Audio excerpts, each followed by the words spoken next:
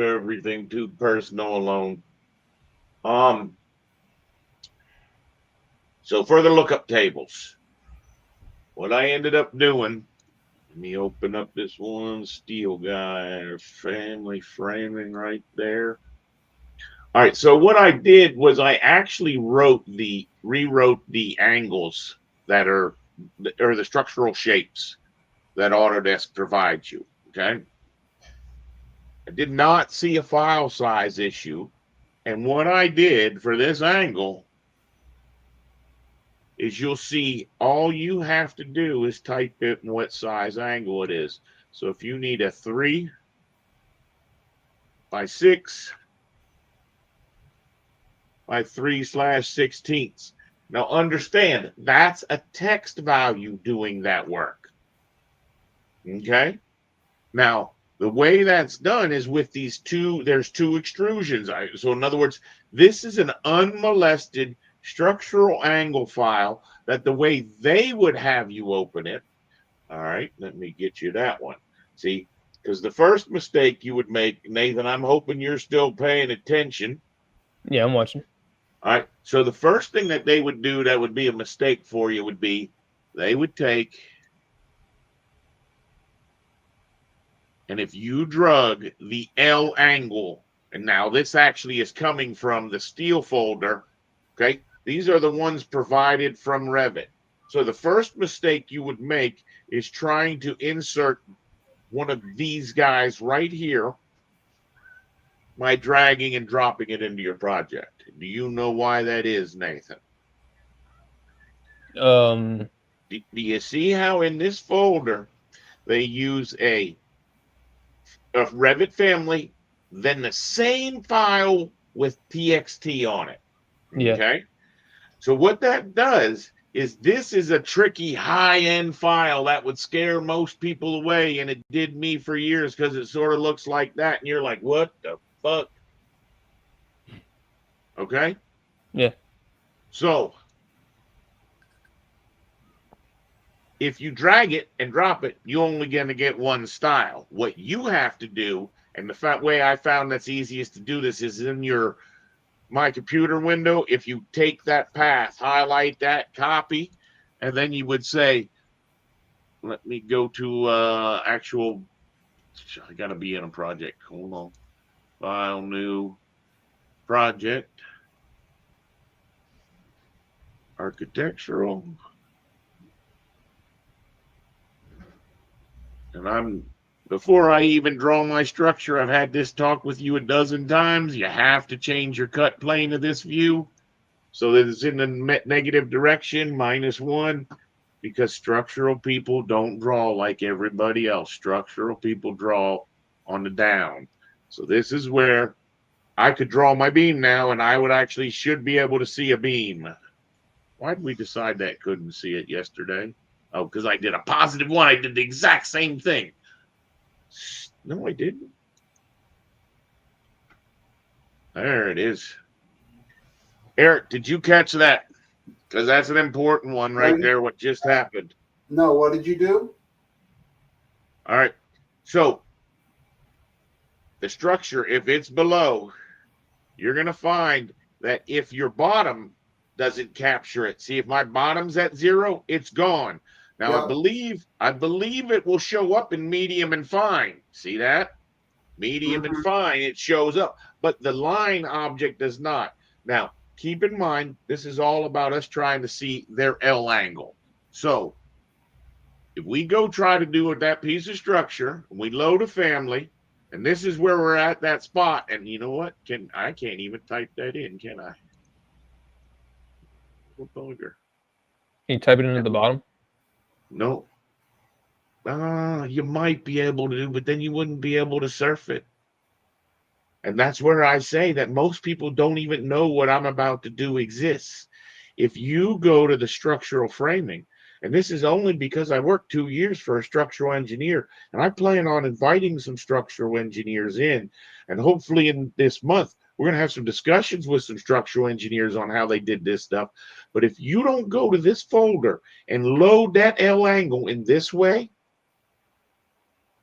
See how when it has a TXT file, you see that thing that it's opened? Yeah.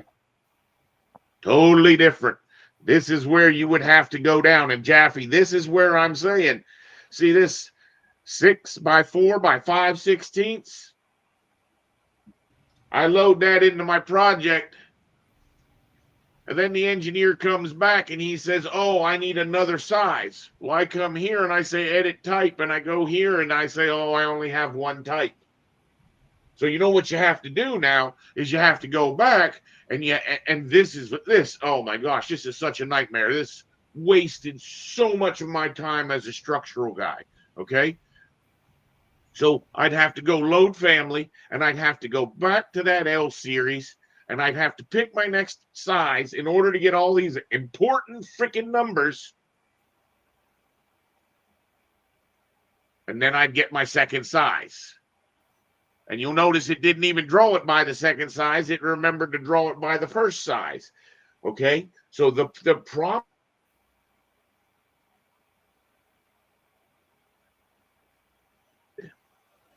is in these profiles. So if we just edit this profile, this is that big scary thing. And you'll see it's all driven from the lookup table that they already created. All right.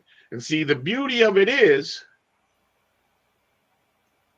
if I do a 4 by 4 by 5/16, all those numbers change. Okay. I don't have to go look for them. It added next to no weight to my file. I have all of those angles built into my one family. More importantly, you could now drive that family and not have to change all those parameters. All you'd have to do is change that text value. If I told you everything that was over 1 foot needed to be a 4 by 6 and everything that was this length needed to be this, you could analyze my model and size all of my structure. See where I'm going with this? Yeah.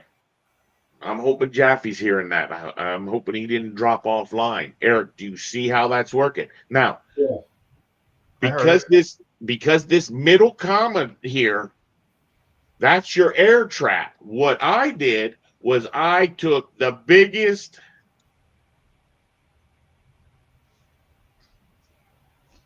angle they make.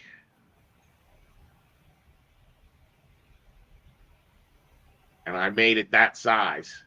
Actually, you'll find that I think I want to put an extra air trap right here below this, because what happens is if you write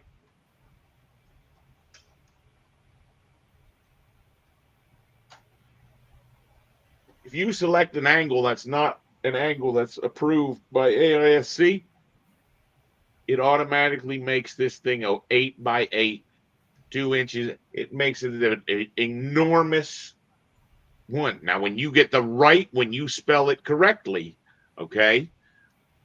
So that was an L4 by, see that lowercase 4? That is not going to work. 4 by 4 by 1/4. If you were to type that in, you were not going to get a 4 by 4 here. See, you've got to type it in correctly. And for this, it was capital X and capital X. So if you write it in the correct way, you see how it works. Now, Jaffe, what we were having for one of the major problems why I couldn't do anything, if I go back here, and I go into their angle that they made, because that's what I had started from. No, you know what? That's a very interesting thing that happens that you need to understand. If that family is already open and I go edit it, I'm not getting this same family. I don't think very many people know this. See, so if I wanted to actually edit their family, my wisest way to do it would go to structural framing. See that L angle? I'm just going to put an A behind it for Autodesk. Now I'm going to edit it. Okay? So this is their angle. Because I already had the same thing opened, it doesn't open the fresh copy of it from that project. So that's something you have to be cognizant of, because it will burn you sometimes. But what we would find in what came straight from Autodesk out of the box is, you see how they were driving all of those parameters. See these equal signs over here? Yeah. That was locking them to those numbers. When I rewrote the profile, Jaffe, to fill out all this information in the profile, that was the reason I couldn't do it. I had to come to each one of these and simply unlock them. Okay. That was one of our big major hangups when we got frustrated at the very end, and I couldn't even get out of the command. Everything I did would not let me out of the command unless I threw everything away. It was because of these equals here. Okay. That combined with understanding the lookup table. Now, I'll be honest with you. I want to understand it even better. Okay. Because if we can do some of that additional sorting, it would be very nice. But realize this, we can make the families, and you know that you can create your own type catalog. Eric, have you shared your screen? Actually, we'll go to Nathan. All right. What was I going to wait? I lost my frame of mind. Doggone it. I don't remember what I was going to say. So the problem. Oh, Sorry.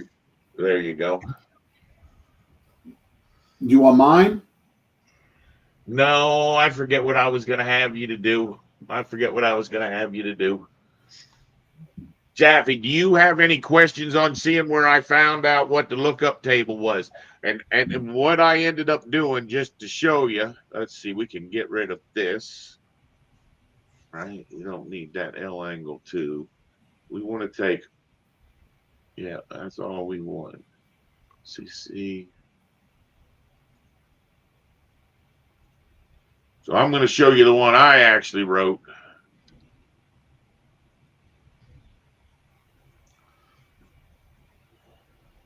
So I wrote this guy here. Oop. Push him into project 2. And the idea of my family, my structural framing, which you notice is coming in as a structural stiffener. I explained that to you a little bit yesterday. We can go back into it again, but we may do that after you drop off. When you draw it, now it's made to make a picture frame out of the gate, because that's what I'm envisioning this is for in a family. Okay. Now you'll notice when it hit the end there, it trimmed it up. You'll notice as well, this is very stretchy. Okay. Now, one of the things I said, well, let's say if I wanted this framing to be more like this, if I wanted it to come there. Now, what I would do is I would create here. I'd go create similar. I'd come over, and let's say this frame punched up like this. See, because this sort of gets into, and you'll see this in a second. Watch. Now we trim these two, and all we have to do is get their angles right. And what happens is this first angle is the start. By going to minus 45. Oh, I'm sorry. Of course, that's the end. I'm making this one minus 45, making this guy start be minus 45. This is his end. Minus 45. Hey. It's a little tricky to get the miters correct. But do understand you could simply take that guy. Oh, man, you bugger. You could take this guy. You could create similar. And if you set your angles to 0,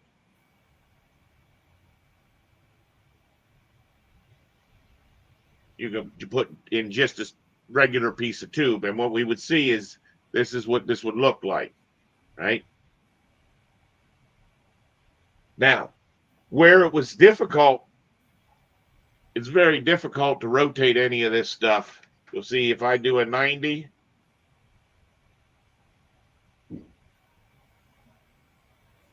you see how this becomes very easy to, oh man, this mouse, that's what it is. My mouse is dying.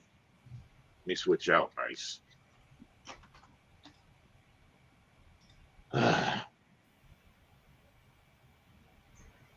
See, so if there was a position that like he's trying to draw where there's a brace, look, you can take this thing, even in 3D, get that at 135.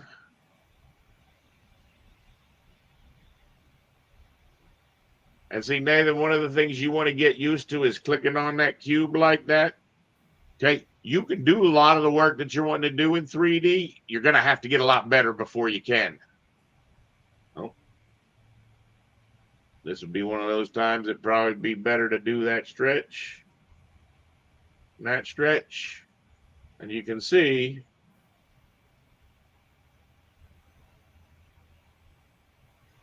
the beauty being tab. Well, this is probably going to throw that off. Take that back to, or take it to 180. See, because if it's a channel, I've got these all set up for the channel as well. Now, the idea is you pick him, you say edit type. You don't have to go looking for anything. It's a W8 by 10 right now. If I wanted to make that a W12 by 14,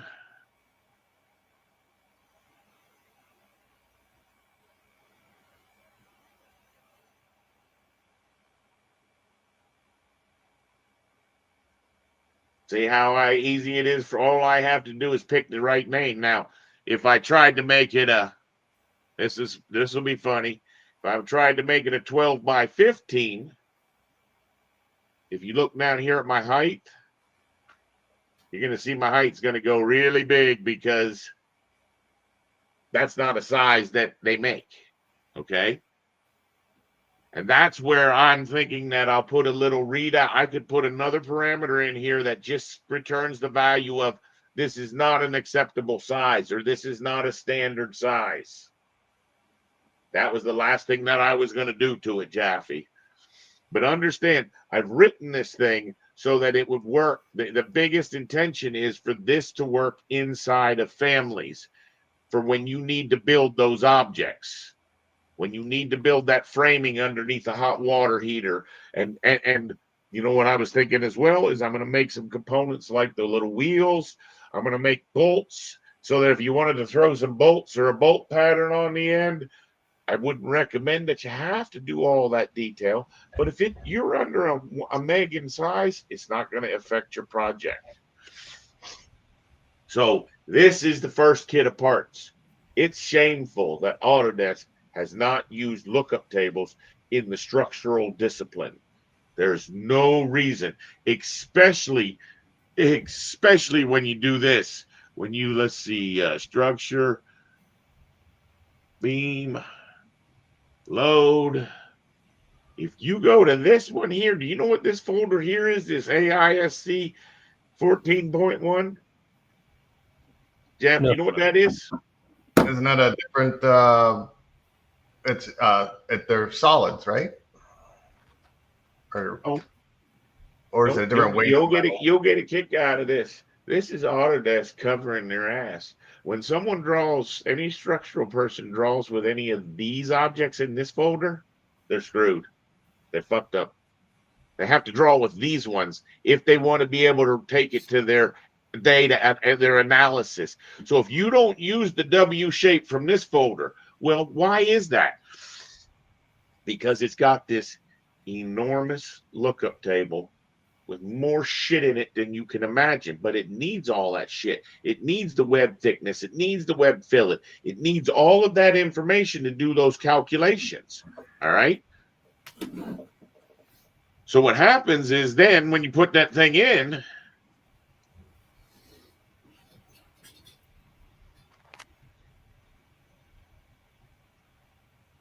notice how it didn't put in that guy, because that last piece of structure I was drawing was one of those angles. What I'm after is this W shape right here. And what happens is this W shape is when you go to edit type, you get this never ending list. Okay.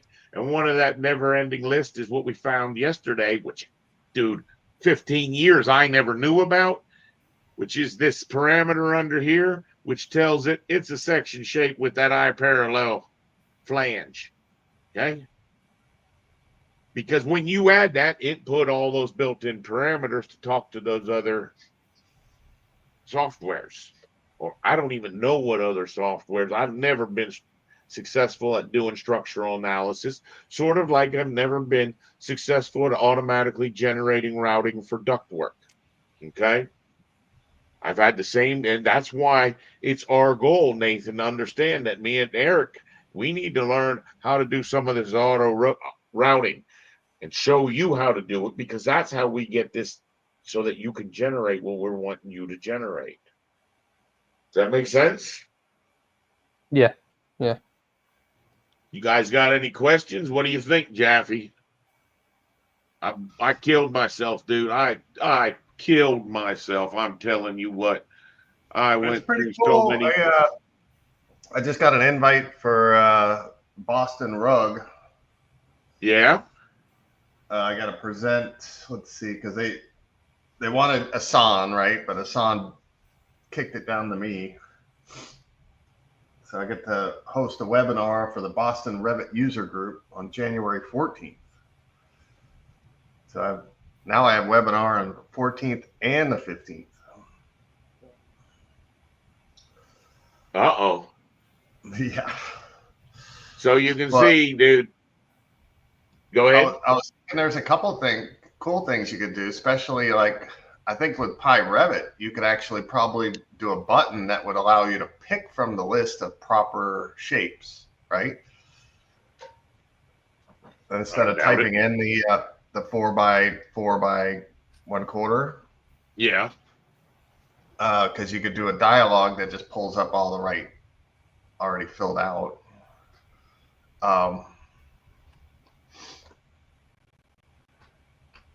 No, what we're going to do is we're going to, I mean, that I agree that we could do that. But remember, I want to have a little video to these to show a person how to do them, because they are too complicated. They are. But look at what you can do, man. Would you dream in a million years you could take your tube steels and just do this with them? Take them all, rotate that 90 degrees. Take them all. Maybe they're not going to be miter cuts. Maybe they're all going to be 0, 0s. Now, granted, when you would do that, notice I have everything highlighted when I do this rotate. I mean, how hard is that to do?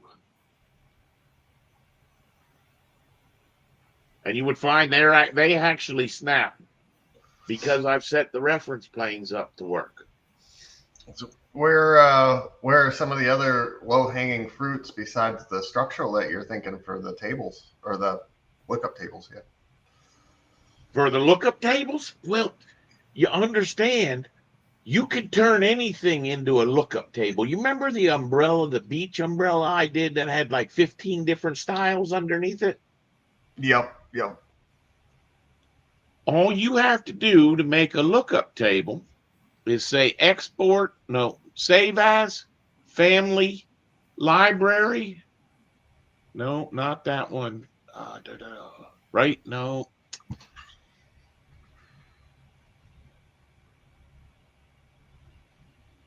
Family types. This one here punches all your families out, doesn't it? Yeah, this punches all your families out. There's a way to save as. Right there it is. Save as, library, family. When you do that, it'll create the TXT of all the parameters that you have.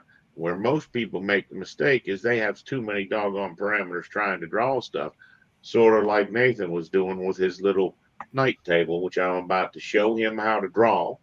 And I'm hoping by that time, Eric, you've taken your break if you need it, and you come back prepared to teach Nathan mechanical, where I could sit back and have a cigarette and relax a little bit and watch you draw for a little bit.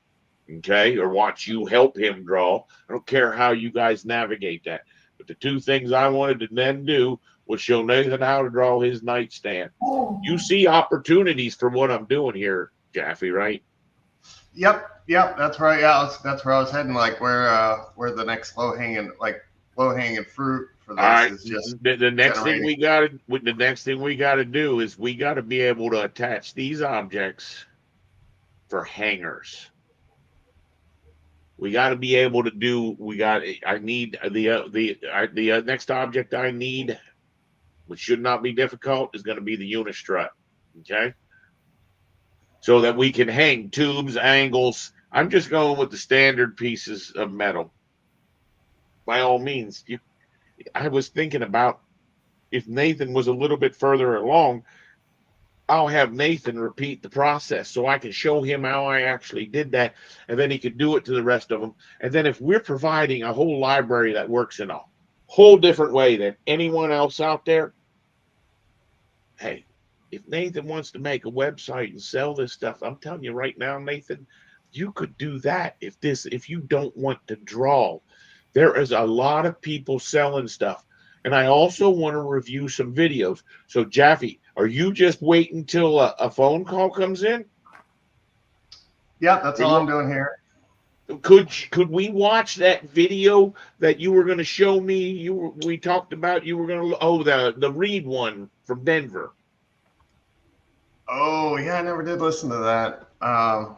Would you be willing to listen to that here in a little bit with us? No, I won't be able to. There's a lot of stuff going on. I was just getting well, that. can you send me a link to it? Yep. Or maybe even throw it up in the chat. Yeah, give me 2 seconds. Because that might be good, because then people would have the link to the original information as well. I actually like how that works. Nathan, what do you think about this? If you would have had some of those tools to be able to draw some of your structure. Yeah. That's what I'm gonna send to you, because you know that thing you were fighting, right?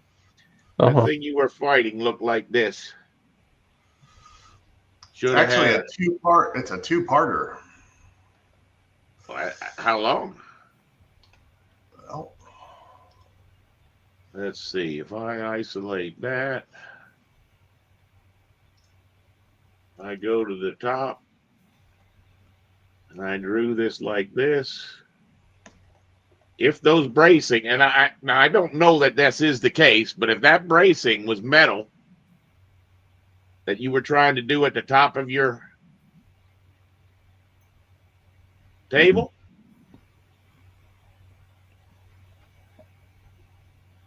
what this would allow you to do is, if that was metal, you could go, see where I'm going with this? And this could be at any angle as well. Okay. So if you start to do it at different angles, then it gets a little bit trickier. But what you have to do is you have to go, and I'm not going to be able to in that thing. Let's see. I have to do that in floor plan. No, level 1.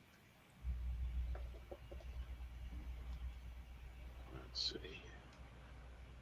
So if you had one of these, and then what we did was we did a mirror around a line.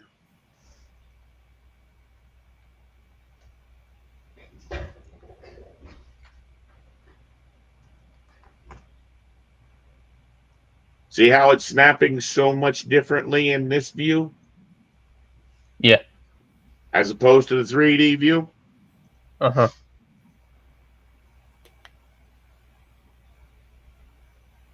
That could have been your brace. Wherever we drew it. No, we must have drew it in one of the other ones. What the heck?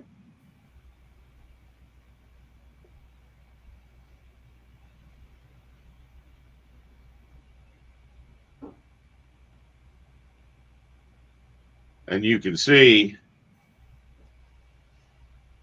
now that's much smaller. That's where I'm saying that these are the given types. Now I'll give you that most people aren't. My thinking is you really got, you only need to put 3 types in there: a small, medium, and large. And the average person's going to know what that size is, Jaffe. You know, so the lookup, I don't know how beneficial. The average structural person would know that one. More importantly, I don't see this as a big one in my family. I see the tube steel as more important. See, and that's where it's nice to be able to take this guy. Okay, so all I have is a wide flange. Well, if I took the other families that I've created, family framing, and I took a tube steel, let's see, type, that'd be this one here. See, what I could now do is take these guys and turn them into that tube steel. And then the tube steel is very easy to drive. That's a little bit bizarre. I need to test that a little bit at the miter side. Oh, it changed them both to 45. That was why.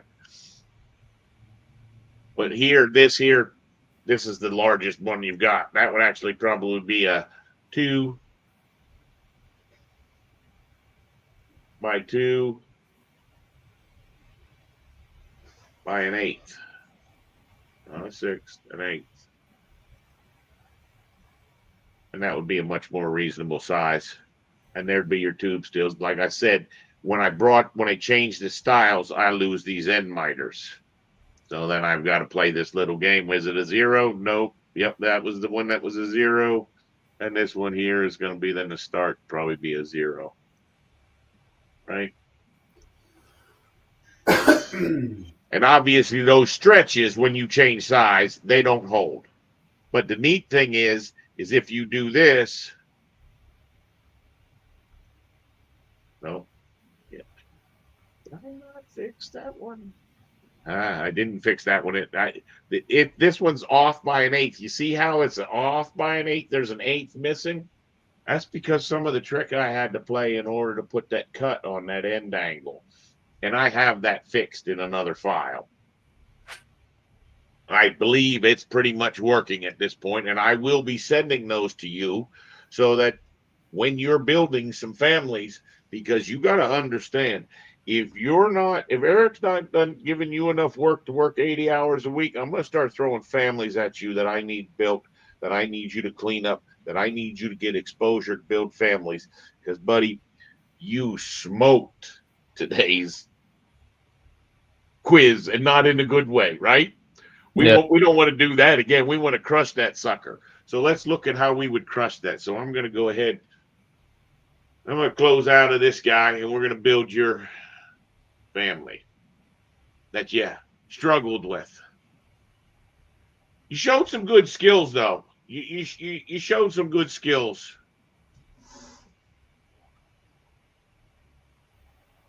And you had the fortitude to draw, so that was good. It's not easy to draw like that. Can you draw for 4 hours a day? Yeah. On the stream that we can watch?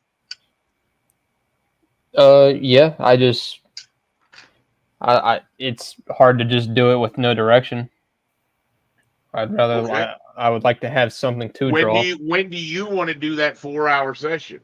I don't care. I could do it now, later. It don't matter. It don't matter. It's completely flexible. Yeah.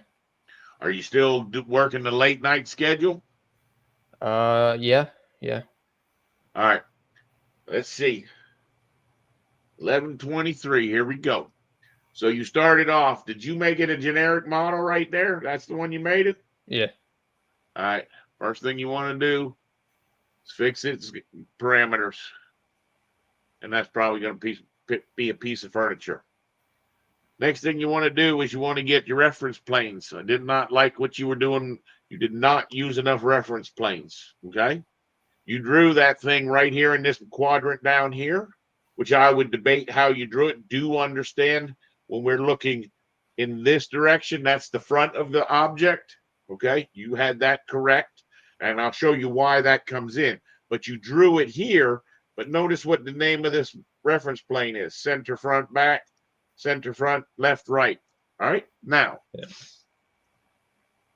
if we said you just went straight into create an extrusion, where the proper thing to do, and I told Eric I would tell him something about these reference planes, so we're going to try this again. Remember, I'm just throwing these reference planes in here, but when I'm drawing them in the same direction, and hopefully I'll remember to show Eric when I do that. Now, the next thing you want to do, okay, the next thing I want to do is I want to take this guy and I want to make him be the left. Control C, and I'm going to paste that in. I should be doing that for all of these. So this one becomes the back.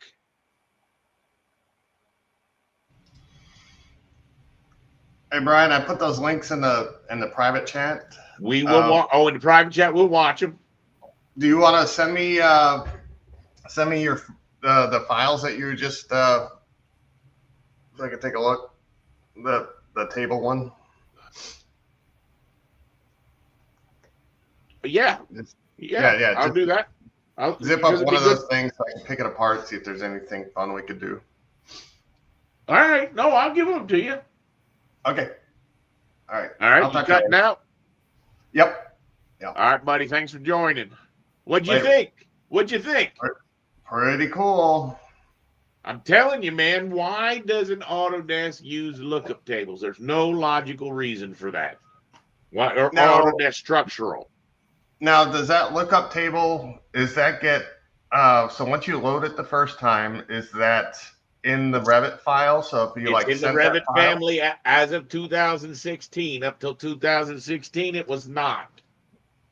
So that, so if you sent just the project. If I said just the family or just the project, that lookup table's in now. So if you make changes to the lookup table, then you got to reload it. Yep. And it's not that hard to do. So it's not a live link to the text file. That only happens when you create it the first time. Well, no, I mean, I updated that lookup table about 5 times while I was trying to massage it. You can make it do things. While you're building it. But once it's done, you just send the family or the file, right? Yeah, that's correct. Really, you just send the family. What you do is you take their family and you send the family back. Yeah.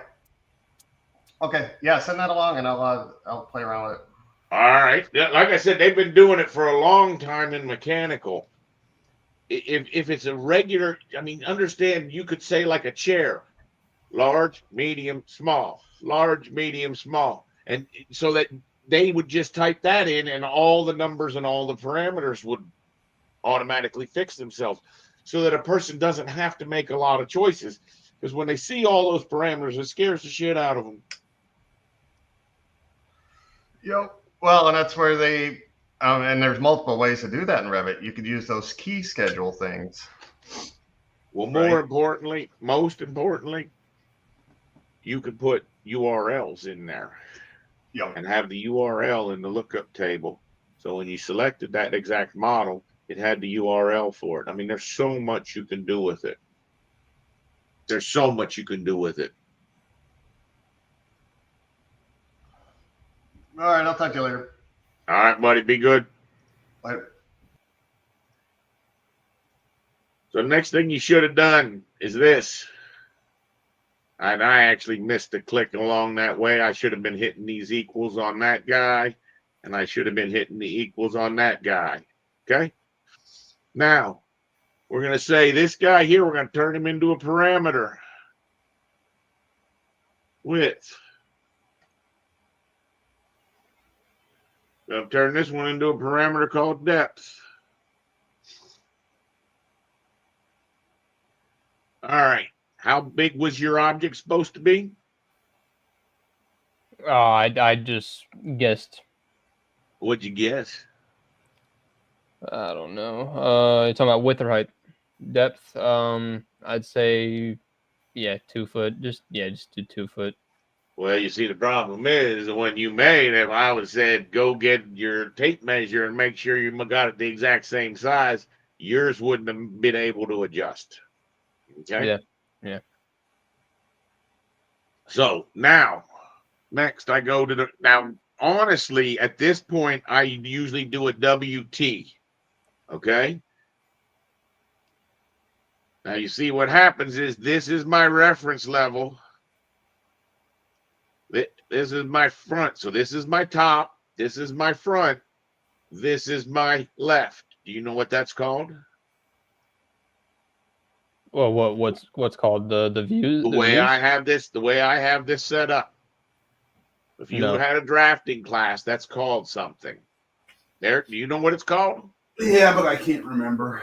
Orthographic projection. Orthographic projection. Right. So if I was going to sketch, if I was an engineer and I was going to sketch something for you to build on a piece of paper towel, and I wanted to show you a top view, front view, and side view, which should tell you all the information you need to know about that object, I draw it in orthographic projection. And I generally draw it this way. I think this is called left hand, and the other one's called right hand. In Britain, they tend to show you the left side, where, yeah, that's what this should actually be. If this was going to be true American orthographic projection. And notice how I'm in this view. I'm just going to open the right side here too. So either way, I'm looking at the side, the front, the back. So what my next move would have been to say, create me some reference planes over here. Okay, you had 3 shelves. Is that correct? Yeah. 1. Notice I'm drawing these reference planes in the same direction every time. Okay. Now, if I wanted, I could take this guy here. We don't pick this level line. We pick that line. Okay. This is going to be my height.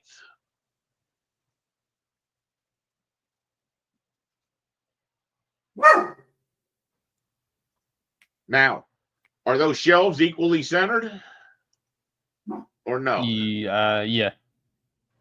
Okay. If they're equally centered, then you just do this.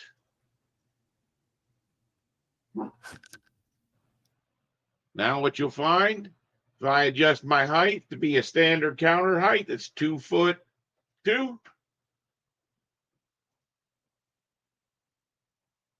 Okay. Now I've got this grid.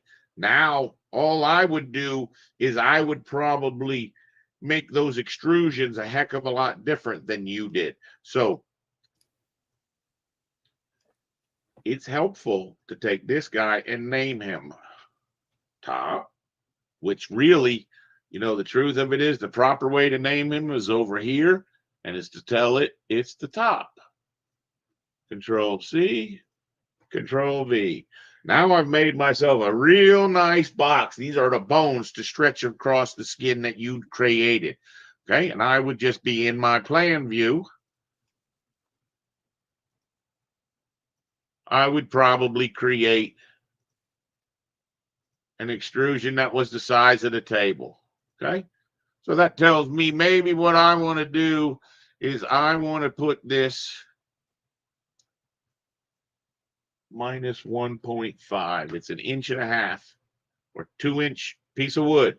Now notice, if I want, I could take this guy and I can edit its work plane and put him up on the top and watch what he's going to do. Bloop, he's up there on the top. So watch this. You know how you think you can't copy? I'm going to go copy and I'm going to say 0. Copy it right onto itself. Edit the work plane. I can put it. Oh, I don't. Well, how can I put it on those other ones? That's a bummer. Well, what I could do is I could save this lower shelf. Now you'll notice once it's named, I can edit this work plane and say, make that be the lower shelf. Okay. Well, could I do that? And I could copy that thing. 0. Nope, not edit the extrusion, edit the work plane. Oh, I didn't name it. shelf 2. Edit the work plane and put it onto that shelf 2. Okay, now I got my 3 shelves. Now, all you had was some kind of panels. Show me your screen again. Let's see, Nathan. Oh, you did have one at the bottom, didn't you, you little dirty dog? All right. So that means what would you want to do over here? You'd want to take, oh, that's interesting. You could copy this reference plane down. Notice how it automatically goes to shelf 3. That was why I did shelf 2, right? See? So now you could copy this guy. Nope. Meant to type in a 0. Copy this guy, 0. Edit the work plane. He's on shelf 3. This one at the top, I don't know if you did it on purpose, but you had that a little bit thinner. See, I can adjust any of those. I can make them all be. Now, the beautiful part is that one at the bottom, maybe you wanted that one to only be 4 inches up. See, I just moved the reference plane. I don't pick on the object, and I go 4 inches, and you'll see it'll move that guy. Now, this one here, maybe the equal wasn't going to the bottom. It was going to there. Now I say equal, and now I've equalized my shelves. See how that's working? Yeah. I'm going to kick your screen up again. See, I don't understand your side panels. The back panel I could get. Okay, so this I drew this wrong. This is wrong. So Okay. all this is open. It gets a bar across here, and then it goes into your X shape. So bar across here, and then everything in here is open. So it's just like a metal shaft that goes down, and then I'm gonna draw something similar to that. That's fine. I'm gonna put this backer panel on. Hold on. Eric, whenever I go back to actually drawing, if you hear me start drawing and I'm not on the screen, you make sure you do something for me, all right? Okay. So this guy here, I would probably say extrusion. Looked like you had a back panel on this thing. Yeah. This one, I would probably pick that, and I just set it to 1 time. I don't think it needs a parameter to be able to adjust. All right, now you see where that's going, right? Yeah. But you see, I could take that to anywhere I want. I could make this thing here. I could say the extrusion start is, nope. Yeah, extrusion start is 4 inches up. And the extrusion end is at my height. Put that back panel in. Okay. Now, this is where my tools come in. Because if I now go family framing, and I grab my hollow steel suit to when I bring this, let me actually do this. Let me show you. When I bring this family in, what I typically want to do is I first want to be in this view right here. Okay. That's going to make sure that when I drag this in, this is not like a family into a project. This is a family into a family. So what's going to happen is it's going to open that family. Okay. And this was the spot where I was telling you that I think you probably are looking at like a 2 by 2 by probably an 1/8 inch. Understand there's a couple other parameters in here, but you don't have to change any of those. All you have to do is change the dimensions and these settings, which are instance parameters. So they're going to look differently when they come into my project. Now, if I wanted to be really good, I should have renamed this as a 2 by 2. Okay. I could give it this HS 2 by 2 by 8 if I wanted to, but I could just say it's a 2 by 2. So now when I put it into my desk, okay, look, it's already drawing 2x2s all day long. Well, that's not very good. That's look at how that's laying. I just laid it on the floor. That's not what you wanted. What you wanted to do is you wanted to go to this right view and you wanted to say create, put that component in there, and you wanted to go up, up.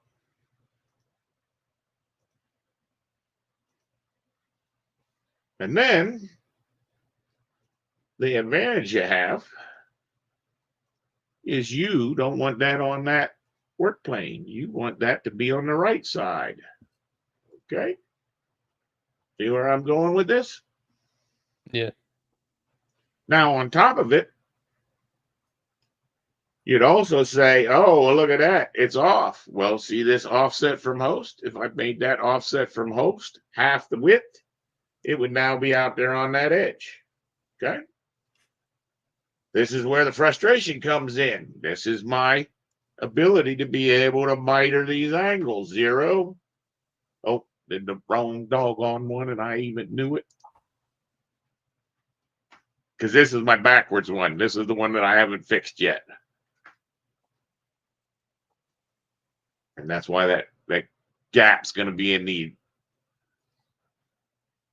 And I will fix that. Going to open those gaps up at either corner. I will fix that in a second, but for right now, notice that I could take these guys and I could copy them. 0. Edit work plane. Put them over on the left side.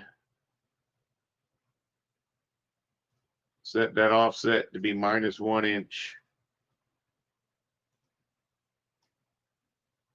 Now, the best part is it looked like, I swear it looked like,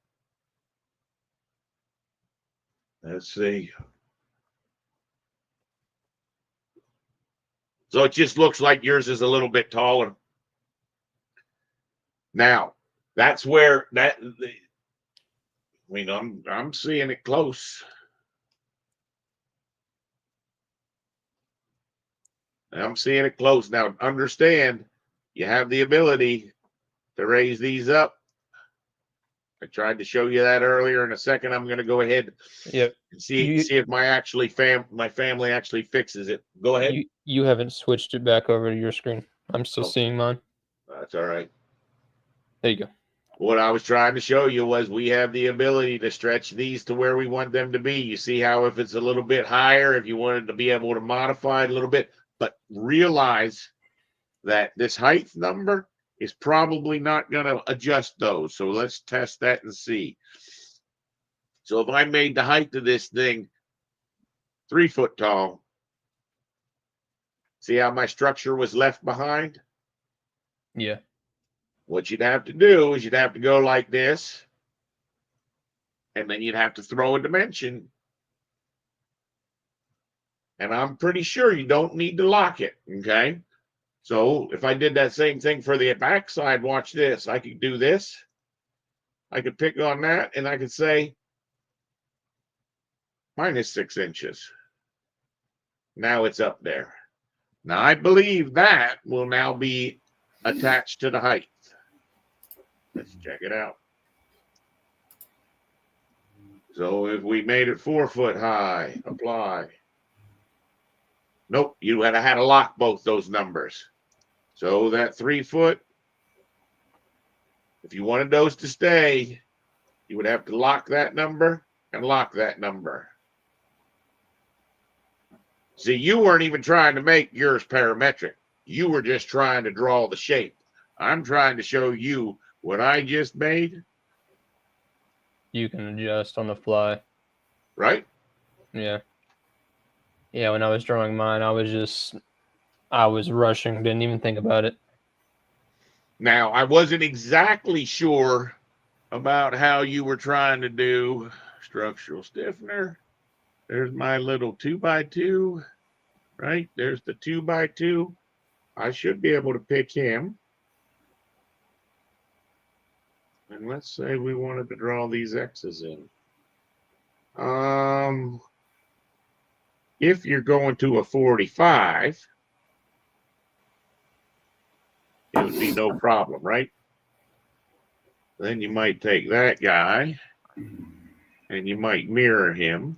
I'm going to do one that's not to the 45 because that's probably going to be your condition more than likely. So you probably want these to end in that weird spot at the bottom. Well, actually, and if you really want it, now you see how they're on the wrong work plane? Because I did that work at the beginning, I can put this on the right work plane, give it its offset. Did I not? Nope, I did a channel rotation 0. Offset 1 inch.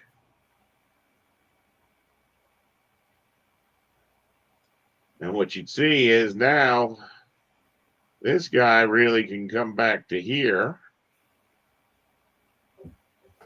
What do you think? It's the end or the other one? 0. Ooh, I got the right one for once.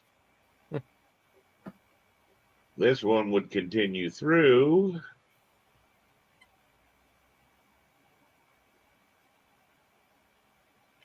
How about this one? 45.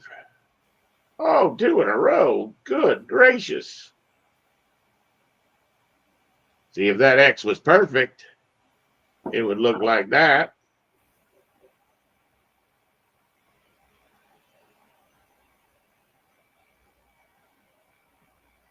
Ooh, I need to get that fixed.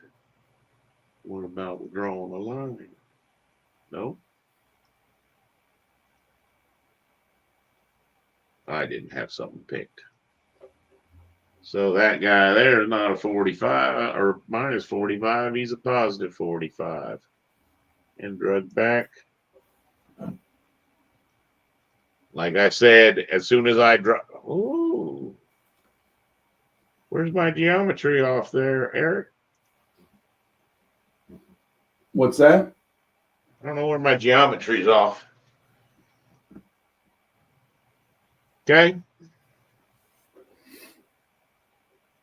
That wasn't even 20 minutes. And we had stuff that I talked with Eric and stuff that I talked with you. You see the pace that we're looking at? Yeah. Trying to be able to make those parametric. Now, I want to show you that guy right there because I don't like that. So, first thing I'd have to do is I'd have to close that subfamily that I had opened. Have to do that, or none of this works because of that mistake, that problem I told you earlier. Here, I'm not going to save it. So, I was actually working in a Revit file. Nope, not that one. Yeah, that's it. That's it. It was named something fix end angles. 8 modified right there. So we'll test to see if I actually had my thing fixed. If I had it fixed, what I would be able to do is to go down, get that family, this guy here, this hollow steel, and I'd just be able to edit him. It opened it up down here in this view, and then I just load that into the project I'm actually working in, which is that family 2. Overwrite, and that should close up. You see how all those corners all ended up fixing? Yeah. Pretty cool, eh? See, that's because I can fix those families while you're doing actual work. So sometimes you don't need the best of families. That's what you're going to get. We're going to get you some families that Eric's thrown together that you're going to throw together in order to actually do this project that we're looking at. Okay? Yeah. Any questions? Comments? Ideas? No. I mean, I knew there should have been work plans and reference plans, and I didn't put them in. I rushed. I was flustered. There's no excuse. Yeah, there was a saying someone told me a long time ago. He was a little bit of a jerk, but ended up being all right. If you don't have time to do it right, how the hell do you have time to do it wrong? Usually takes longer to do things wrong, doesn't it? Yeah. That's what you wanted to be thinking of. And I get you. You're thinking, oh, this is a pop quiz.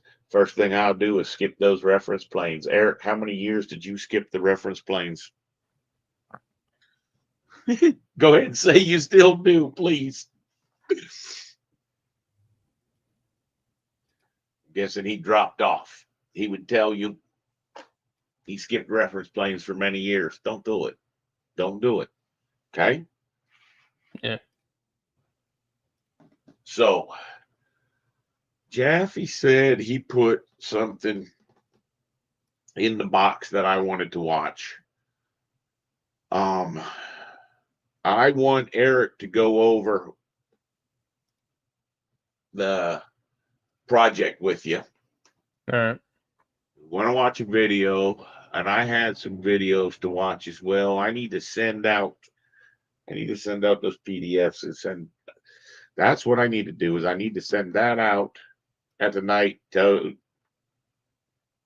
really like to call when we're going to start this thing, but I might actually get you to starting the stream. When did you wake up this morning? Me? Yeah. Too early, like 4. That was when I went to bed. That's good. You've been working on other stuff? No, Or just enjoying yourself? No, I just woke up, did some errands, just normal stuff. Well,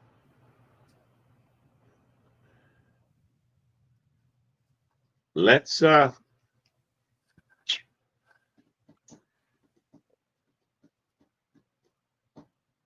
take a look at what they've got. That's going to take me just 1 second. You know how many of these schedules, these lookup tables I went through last night at 4 o'clock in the morning? Probably a I'll give you lot. a hint. I'll give you a hint and ass load. Oh, really? How am I supposed to select that? How am I supposed to see that?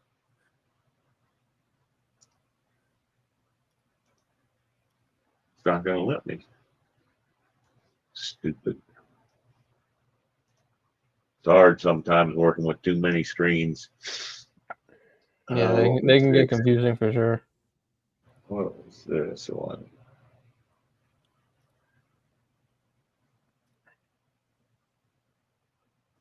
That was my syllabus. Right there's what I'm looking for. Oh, I could show you that too. That was the other thing that we did. I'll show you that because that's what I'm going to draw. 41% complete. Ooh, really? Let's see what they say. You're seeing my screen, right? Yeah. Quick question. Whenever you make those parameters, you do the overall dimension to make the parameter, correct?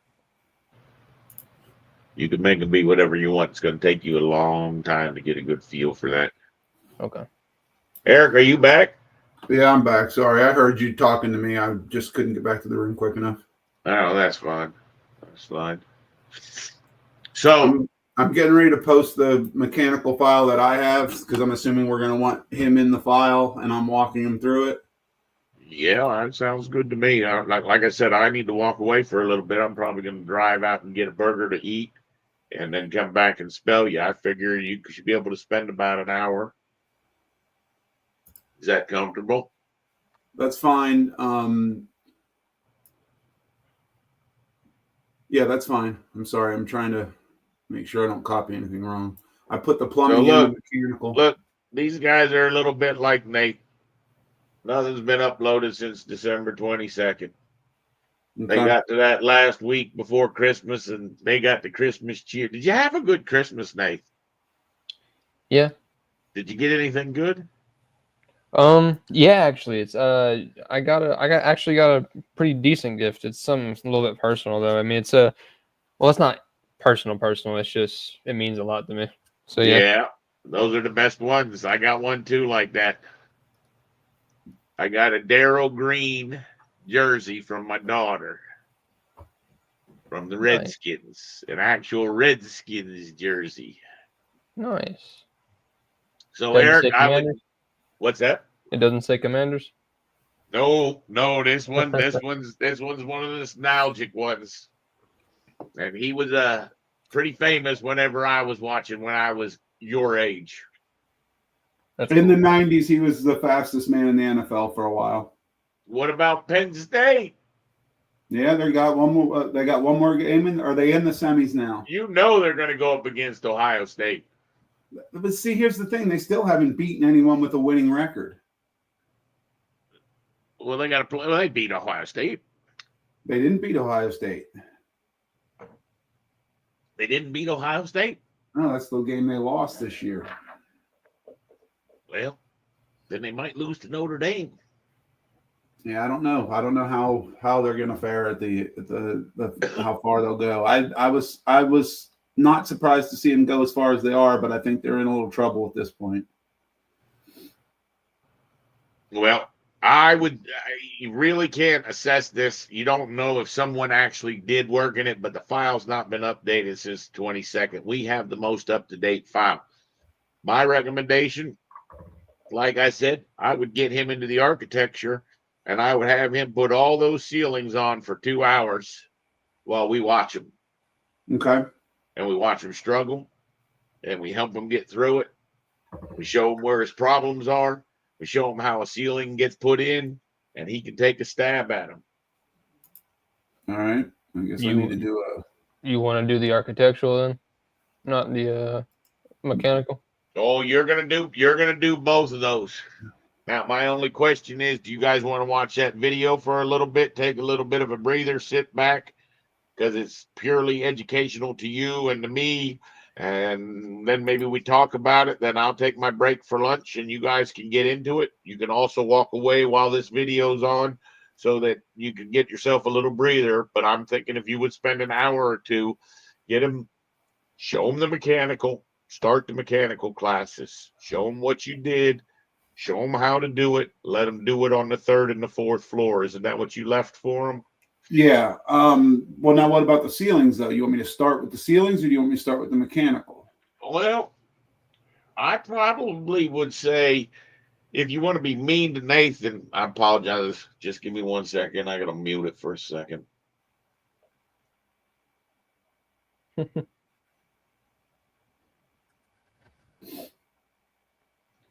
Feeling a little bit under the weather. I don't think anybody in the country's 100% right now. No, it sounded like Mike has that stomach thing. There's a bad stomach thing going on. Everybody's got something. But anyway, where was I? If you want to be really mean to Nathan. If you really want to be really mean to Nathan, you show him the ceilings first, then you give him his plumbing class, then you let him go do the ceilings. You mean want to be nice? What's that? You mean the mechanical? Right. In other words, if you show him the ceilings and then cut him loose on doing the ceilings, that's what I would have him do first. Okay. See, that's where I'm saying you give him a half-hour lesson, let him open up the file, walk him through how to center the grids, how to align the grids, how to play a little bit with it. Let him place a handful in, and then say, okay, now we're going to do the mechanical. Then show him one sector, area A, how to do it, and then you watch him for a while. All right. I Does that make posted sense? Files and they didn't show up. Show me your screen, what you're looking at.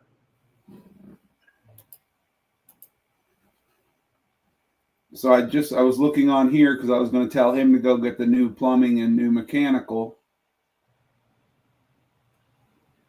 And then the last plumbing was updated December 24th, but it says right here. Oh, it says you. Oh no, what's it say over on the side? It says my 2 uploads are complete for plumbing and mechanical, but they never showed up in here. Hang on, let me.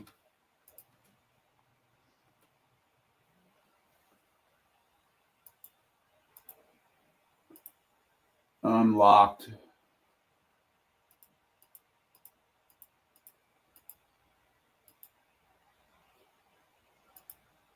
I'm locked up.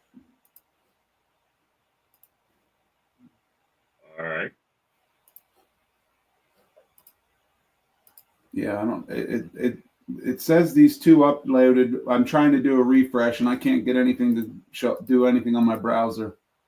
Well, restart your browser, restart your computer if you need to. I'm going to go into that thing that Jaffe sent. All right.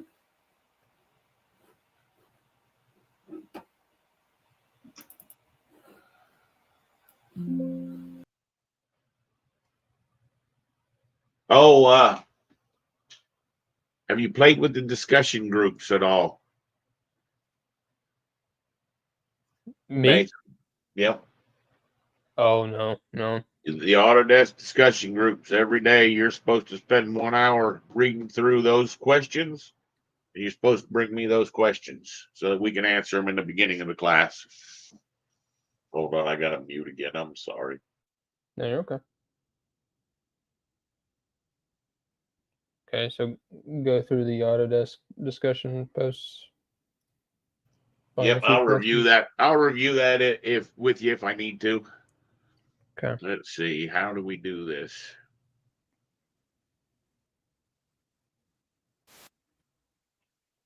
You hear that? Yeah. Well, You can hear that? You can hear no. them talking? No, I can't hear talking. I'm gonna hit play. Tell me if you can hear it. Okay. No. No, you can't hear that? No. All right. When you shared your screen to begin with, did you include the audio? No, I've got it. Well, what I've got to do is I've got to stop my screen. I've got to share my screen. I've got to share using the Google Drive. Oh. I need to share it like that, and it needs to look like that. Now, like I said, I'm just going to listen to this guy. This particular guy, Phil Reed, is probably one of the top BIM people in the country. I've had the utmost respect for him his whole life, probably going on about almost 20 years. I'm hoping to go out to dinner with him because he lives only about 8 miles away from me. Okay. I haven't seen him in probably 15 years. I met him one time, took him out to eat. We talked about what I was planning on doing. He thought it was a neat idea. He took the other more corporate route. He really has been successful. And I told Jaffe to look him up. We're going to end up watching some of the stuff that he does. More importantly, watch the groups that he contributes with, because he contributes with some really important people that I want to introduce you to, because they are the cutting edge people. Just part of the problem is you don't know who the good people are and you don't know who the bad people are. Eric, any luck? It looks like they uploaded. I'm not sure what. When I tried to open it in the new window, it opened it with the StreamYard tab, and it locked that up. So I just did a reboot. Yeah, that's fine. That's fine. So But this looks like this looks like this is an hour and a half long, and it looks like it's a two-part. This is just two people talking about AI. Do you know who that Phil Reed is? Do you remember Phil Reed? No. He lives in Charlotte, and he's one of the top Revit guys out there. So I asked Jaffe if he would help me get back in contact with him, and Jaffe said that this was done, I believe, on right before Christmas in the Denver airport. This is these two people. They probably just clicked their damn phone on and recorded their conversation. This is going to buy us an hour and a half. Feel free to tell me to stop, but I'm going to go sit and relax a little bit, put myself on mute. You guys feel free to take a little bit of break. But if we do want to interject, please let me know. I just wanted to listen to this. I may stop it after 5 or 10 minutes and we'll discuss what they're covering. But we will be talking more about Phil Reed. He has my respect. He's like the Revit guy and MEP guy, the Revit kid and the MEP kid. Mm-hmm. Now, if you guys are at a point where you want to start working with Nathan, you tell me to pause and I'll pause. But I'm just trying to give every one of us a little bit of a break to just listen for a little bit. We can listen to 15 minutes and then pick up the remainder later on when we need another break. Sound good? Yep. Yeah. All right. Specialized, proactive Can you IT hear that? management, BIM Yeah. support, and robust Yeah. data security tailored for architects. Whether you're a team of 10 or a growing firm of 50 plus, ArcIT understands the architecture industry and will empower your unique creative vision to enable you to do your best work. Embrace a technology team that enhances, not hinders, your design process. Visit getarcit.com for your free IT assessment and start transforming your firm and your tech experience today. That's getarcit.com. Welcome to the Troxel Podcast. I'm Evan Troxel. Phil Reed is back on today's show to share his insights from his unique career at the intersection of architecture and technology, which has spanned his history with Autodesk, his role in reshaping digital practice through Revit and Enscape, and his leadership in fostering collaborative innovation through events like the AEC Acoustics Unconferences. Today's conversation, which was once again recorded live and in person with Phil in the United Lounge at the Denver airport, just like we did last year, dives into leveraging AI for meaningful work, the importance of curiosity and play in professional development, building personas for better communication and storytelling, rethinking architectural documentation workflows, the evolving role of BIM managers, integrating empathy into design processes, the transformative power of constraints, and how AI is reshaping client engagement, education, and personal creativity in architecture. Recording this in person with Phil reminded me of our first discussions back in episodes 145 and 146, which I've linked to in the show notes if you want to catch up and hear Phil's fascinating story in AEC Tech. And before we get into today's conversation, I would very much appreciate your support of this podcast if it's one of your favorites, by subscribing wherever you watch or listen, and please leave a review either on Apple Podcasts or Spotify. You can also support the mission by becoming a paid member at trxl.co. Just click the join button in the lower right-hand corner. And if you'd like to receive emails when episodes are published with all of the links and other information as they come out, sign up for that by becoming either a free or paid member at trxl.co. This was a great conversation with Phil, and I've got a bunch of follow-up links in the show notes to hold you over until the next episode of the podcast comes out, which will start up again in January of 2025. So be sure to check those out. They are in your podcast app if you're a paid member, or if you're a free member, you can find them at trxl.co. So now, without further ado, I bring you my wide-ranging conversation with the one and only Phil Reed to close out the Troxel Podcast for 2024.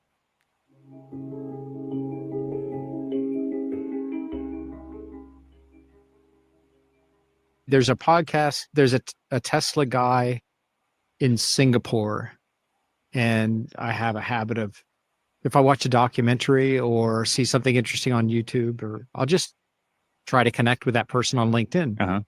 And I connected and then said, yeah, I'm interested. I'll be coming to Singapore and happy to buy lunch, would like to learn about what you do. Well, he ended up putting a podcast together, and it's out on YouTube somewhere. Yeah. Nice. So you've been on a podcast before? Yes, before yours. I'm sorry. And yeah, but he talked about the cars, and then we talked about investing in Tesla and why I thought it was a good investment. And then we went out and met the president of the Tesla Club in Singapore. It's not a very big place. You could drive around the island in about an hour. But he had severely modified his car with electric openers, and his screen would swivel and all this kind of stuff. And they had prepared light shows, and it was great. Nice. Yeah, so yes. My son bought Tesla stock, and it's up $200 a share from when he bought it. Yeah. He's pretty thrilled. Yep. He's like, he bought 10 shares or something. He's very happy. Perfect. Yep. And yeah, when I bought, so the Model Y, and I've never had a new car. We bought a new minivan, I think around 2004. But never had a new car. Bought a new Model Y Performance, and it's when you buy a used car, you just pay for it. So I Yeah. never had a car payment. Right. And so I thought, nope, the car is going to devalue, but the stock might go up. So I took the money that I would have paid for the car in cash and just put it into Tesla stock. And that was in around the middle of April, which just was fortuitous. And I think it's because of the ecosystem that they have. It's not just it's not a car. It's an iPad with wheels. Yeah. And so that ecosystem as we were chatting before, instead of hiring just a bunch of developers to try to figure out full self-driving, he's effectively crowdsourced full self-driving with how people behave when they drive. Mm-hmm. And that's a pretty interesting ecosystem. So the car that you don't drive, probably talked about this last time, the TV you don't watch, the phone you don't answer, those are usually orders of magnitude, very successful technologies. We started, I think. Yeah. Okay. Yeah. Little did we know. We're back where we were last time. That's right. Yeah. Tell people. Where are we? Gate 44, Concourse B, Denver. Denver Airport. That's right. Yeah, but this way we get breakfast and lunch and we get to chat about all kinds of things. In person. Yeah. Yeah. In person. Well, thank you for that. That's a important part of it. Otherwise it feels transactional or something. So you talked about that in terms of leverage, right? And I just think that's kind of interesting when you put that in the context of our industry too, right? Like looking for places where there's opportunities to use that leverage that were maybe unforeseen. Or do you think that was all planned out in advance, this whole idea of crowdsourcing training and then being able to use that to help build this infrastructure that really has to me, like the analogy I think of is like the overnight 10-year-long success, right? It's like the overnight success that actually took. Oh, it looks obvious 10 years. now. Yeah, right. And it's like, well, no, it wasn't obvious back then. It was a bet, and it paid off. But there's lots of bets that didn't pay off too. No, the idea that in the future we'll just use everybody to program our technologies, like that just sounds too. That's absurd. That's an absurd idea, right? But in a way, that's what they did. They built the infrastructure that trained the system. So the infrastructure in terms of physical electrification, you got to be able to charge. So I think that's why they've been successful. And yesterday was GM's announcement that they're going to get out of the commercial automation driving business. So Tesla stock has shot up a bit more today, right? It's like $415 a share. And I think in April it was $450 a share. But I don't think it's because he's making cars. I think it's because they're creating an ecosystem for people that don't want to or don't have to drive. Mm-hmm. And so it's the sum of the parts. So they've crowdsourced behavior of how people behave when they drive and in edge conditions of weird turning constraints. And like right now, 13.2 is out and I don't have it yet, but apparently you don't have to put the car into drive and then start full self-driving. You put in your destination and select go, and it'll back itself out of a parking lot or out of a constrained parking space. And then it will start to go where it wants to go. And I found it even on short trips from Charlotte to the coast, enormously relaxing to let the car do its thing. But it took a while for you to get there, right? Yeah, like it just didn't start out like that. No, it's like getting a teenager to drive and you're trying to trust them. Right there with you. You don't want to fall asleep and you're just like every time there's another car, you're kind of ready to take over. I feel so weird not having a parking brake in the middle of the car that we're using for driver's training, like that my parents had when I was a kid. It was like they could just rip that thing up at any moment because they don't have their own set of pedals on their side. Right.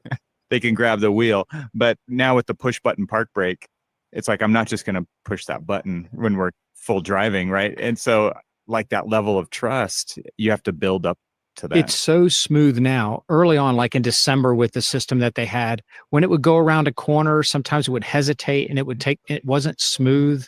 It was a little, it was like a teenager, like an experienced teenager. It was like turn straight, turn straight, turn straight. Overcorrect. Yeah, overcorrect on. And, but now it got so good and there's different modes under self-driving. There's like a hurry mode, a regular mode and a chill mode. Okay. Because the acceleration, even in regular mode, I find too aggressive. So if a teenager was driving and you go, whoa, slow down. When the light turns green, you don't have to be right off the line. It's okay. Deactivate 4 cylinders. So it's in chill mode, but it still accelerates in a very confident fashion. I'm at the point where if I was doing a trip where you might actually sleep and confidently, get on the road, put your seat back a little bit, like getting on the plane today, right? I'm flying in from Charlotte, took off, and pulled my hat over my eyes, leaned the seat back, and went to sleep for 45 minutes. But in a car, you just, sometimes you're driving, you're not paying attention. Never. Right. And that's All the scary time. when you get naughty and your eyes are kind of Oh, dropping, and your man. head's dropping down. You're like, I should just pull over. I think in this case, it'll be better than having a teenager drive, and you'll be confident. And you just kind of put your seat back for 5-10 minutes and then wake up. So you're seeing the future. Like you can already see where this is going, right? The next steps are. I mean, that's where I think it's going to go. It's just, that's what people will enjoy. Yeah. Like when we were talking before about the time it takes to travel somewhere, there's really no competition, at least in the US, with air travel for, let's say, 500-mile distances. You just got to get, the trains aren't, maybe in the Northeast corridor, they're predictable enough. But Do they even go to the location you want to go to? no, it's not point to point, Yeah. right? So when you get there, you still have to get in so Right. you're 2 hours before the airport. But I think with driving, that's confident. One of the constraints, and I was chatting with Brock, actually we were texting as I was flying, we were texting back and forth over the internet in the plane. Brock's in Athens, Georgia. And one of the constraints of private vehicles is Eric, you there? Yeah, I'm here. How about you, Nathan? Yeah, I'm still here. Well, as far as I'm concerned, this might be a good thing to listen to while Nathan's drawing some. I wish there was a way that we could listen to it while you drew. But I don't see a reason. I thought this was going to be an actual video, not a podcast. So I'm going to think about how we're going to handle that. I'm probably going to continue to listen to it. I think we can do that this afternoon. But if you guys are ready to draw, or Eric, what you can do,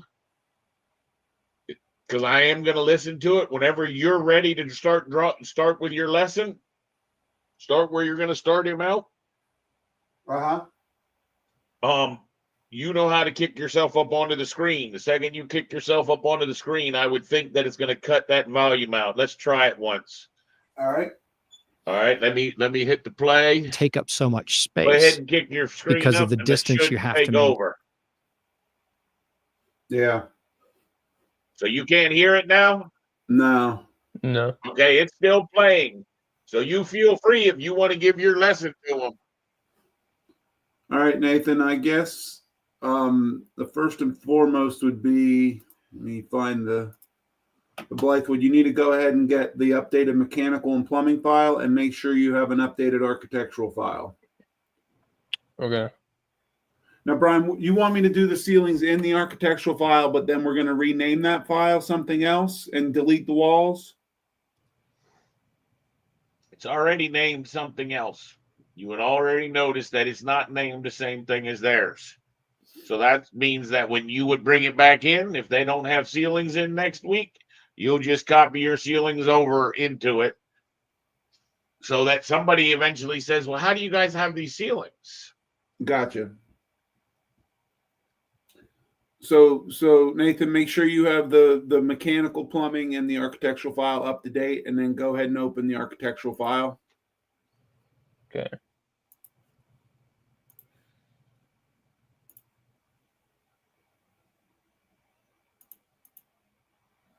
I think we deleted all the plans, didn't we, Brian?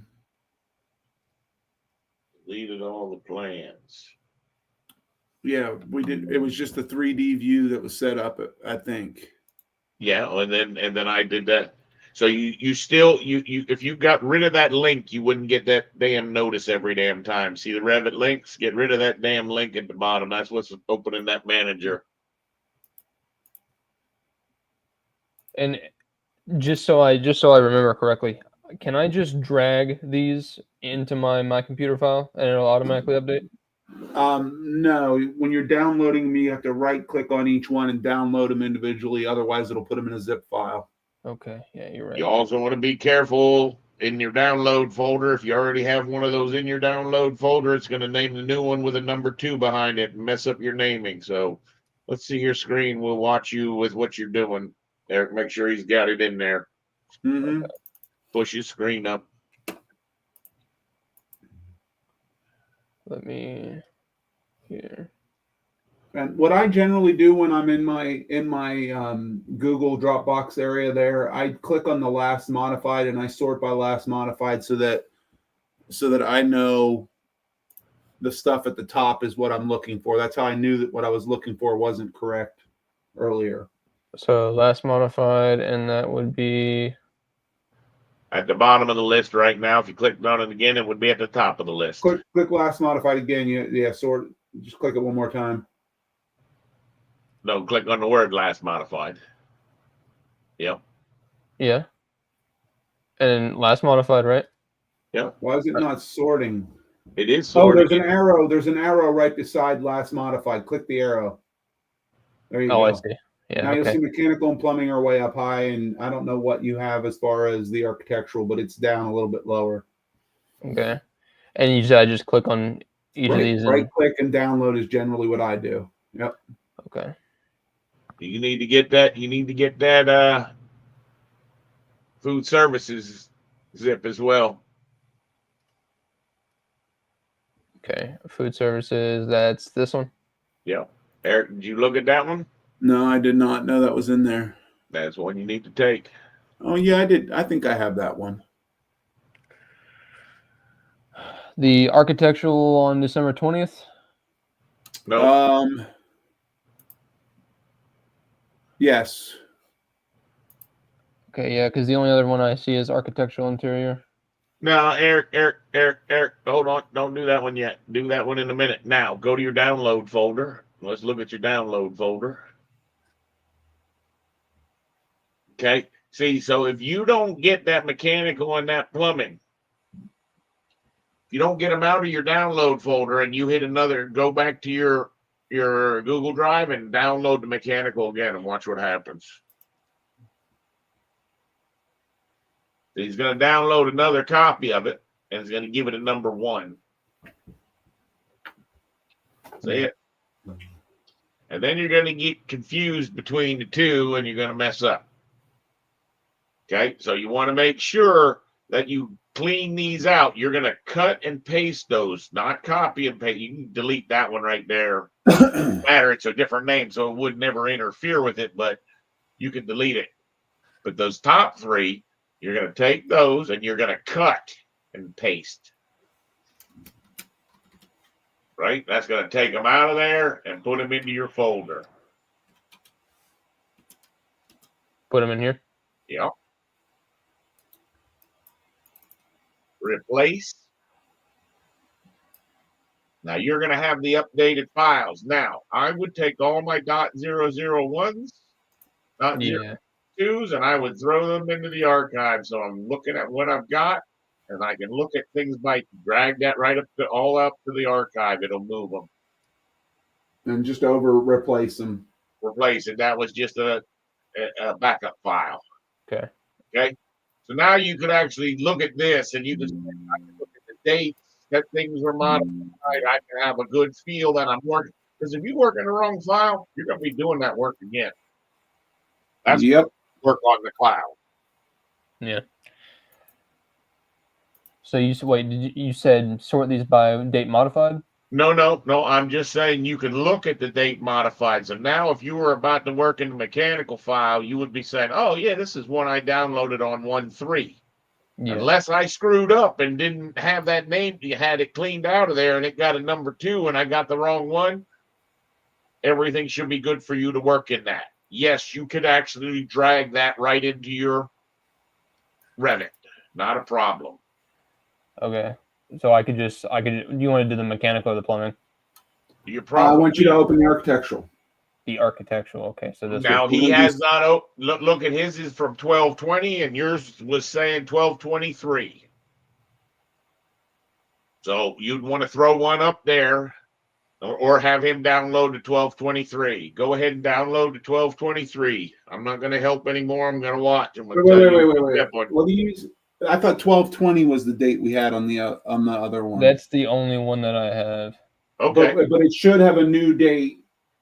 I'm pretty sure you have the up-to-date one, but I would get the newest one just to be sure. That's your Google Drive. Yeah. It still says the 20th is the last modified. Yeah, it's but the it same doesn't date tell as you the yours. time. It doesn't tell you the time, and you would It's be always making a better to just mistake. be sure you've gotten it in case I've changed something in there since the day you downloaded it. Okay. On that last day, you did because he stopped working before you did. Cut, and then go to your folder and paste it.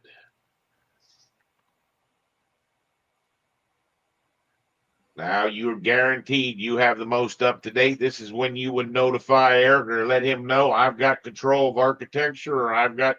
This is where you got to be real careful who's got the control, and he wants to put you in control. Okay. And you said I can just drag? Yep. Okay, cool. Do me a favor. Oh no, you. What do you? How do you have a white screen or a white screen with a white toolbar? Okay, hit OK. That's because of that file link that I warned Eric about. He can take it from here. All right. So if you want to get rid of that file link, we'll go ahead and do that right away.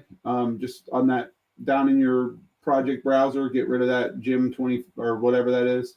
Just delete it. Remove. Remove.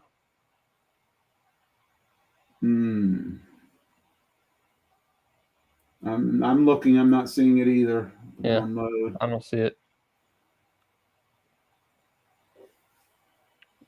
Could we do it? No, I don't think we could do it with the VB. Okay, so go to your manage, or I'm sorry, go to your insert. All right. And there's a manage links button. I'm trying to find it. It's about in the middle. I see it. Yep, click that, and then click on that, and remove.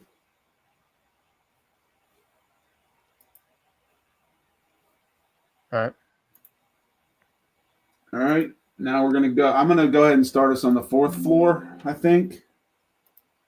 So go ahead and open that 4th floor thing. Okay. And I'm actually doing this in the file as well right now, but Brian, I might need your help for a second because my ceilings are not showing up, and I'm pretty sure it's related to my cut plane. Nope.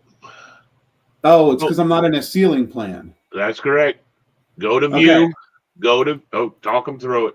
Go to view and go to plan views and reflected ceiling plan. Plan views. Reflected ceiling plan. And then we want to choose 0 through 4. Oh, 0 through 4. Through 4. Okay. Then you want to hit your plus on that.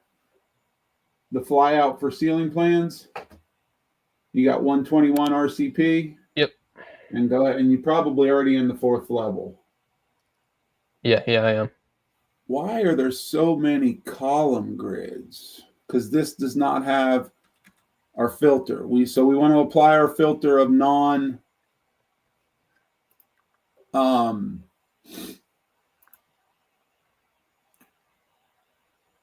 sorry, I'm drawing a blank on the word I'm looking for here. You want to go and apply your filter for.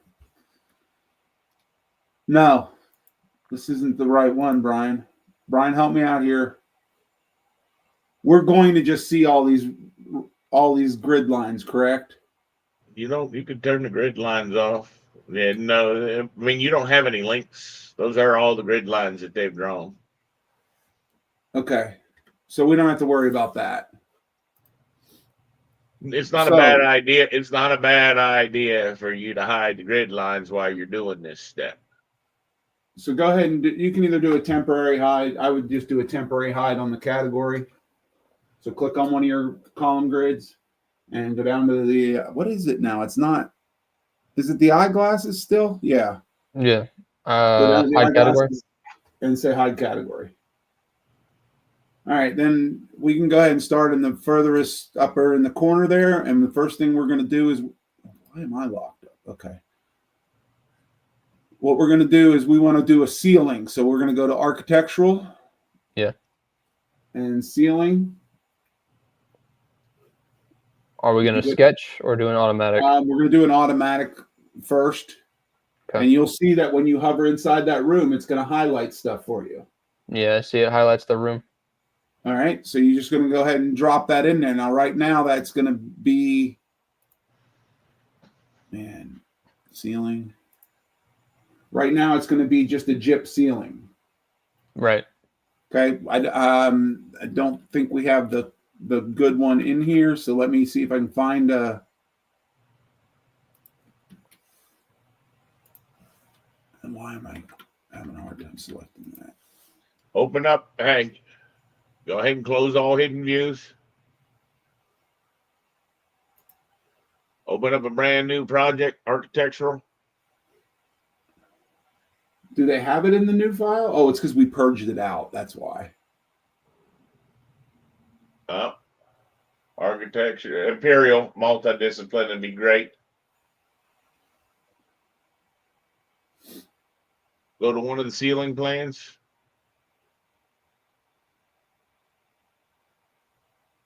Draw 4 walls. A square.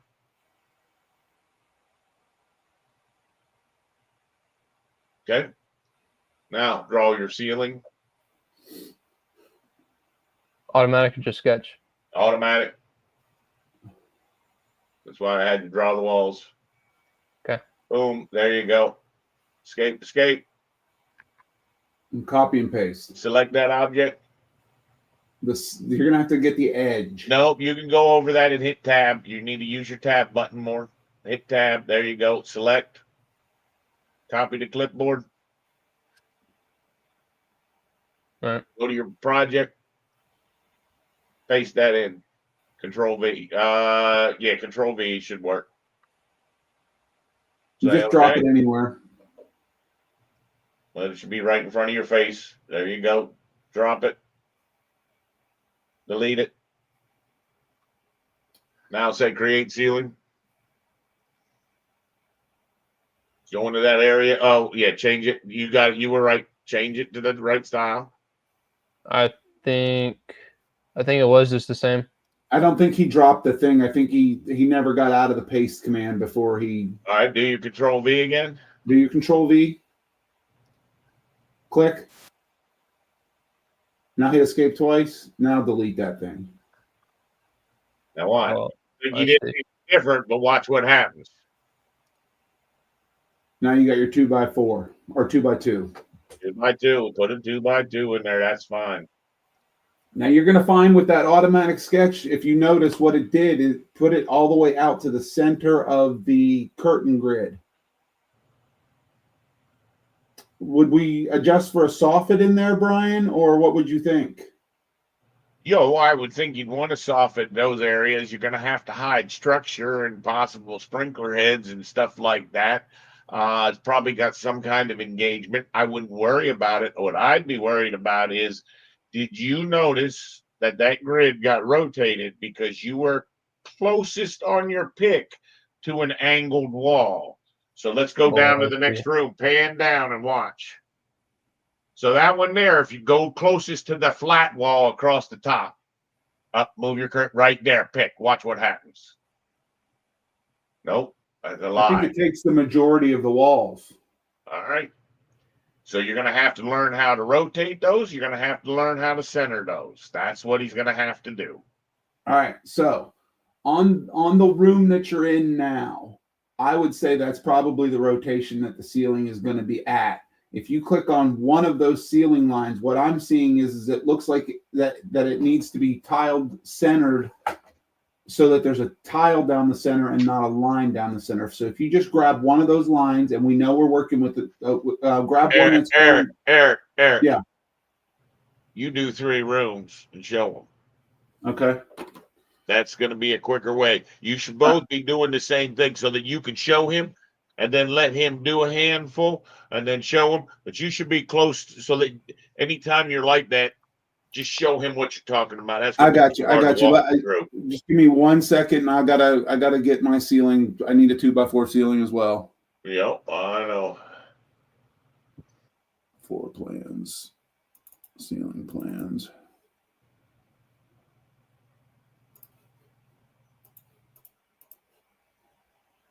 Architecture ceiling.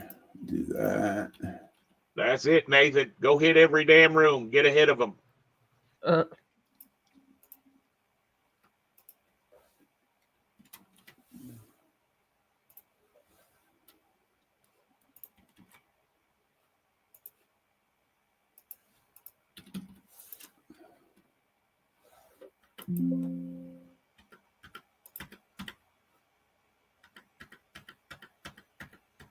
Come on. Why are you being a jerk? I'm assuming the hallways are gonna get it right. The hallways will get it, but we're going to do those last because they're going to be done in sections. Would be my bet. You would Okay. help yourself by tagging all your rooms. Then you would know where there's a mechanical room you're not going to get a ceiling. I'll tell you some rules. Usually in bathrooms, they like to put hard ceilings in. They don't want people to be able to lift up the tiles and be able to look at the other people. You know what I mean? Yeah, that makes sense. Generally, you're going to change those to your ACT ceilings. All these we're going to sort of guess at a height. The hallways, they're going to be tricky because the hallways are typically broken up with bulkheads and all kinds of crazy little stuff. So you have little sections where you put that grid in, but it's hard to get a grid to wrap all the way around.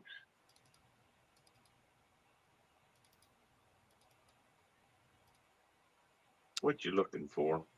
The room tag. It's telling me I don't got a room tag. Yep, let's do that again so we can get you over this hump. Say yes. All right.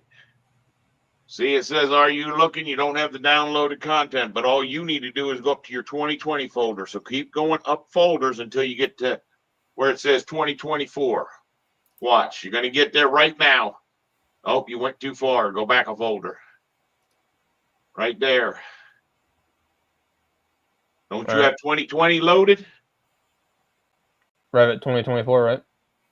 No, you No, should have that's Revit where you just 2020 were. loaded. That's where that should be pulling that from.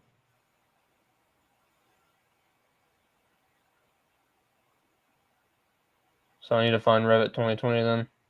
Well, no, you could probably open up your mechanical file, copy the room tag out of it, and put it in here. But you should have those rooms tagged that make your life a lot easier. Well, we just did that new room tag yesterday, Brian. Should I post it? It should be posted. He got the mechanical that you just uploaded. So open up the mechanical file.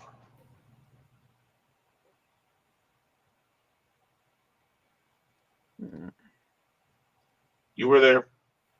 Was I? Yep. That's fine.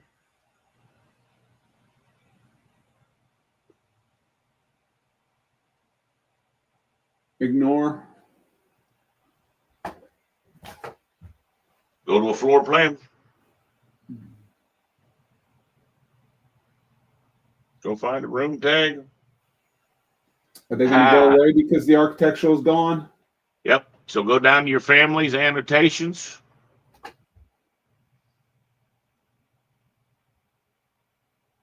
Annotations. Yep. Look for the room tag. Yep. Edit. Do an edit. You got to click the plus. Nope, you don't have to click the button. You want to click on the upper name and you want to right click on the name and say edit. Oh, he did a Now, double click. Load that into the architecture.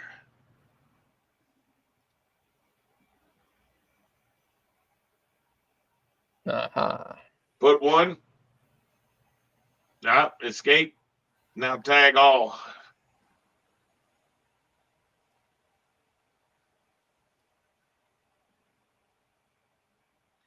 Okay, there's so many ways you could have just wasted a lot of time. I just saved you a bunch of time to get some damn ceilings drawn. I'm dropping off for a while. All right. You guys have fun without me. Okay. So the two things that you're going to want to know here. This is what I was trying to say is basically what I'm looking at is they don't like to have a half tile if they don't have to. So 1 foot, one. So what I would do is I'm going to take one. It doesn't matter which one of these I take, but I'm going to take. I'm trying to adjust my spacing in this direction right here. Yeah. So if I select one of these and I move it at 45 degrees, 1 foot, That would be my centering spot. Now I think that one actually, you'll see my distance to the end is 2 foot 1 1/8, which is actually 2 foot is my tile size, right? So Yeah. I was actually centered good where I had it there before. Okay.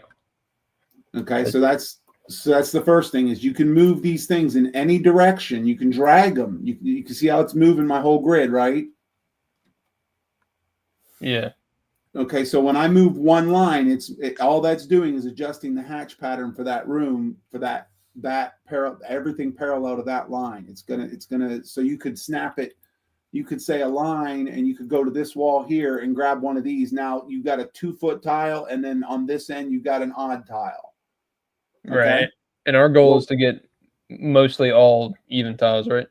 Correct. We want to be centered as possible, and we don't like to see slivers of tile less than 6 inches or so on the end.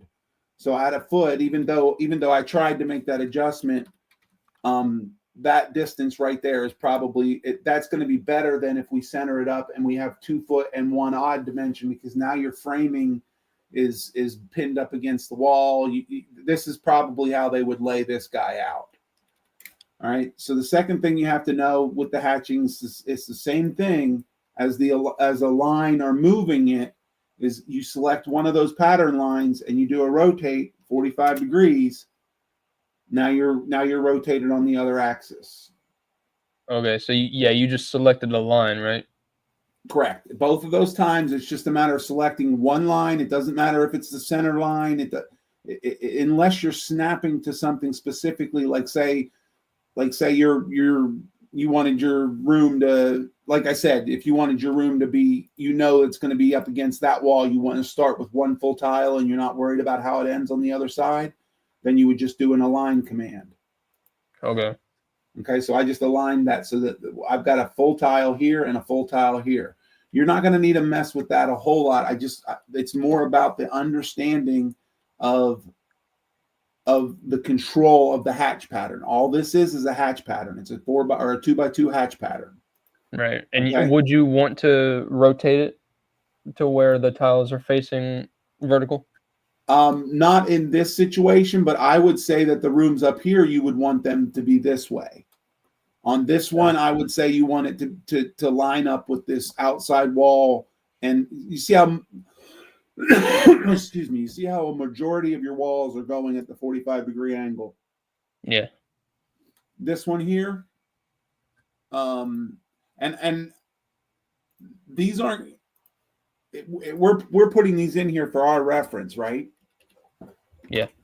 So these aren't, if these aren't exactly going to be exactly like this when we get it, that's fine. But what we're trying to do is we're trying to have something to work with so that we can at least get our spatial recognition. When I go in here and I need to drop 2 diffusers in here, I want to be able to put them here and here, whatever the spacing typicals are, we're going to need that in our next step. So this is really just what would generally happen is these ceilings would be already in the architectural model, but they're lagging. So we're kind of giving ourselves some information, and maybe even we can share these ceilings for them down the road. Okay, so now you see in this direction, you see I've got this small tile, and you don't have to dimension these, you'll get the hang of it.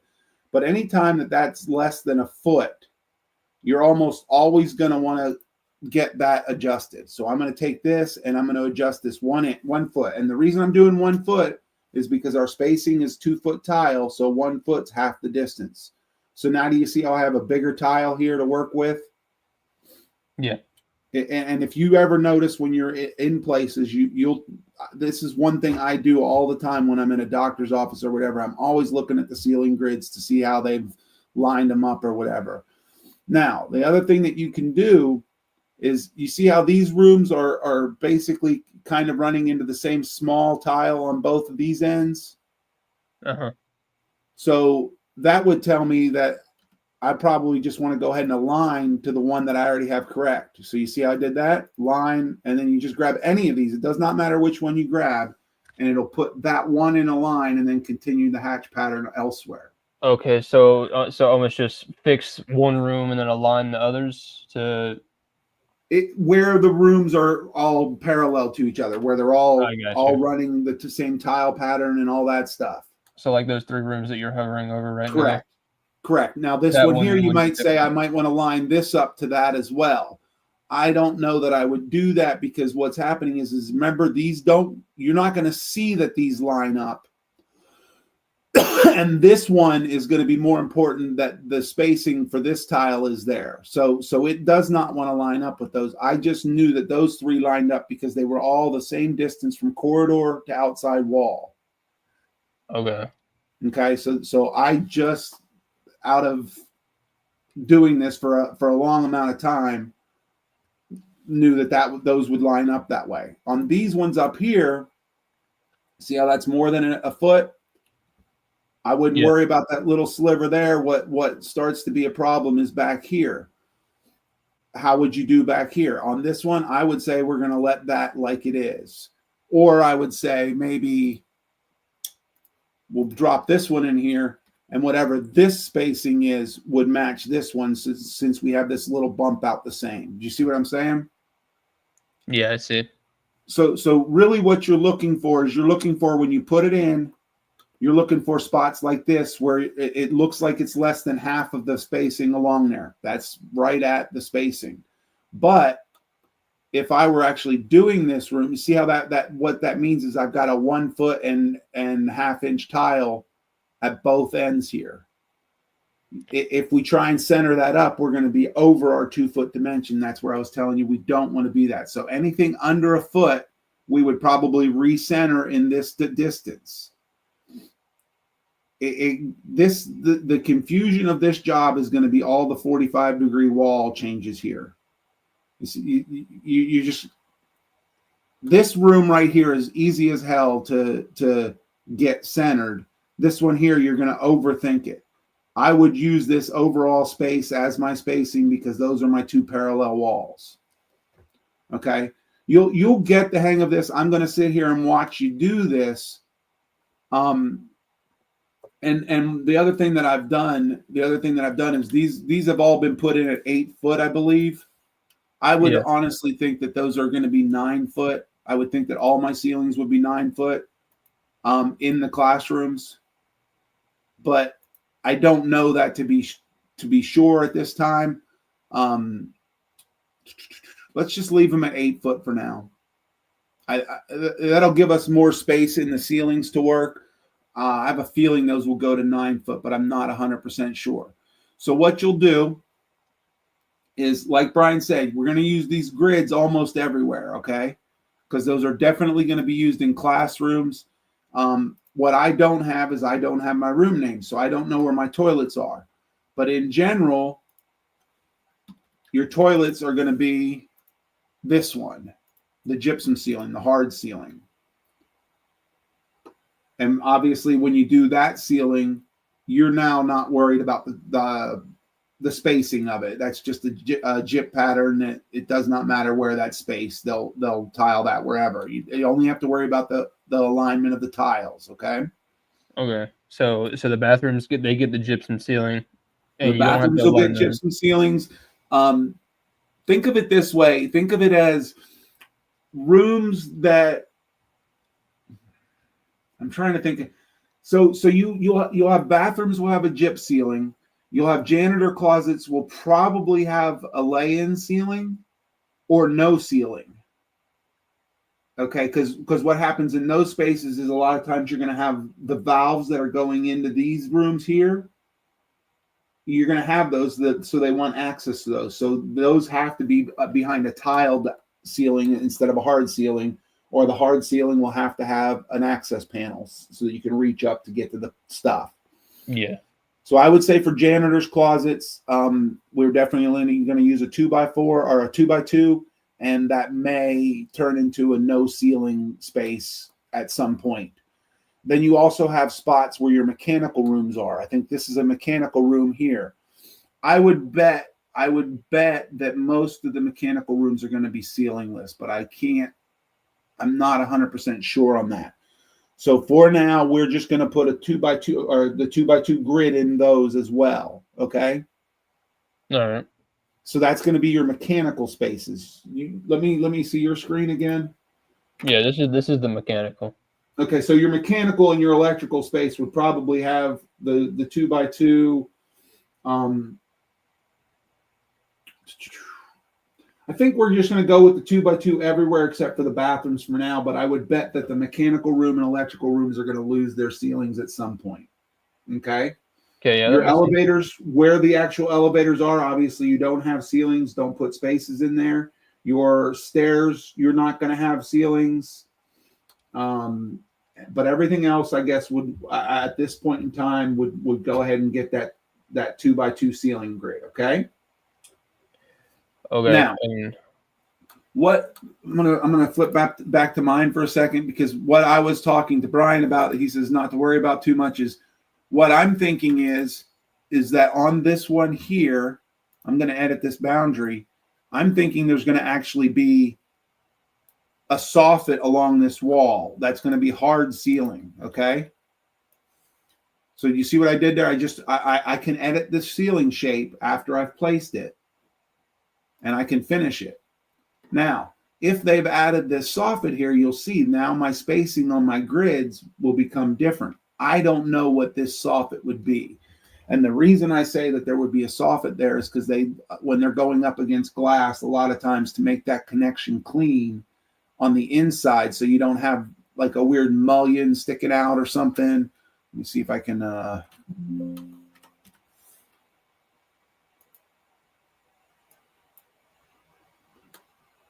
get us a view inside the room.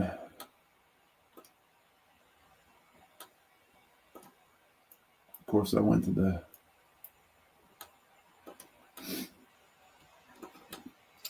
So what would happen is then this ceiling would be at whatever height it is. Right now it's at 8 foot. This is why I think it would be at 9 foot. And then your soffit would they might actually have the soffit pushed up and in to get more light from the windows. I don't think I want to spend a ton of time trying to add those soffits right now, because we're not going to be 100% sure where they are. So what Brian was saying is we want to just drop all those in there. I'm not going to worry about that column thing being knocked out of it, but make sure when you're doing your automatic that it's not running the ceiling through columns like this. Okay. Okay. So you see when you run your automatic that see how it's going inside the column wrap. Yeah. Okay. And those red lines, well, that's going to help you kind of follow what it's snapping to, so you can see it before you even click. Then you're going to click, and then I'm going to see right away that's too small of a smidge. So I want my verticals to, oops, I'm still in my roof or my ceiling command. I'm going to take that over 1 foot. And that happened because I had 2 of them in there. I dropped 2 in there back to back.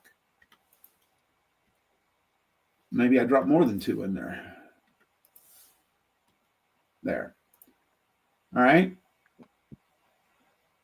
So the first thing I would do is I would go ahead around and drop your grids in each of them, and then go back through and look for the small wedges of tile up against the walls, and that's going to dictate where we're going to be offsetting. All right. Do you want me to do this area as well, or just go ahead and drop in all those areas. Okay. There's no room name on that guy, huh?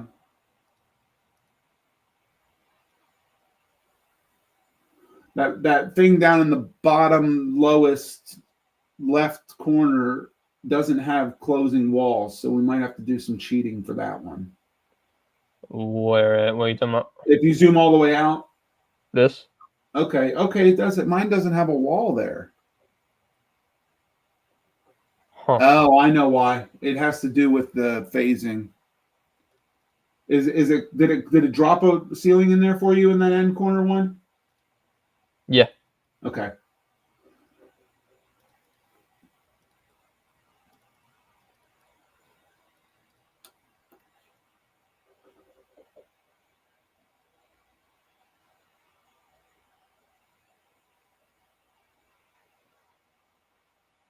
And that should be it, right?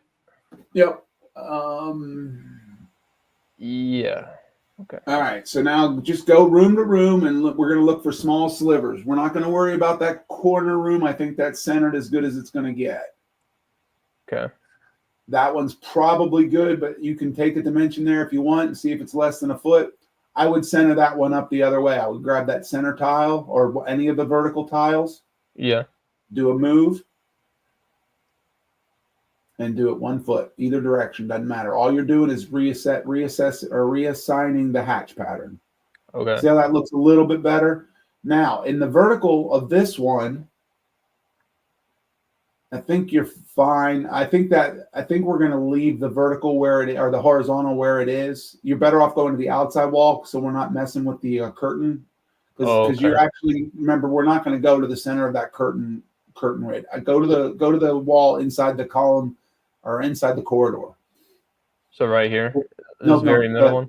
No, the wall of the room that's opposite the corridor, down on the south side of the room. Oh, I see. Yeah. That way you're getting a straight dimension. 10-5. Okay, now that's about the same distance we were at before, and I would say normally we're going to change it, but right now, because I'm seeing how the other rooms are playing out, we're not going to change that one. Okay, and then you would just align these. That one, yeah, should have already been aligned. That's what I'm trying to figure out. You see how? Here, let me. I'm going to give you my screen a second. And I'm this is me just overthinking it at the moment, because right now I think it's going to be better to just make sure we get them in there. But you see this room here? I'm looking at these little slivers here too, not just up there. I'm trying to calculate where the most little slivers are. But I think for these two, yes, those two will be lined up this way, and I think you're good in the vertical. So let's go to the next one. I can already see the next one has way too small of a wedge on the vertical. Yeah, for sure. But pan to the whole room so I can see the whole room. Oh, I'm sorry. I didn't go back to your. So this classroom 418, you see how there's the little sliver on the left side and the right side? We definitely want to take the vertical and move it a foot.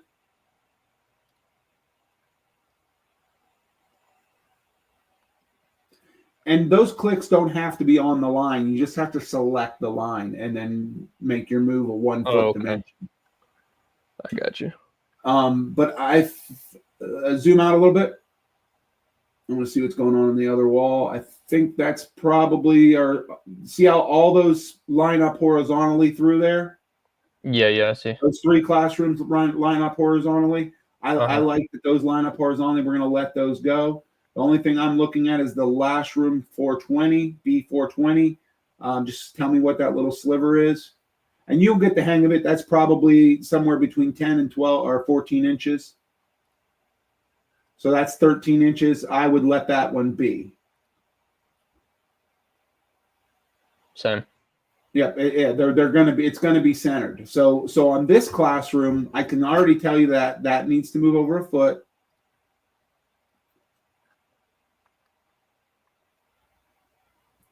Now, horizontally, zoom out a little bit. Let me see what's going on.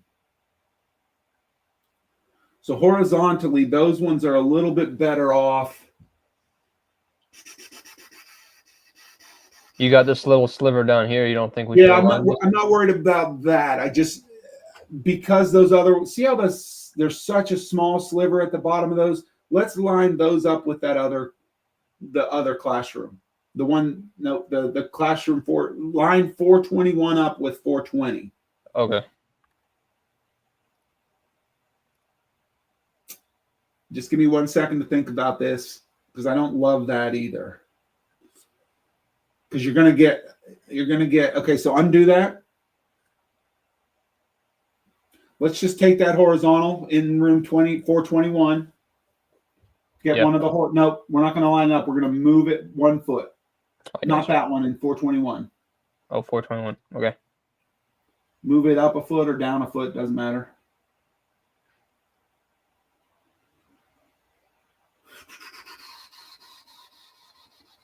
Yeah, I think that's again. You feel like you want those to be lined up. Sometimes most times they're going to be. This time I'm going to let them not be lined up. Now I would line up classroom 422 with 421. And the same thing for 423.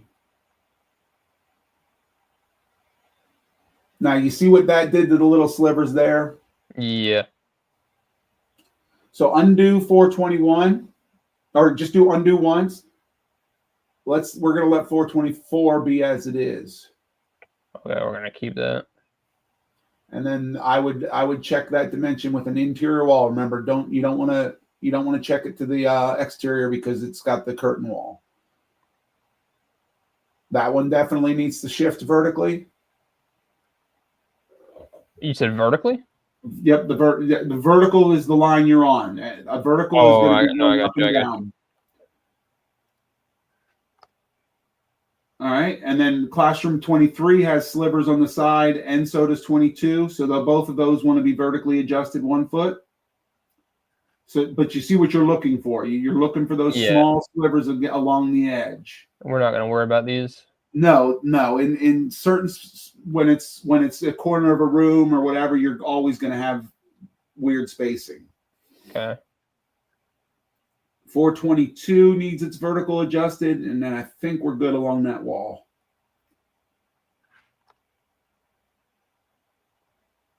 All right. Now again, Brian may say something different about how we line those up, and maybe we line all those classrooms up the whole way down that thing. But until I know what soffits are doing what, I think that's going to be the best alignment choices we have. No, definitely don't want to do that because it's not the same width of room overall. Yeah, I got you. Yeah, it's not the same. Don't account on that align command to help you out too often in this practice. Worry more about the slivers. And only worry about that align command if, say, you've got 7 or 8 rooms lined up along a wall. Okay. I would say yes to that one. Move it. Yep. I think that's good. And you're just going to keep going around to each of those rooms and find the ones with the little slivers and get rid of those little slivers. I think you're good on both of those, but I could be wrong. Yeah. Yep. Anything over a foot, you don't want to adjust because then you're just going to end up with a smaller sliver.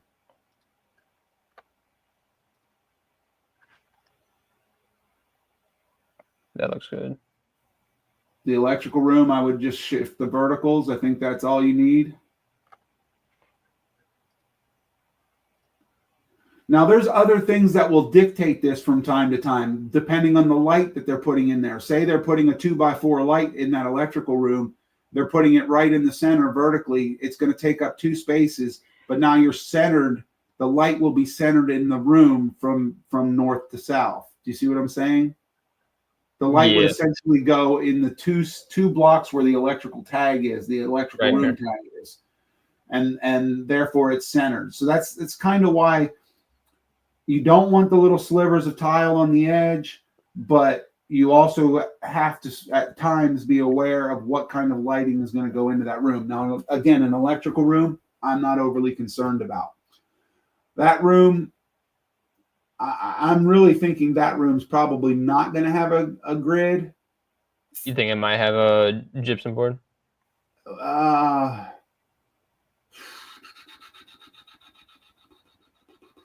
I don't know. We're just going to let him like that for now.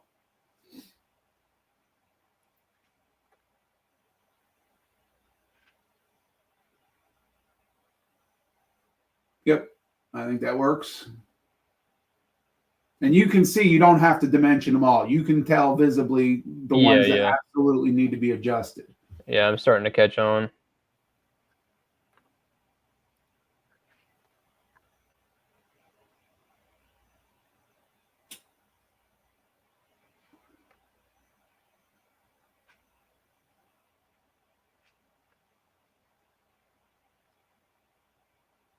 We're not gonna worry about that. No, I wouldn't. That's yeah. If you want to go to your parallel walls as much as you can. Right. Now that one, since I can kind of see that those are very similarly placed, I would just align the room above it with that one. Okay, so a line So- here. This. Correct.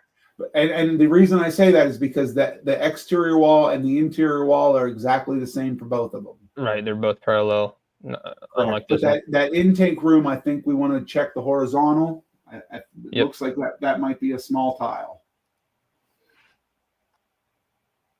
Yep, perfect. That looks fine. What do we say for the janitor?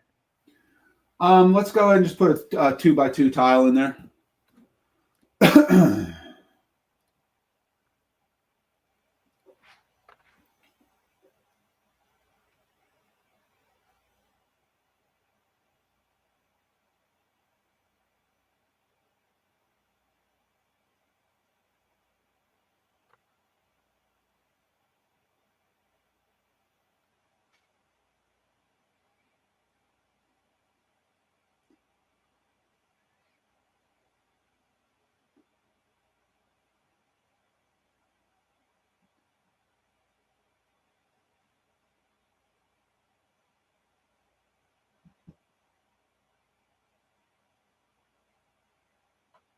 Actually, I don't know.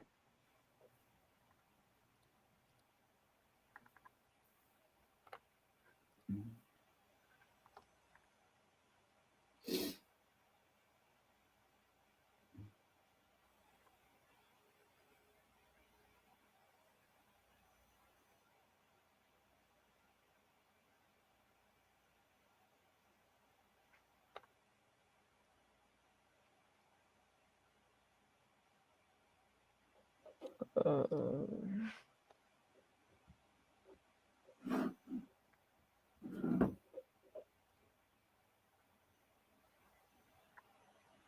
So you see how this next room has different interior wall and exterior wall than the room above. So you would not want to align that one. right, right.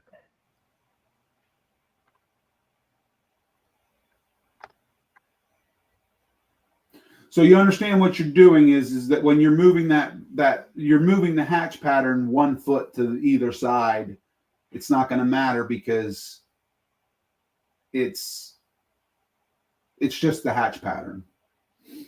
Yeah.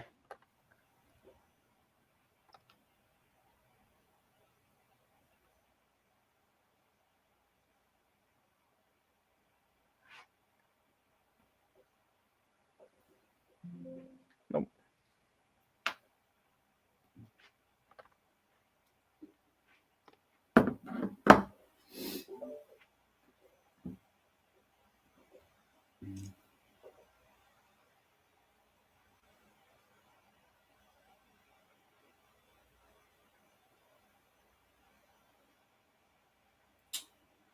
Yeah, I really don't think those janitor closets and those things in the storage rooms in the corner are going to have 2x2 grid. But again, I don't want to make assumptions without having a little more information.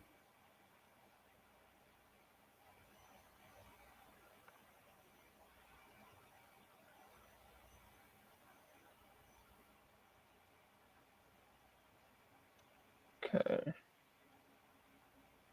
Hang on. Something's weird here because that other side is not lining up. Come on right here. Yeah, you're not centered in that room for some reason. This is a pretty Right. odd shaped room. Yeah, so let me show you what to get that back to centered. Let me see here. Which room are you in? A411. All right. So if I put that in there, oh, I see what it did. Okay, so this is me right here. What I'm going to do in this scenario, I think I just put 2 ceiling grids in this room again. I did. Okay, so what I'm going to do is I'm going to grab this. I'm just grabbing one near the middle, and I'm going to grab the intersection of that point, and then along this line right here, I'm going to grab the middle. Now, why I did that was because this right here runs a lot longer than this does, and I'd rather have it centered in this space here. Okay, so you took. So here, I'll do it again. I just grab any vertical. I'm going to grab this one right here. So it's not a center one.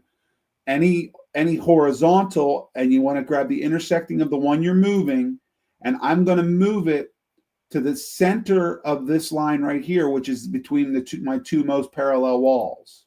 I got you. Okay. Okay. All right. Yeah. So you took Any of them? command right here. No, you want to make sure this time you want to make sure you grab the line that you're working with. Go down to the left a little bit. It's the next one to the left. This one. Well, I wish I right there. Oh, okay. Just pick one of those lines. When you go to move it, I want you to grab the intersection of the line you picked and the horizontal it crosses. Oh, okay. Okay. So your move is going to be Right here. Yep. Now go to the middle. And you can do a snap middle if it doesn't give you the triangle, but the triangle is snapping to the middle of that line. Right. So you can use your lines from your hatch pattern as well in the other direction to get to the middle of the room. Yeah. And actually do me a favor, and that last room we just did, it looks like there's just a tiny sliver left. So we're gonna now that we have it centered in the better part of the room, we're now going to adjust it that 1 foot. okay, so just move any line 1 foot. Any line. Now we're back to any line moves 1 foot. Okay.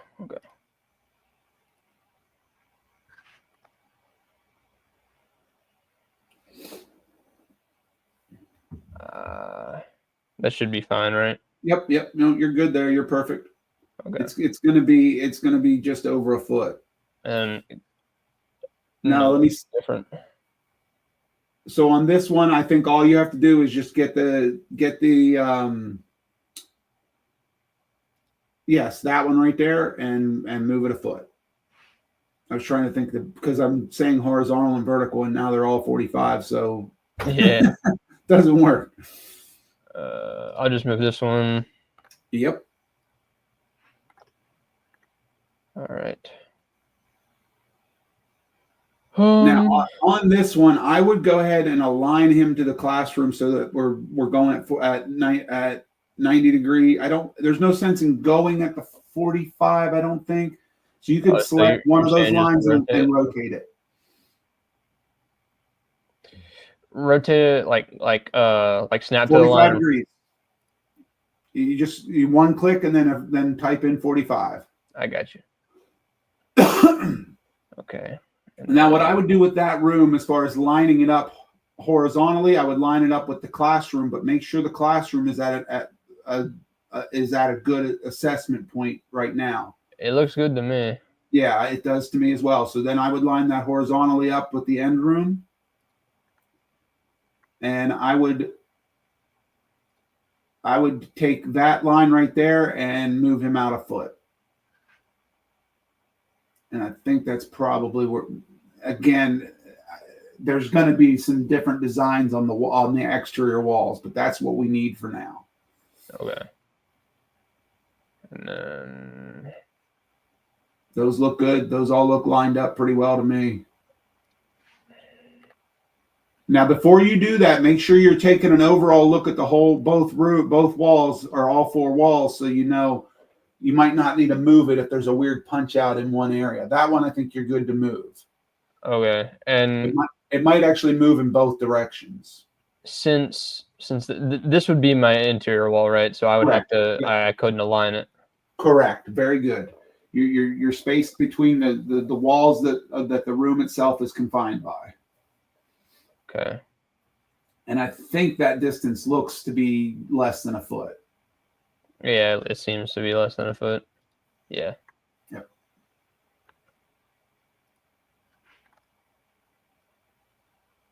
There we go. And then I could probably line this one up with this one, right? It's already lined up with it because it's already lined up in the center of the room. I see.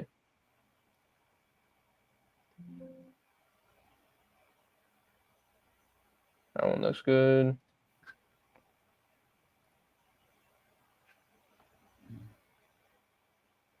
That one also looks good. Horizontal, a straight up square room is real easy to work with. It's these triangle shaped rooms that I don't love.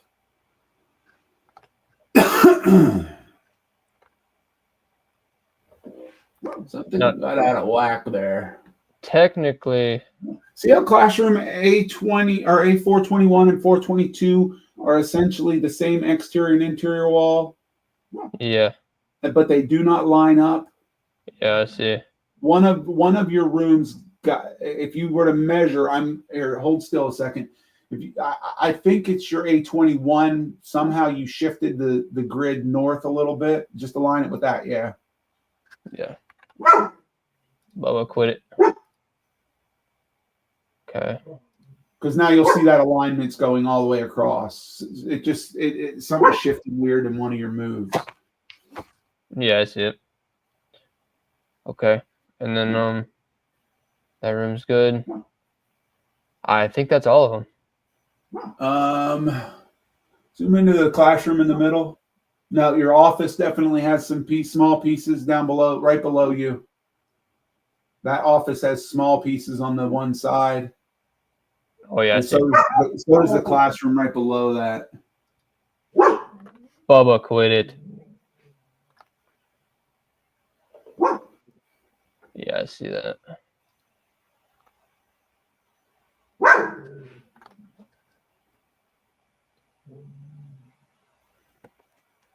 Yep, I think that's that. What about this one? Nope. No, yeah. That's good. It's got different walls. Okay. That's another it. floor? Now go do it to the next floor. Okay. Could I close all these? Yeah, you're fine with it. You can get out of that other file that we needed to make.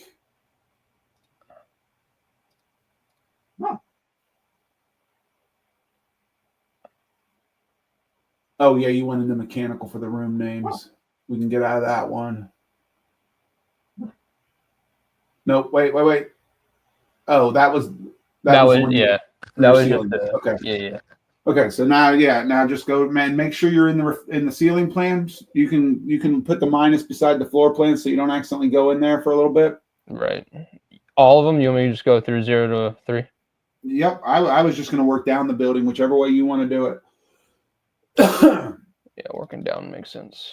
Because when you get down to the lower stuff, you got the cafeteria, and actually you got a piece of cafeteria here that we're gonna have to look at. See that big space? Yeah, right here. Yep. Do tag all for your room tags. Yeah, I am. We're not gonna need those after we get through this. This file's not really. It's being linked in, but we're only going to be looking at the ceilings. No, that's floor. All right, office.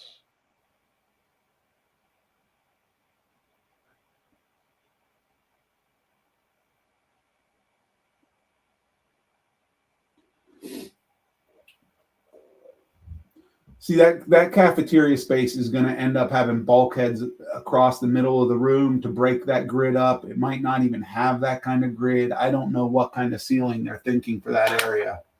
Okay. But we'll just put the grid in there for now. I got to run to the restroom. You go ahead and drop all your ceilings in, and then start getting your little slivers out.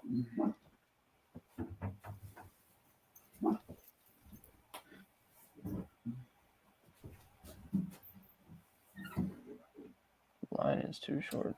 One of the lines that it's trying to create is, I'm guessing it's where that column is right there. Right here? Yeah, but I don't know. Just hit cancel. Try it again. So then, you go ahead and try it again, but I think you're going to get the same thing. I'm not sure which one it's. It's probably talking about this line right here. No, because that's not too short. I'm not sure where it's picking that up. So in this situation, now we can do this. You could do the sketch ceiling. Is that one doing it too? Yeah. Does it do it to all of them? It is. Not that one though. Only these three. It has to do with. Here, I'll show you what it has to do with. That's the third floor. Oh yes, third floor. And I'm going to share my screen. So I think what it's dealing with there would be, my bet is this guy right here is not going out far enough. Okay. I think. Let's see if that did it. No. Okay. So what you would do in those areas Just sketch it. is just sketch it, and you want to, let's see, ceilings, sketch. You can use the wall command, okay, to get your walls. See how it's getting that inside face of wall? Yeah. But you're not going to be able to use it here. Oh, yes, you are.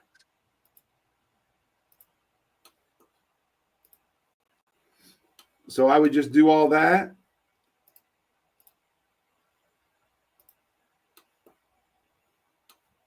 And then you just got to trim out, make sure you trim out all your corners that didn't clean up. You see how these ones didn't clean up? If they're not clean, it won't.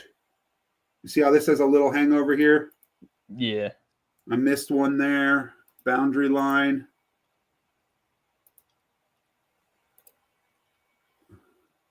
Boundary line. I think it was this one here that was giving it the problem. So I'm just going to draw a regular line there. But basically what happens is without the auto, you're just going into your usual pink line command. See how it's got this guy orange? It's telling me that there's something not cleaned up there. That's what that is. Continue. So you can kind of follow if you're not cleaned up. You want to kind of see the whole shape when you hit the green, because it'll then tell you where your errors might be. But unfortunately, yeah, when the auto doesn't work, that's what you'll have to do. Seems like I got it. Yep. Looks good. Okay. And I'm not sure exactly what's causing that. I think it has to do with the curtain wall. Because that's the other one has a wall inside of it. And you don't have to get that one right there. If you see how you got the two in the same line, you pick the wall, then you pick the column. Yeah, yeah. You don't necessarily have to pick both those if they're in the same line, because all you're going to do is fill them out later. You're right. So I could just go here. Correct. Yeah. And you'll want to take one of those other ones off of that. Nope, you got the other side of the wall. I would just select the correct side and then delete the other one. Okay, maybe just drag that one over to the other wall. I'm not sure why it's throwing on that wall. There's something with those walls that's goofy. It's okay. I can just flip it. Yep. Now just trim all the corners up. Oh, good eye. Okay, now trim.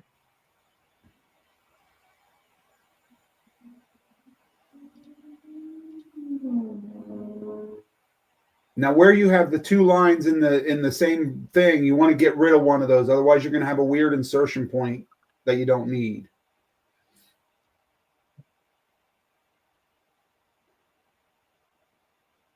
You should be good. You hit the green? Yep. You hit the green checkbox? Yeah. Did it take? Yeah, it worked. That was weird. There was a weird hesitation on my screen. You were just sitting still. Oh. Yeah, it worked. All right, get all your spaces in there and then start working on the slivers. I'll be right back. All right.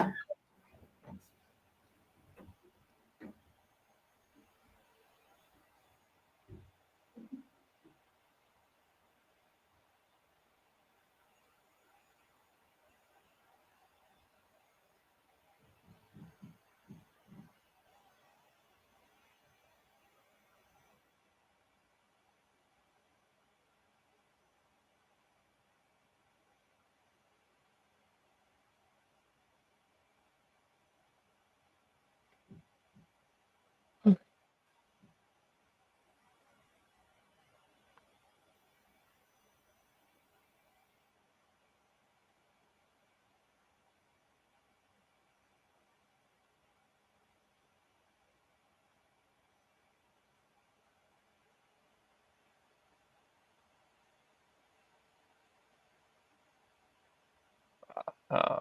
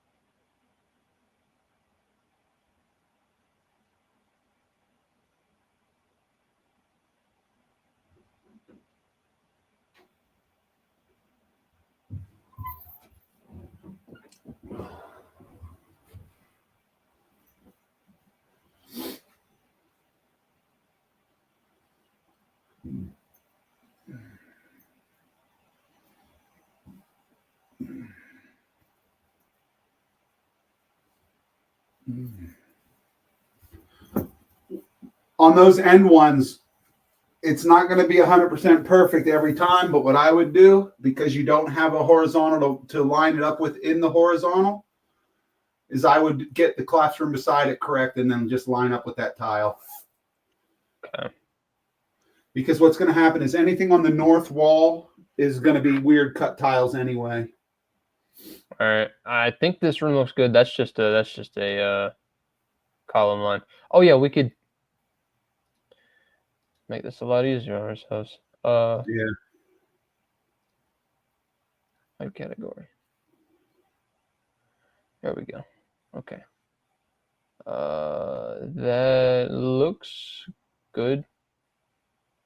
Yep, I think you're good there. It might be close. Yeah, Yeah.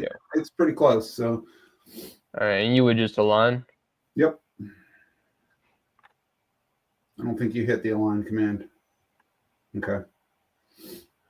Just popped up when you asked me. Yeah, and if you go back to that corner room, I'm not going to have you move anything. But what the other thing you could do? Let me give you my screen a second. Okay. So the other thing you could do in that room is, I like that you picked up on. I think that definitely wants to be rotated. But the other thing you could possibly do is you could say, I want to move this line right to the wall. Now you got to make sure you're getting see how I'm getting that right there? I think I was actually inside the wall. That's what it looked like.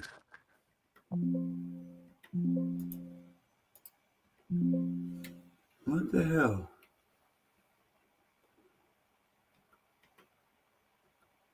Yeah, there's double layers of gyp there. But so what I did was I just took this vertical, and it doesn't matter where you do this, you're just going to snap it right to the wall. And what that means is that your first tile will be 2 foot exactly. Oh yeah. But with where you were at, you're fine. I don't think they're going to concern themselves with that much at the moment. In other words, I don't know that benefits you on every other wall. It only benefits you on the one spot.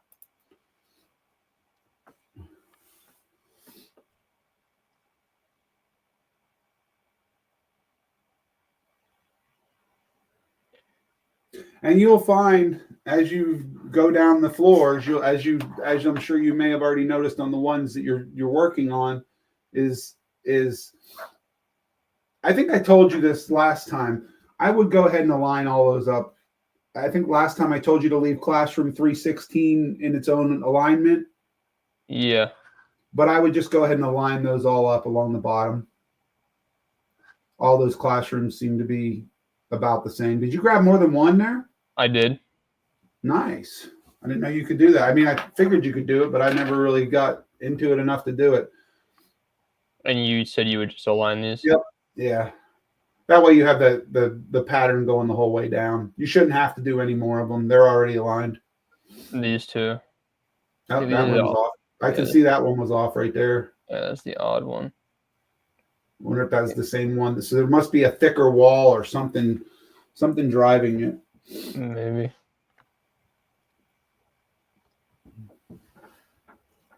That looks fine. Your regen is weird. Sometimes you're doing a pan and it looks like you've forgotten ceiling grids, but then they show up a minute later. Yeah, it's just with the panning or like the moving. I don't know why. That looks fine.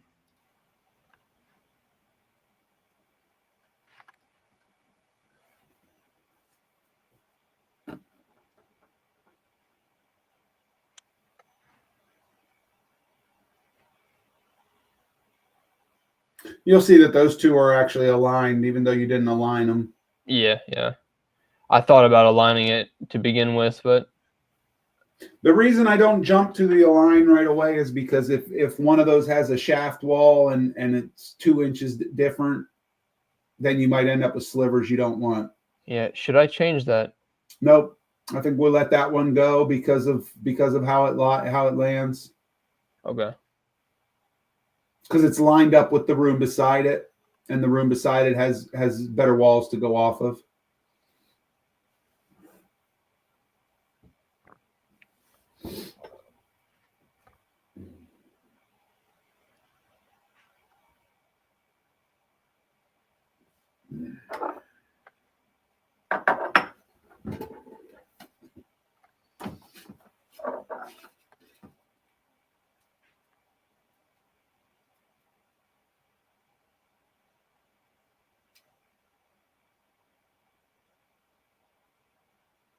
We already did that one.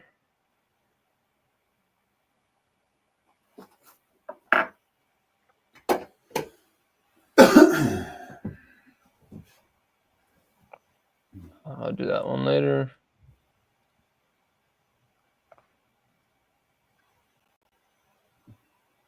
Like that room right there, I have a feeling that grid will come out, but at least we have a ceiling in there to accommodate for now.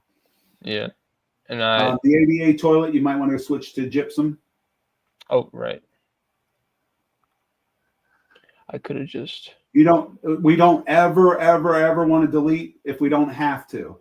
Yeah. I could have just selected that ceiling and switched him out. Yeah. Is there a bigger problem with it than just being like?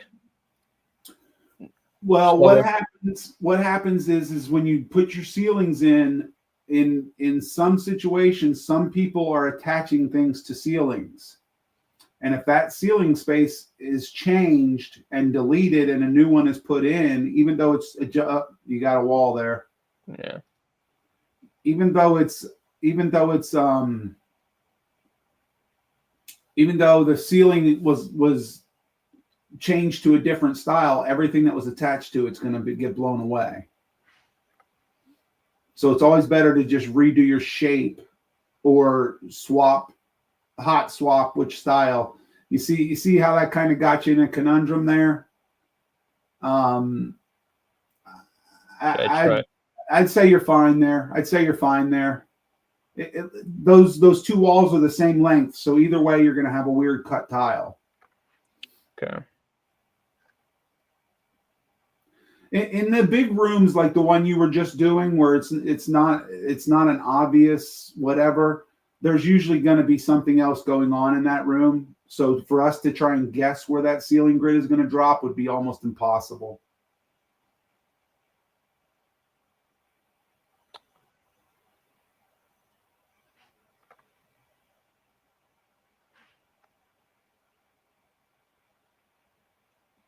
And this is where Brian's theory is of us, if we have the whole thing and we're talking to the architects and we have an idea of what their design is, you know, if you were to work in an office and you were to be told to put the ceilings in this job, Yeah. you're easily going to spend a day in the office doing this. Some people might even literally, this building right here to put just the ceilings in might take a week to do it. That's crazy. It's crazy. It's unnecessary. Both of those are short. And I like how you grabbed multiple lines at once and moved them. I thought that was pretty good. I would never grab that edge one. I'd grab one in closer. Just so you know you're not getting the wall. So like those? Yeah. Okay. That's just preference. I was surprised you were able to click those other ones without getting the wall instead. But doing multiple rooms at once that's a good grab there. Those have different walls, so yeah. Yeah, I know you're thinking of aligning it with the other room, but yeah, they're just slightly off.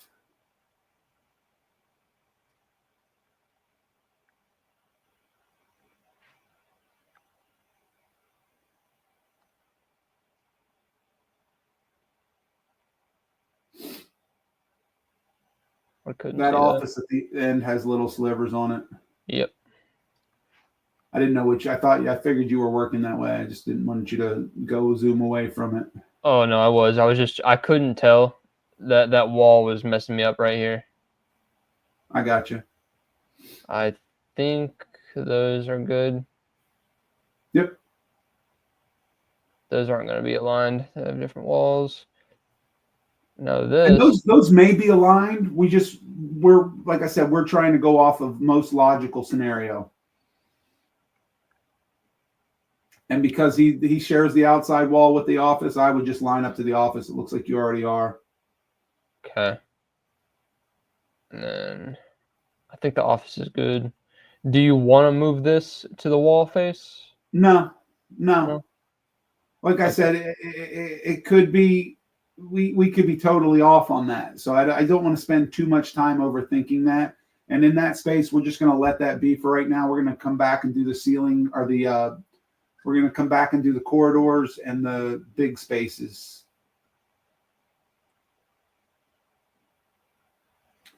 I think that's about as. See how you have the little slivers going horizontally around that room as well? You're going to, because you've got big slivers everywhere else, that's the ostracized family member. He's just, you're going to have those conditions where you have small slivers. You just don't want it you don't want it on more than half of your walls if it can be avoided. Yeah, I'd rather have them here than all the way up along here. And like I said, this space I would almost guarantee is going to be broken up, or it's going to all be hard ceiling. That space is going to be something different because it's a cafeteria, so it's a common area. You know what I mean? It's not your typical room. Right. I think that's done. I think that's it. You go down to the next floor, and you just got to do. Get your column grids out there. Annotate, room tag all. Okay.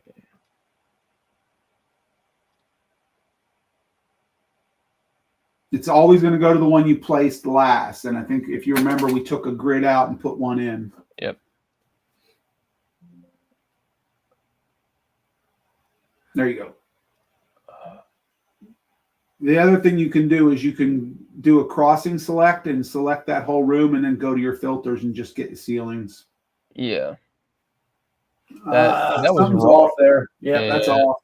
You didn't hit 45. You snapped on something. It was like 45 point something. Yeah, 45.27.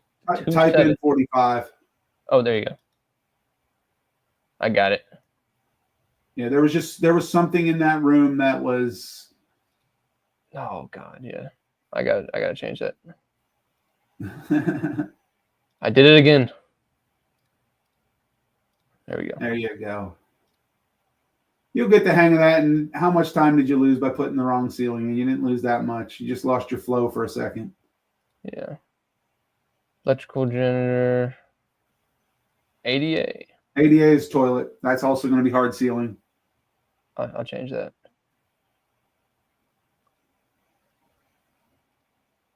There's ID electrical. Just for now. So get hard. What in the world? Is that just the floor pattern? Yeah, it must be a floor plan. I'm not sure why that's showing up on that floor only. It's the second floor? Yeah, second floor.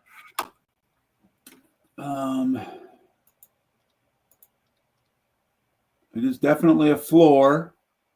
It is the floor to level 3, which means that our view range is bad, maybe?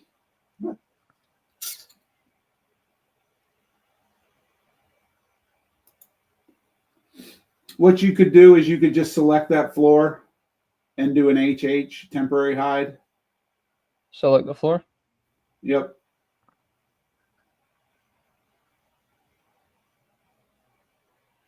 You know what I could do? You got it? I could just... Yep, that's it. And just get the floors and just say HH. Okay. It's a temporary hide. That's better. Whoa. So it looks like you put 2 different kinds of ceilings in that one. I did. That's the gypsum. I want to get one of the if you click on a hatch pattern line and hit tab, it'll get you the outside as well. Yeah, that would have been quicker. Here, I need ceiling. Okay. Janitor got this.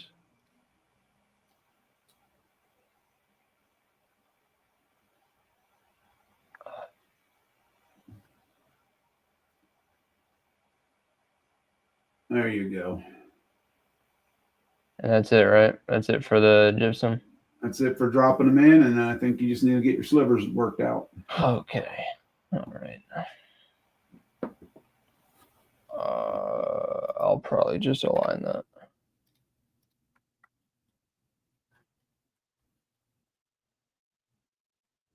And that one looks fine.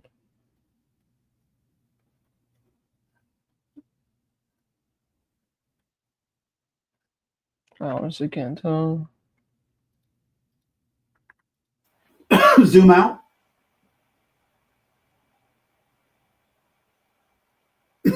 Why is it?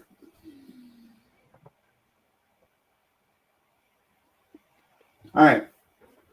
So on the horizontal line right above classroom. Yeah. We're going to snap our vertical grid to the center of that line. Remember how I did that? You grab one of your vertical lines. Yeah. I usually get something further away from the center. That way I know I'm getting something that's picking the center point. Now I hit move. Click the line you're moving. There you go. Now go over there. There you go. Perfect. Now you'll see you got a little sliver at each end.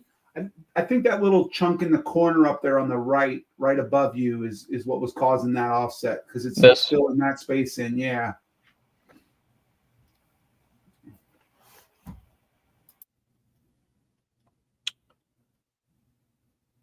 Okay. That room looks fine.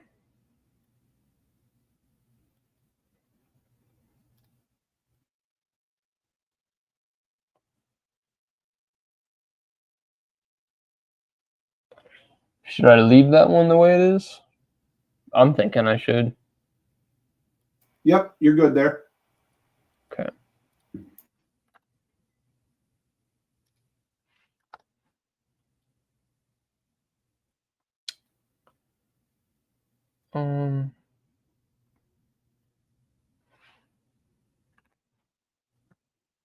No. No, not worried about that one.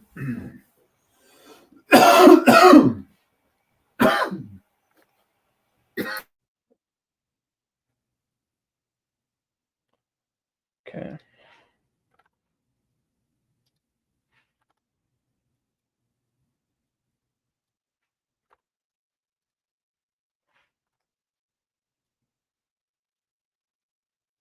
Just remember, you don't have to grab the one right next to the wall. You can grab any line in the direction you're working with.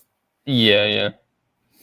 And the only reason I tell you that is because when you're trying to grab that one close to the wall, you don't want to be grabbing the wrong stuff. Right, I could mess up. I got you.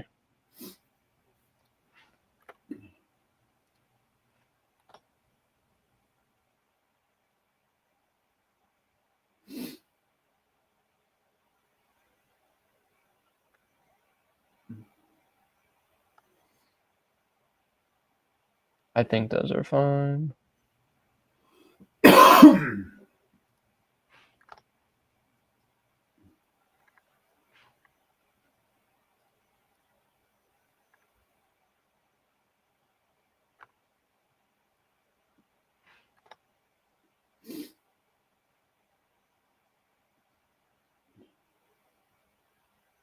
Okay.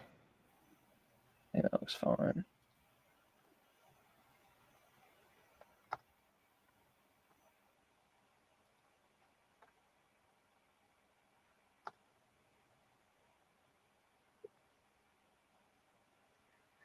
What you fellas up to?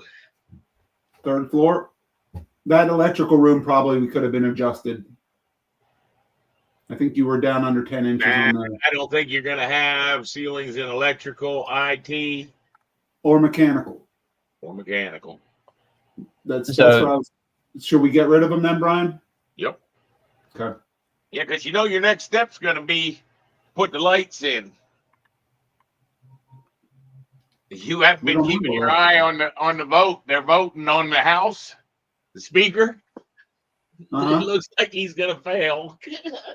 What about janitor's closets, Brian, or that storage room? Probably not. They got back of house keys. They don't have to worry about people in there. So your next step's going to be to put in the diffusers for the mechanical and put in the lights for electrical. Set up your electrical plans if we're going to go after those parts of the project. See, that's where having power plans set up and then your outlet plans. And then, you know, if he was told the rules, he could go put that stuff in. Yeah. And that's where I'd like to try to invite those people. Yeah, that's not looking bad. The biggest one is trying to figure out what they're going to do in those corridors. And Yeah. that is going to be a bear. This one. Yeah, Ceiling in this I don't think is going to have one. So take that out. You're never going to get it 100% right. What you're trying to do is develop what they haven't developed yet. Okay. The janitor's closet in the middle of the buildings. How's it been going? It's going good. It's more there's more indecision on how to do the alignment of the angled areas. But he's got a pretty good grasp on what he's shooting for. As typical, the reflected ceiling plan's not really got a good cut plane. You should really lower that cut plane below the 8 foot or whatever it's at. It's probably up at 8 foot. You should see the doorways when you're doing this work. Yeah. Okay. You know how to set your view range? Yeah. Give me 1 second. Underlay You were right there. right here. Yep. How far? Set it for 6 foot. The cut plane. The The cut plane. Cut plane. Where it says 7.6. Yeah, I see. That's Okay. all right. He's going to have to get used to that. That'll take a little bit. See how that showed the doors now? Yeah. You like to see your doors so you know what part of the room you're coming into. That tells you where your lights switches go. You know, that tells you where things start. Right. Okay. And I'll have to do that for all of them too.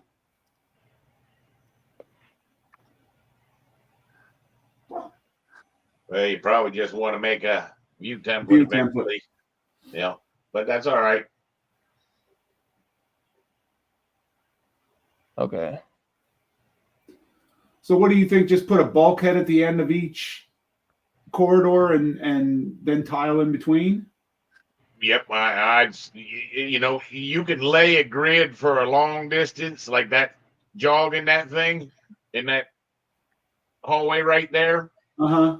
But you know what's going to end up happening is you need to have those long runs and 2x2. They got to be centered in there so you can get your grids in, so you can get your lights in the center of the Yeah. floor. And you know the rules. Granted, it's going to be a little bit tricky. There's going to be some that you can actually let him design. You can show him.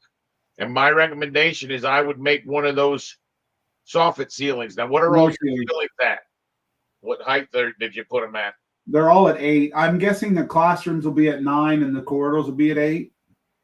I would bet that one right there, I would rotate that 45 degrees. But it's a janitor's closet. Do we need it? Oh, no, you're not even going to have it. You're right. Okay, so I just want to make sure I have the ones that I don't need out. What ceiling height did you do everything at? All these should be 8 foot. You're probably gonna go higher than that with those big classrooms like that. Well, that's what I figured. 9 in the classrooms and 8 elsewhere. I would bet they're going 10 in the classrooms and 9 elsewhere. EC, is this electrical? No, that's not electrical. Something else. Okay. It's some kind of classroom, electrical classroom, whatever, something. All right. So now when you're doing the next floors, just remember those rooms don't get that stuff. Yeah. Well, and really you should compare the two floors together. If the floors are the same, you can almost copy the ceiling grids. Like just copy and paste and just well, that's where you want to see what you're trying to do with advantage. There is some repetitiveness, but there are areas that it's not repetitive on some floors. Well, that's fine, but if you can discover where your areas of repetitiveness are, then when you're doing like the light layout and stuff like that, then you can copy that from floor to floor. Oh, gotcha. You with me? Yep. That's one of the advantages of you doing this layout and getting familiar with the building. It's why I think that it really does benefit one person to do so much of the work. That's probably a janitor's closet. It's unassigned, but it's not a really beneficially shaped room. Do you want me to take it out? No, you can leave it. There's no right or wrong here. But okay. All right. Start back at doing this. I think we got all these, didn't we? Yeah, I don't remember where we were. Me neither. You were down on the south side. What is this, the third floor? This is the second. What were the rooms that we had a hard time with? Was that on the third floor? Yeah, because we did that. We finished this floor because we did the cafeteria, right? See, that cafeteria will never be that big. You would never lay a grid that big. No, I know. I told him that we're going to have to go back and do bulkheads on that. Yeah, between the columns and pick up some kind of rhythm, do something. Yeah, okay, we didn't finish this.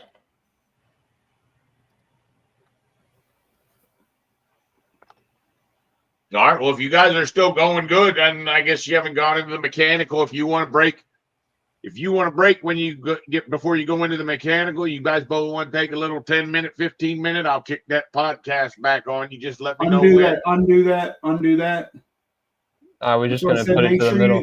Make sure you look at the whole room before you make a move.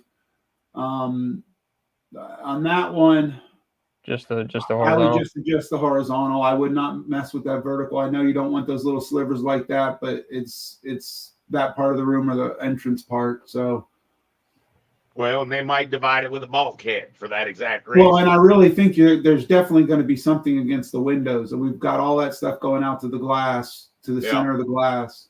Should I move this one back to center and then move it by the foot? because it's not working. That's what we've been Yeah, doing. but it's a weird shaped room, and what you're gonna have is there's some of them are just not gonna work completely. You're not quite understanding what they do in some of the fancier rooms is they with the bulkhead idea. That's where someone has to resolve all that stuff. He's gonna teach you how to do some bulkhead work in the corridors and in the cafeterias. And I think that what I don't know, you haven't been doing it that long, but you want to get to a comfort level where you can go center it, and then we can go review it all at one time and help you with any spots. Okay. Yeah. We want to get to a little bit. This is one of those spots where I actually wish right now I had a way to play the podcast talking and just let you to draw, and we could pause the podcast so that we could tell you if we saw you doing something terrible. But I didn't mean to interrupt. I just wanted to let you know I'm back, but I'm not back. I'm still going to be chillaxing, and I'm going to be on the mute. So feel free to, why don't Go you back to go? classroom 310. I think that your tiles at the end are, I think you're getting a zoom into the one of the 45-degree walls on the side by the office. There you go. Zoom into that. Okay, I thought the hatch pattern was starting right after the wall. Okay, you're good. I was getting a double thick wall. Sorry, Brian, I didn't mean to interrupt you. Nope, you're fine. You got it's all you. I'll listen in the background. I'm going to be lightly listening, so you have to yell my name if you want me to jump back on. I'm going to say, why don't you go for at least another half hour? All right.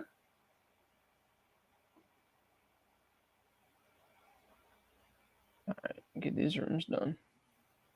It almost looks like they're already done. I think you might have already done this one. Maybe. I could have sworn I was on the second level. Well, to be honest with you, those square rooms, and they're not too hard to get them right. You know what I mean? Yeah. I think I am Go on the back second down. level. Go back down. Your office right after you get off the middle corridor. Office 323. Okay.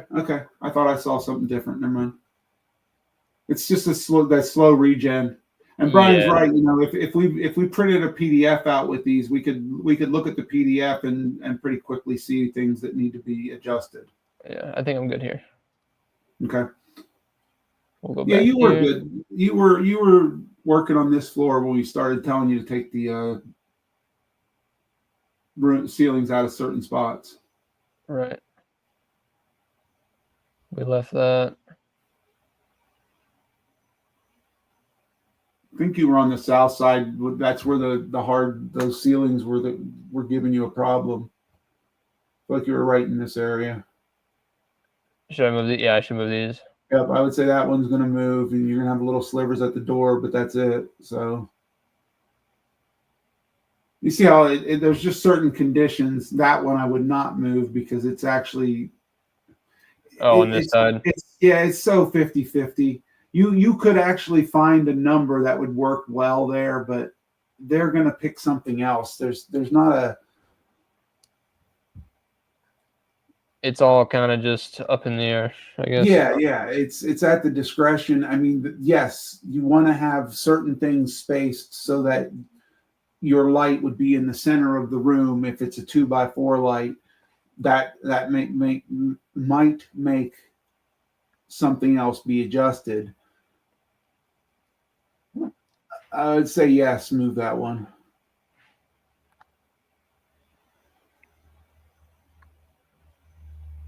And then I would say line this one up to the one you just did. Remember when the two walls on both parallel walls are running the same, you should be good with that. That one I would have undo the one you just did. I'm not sure what you just did.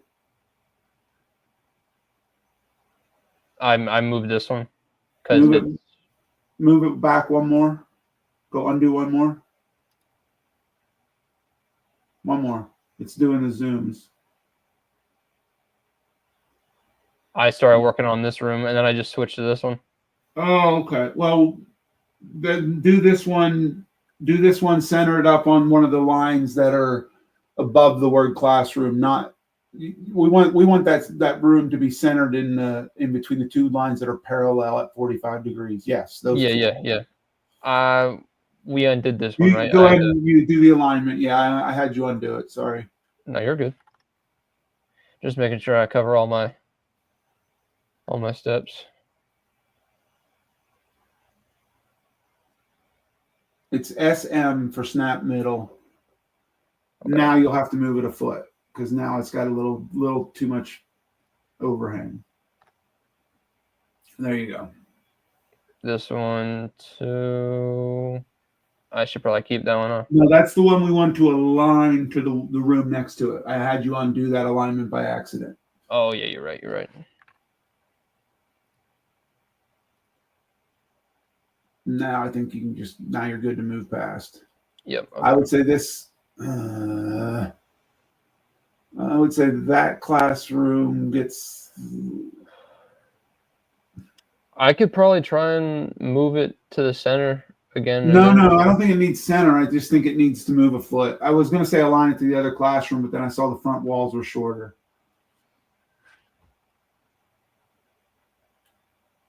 Yeah, that worked.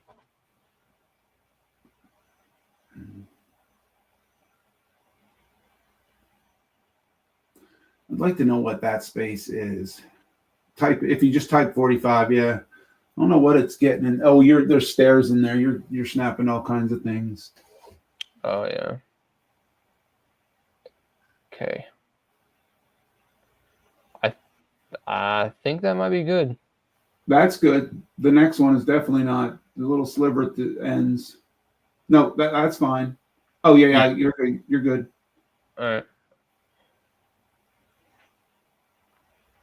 I always forget about those little walls at the end because right now I don't know what you would do for spacing. They might not even get a 2x2 ceiling. It is the same. So I'm going to.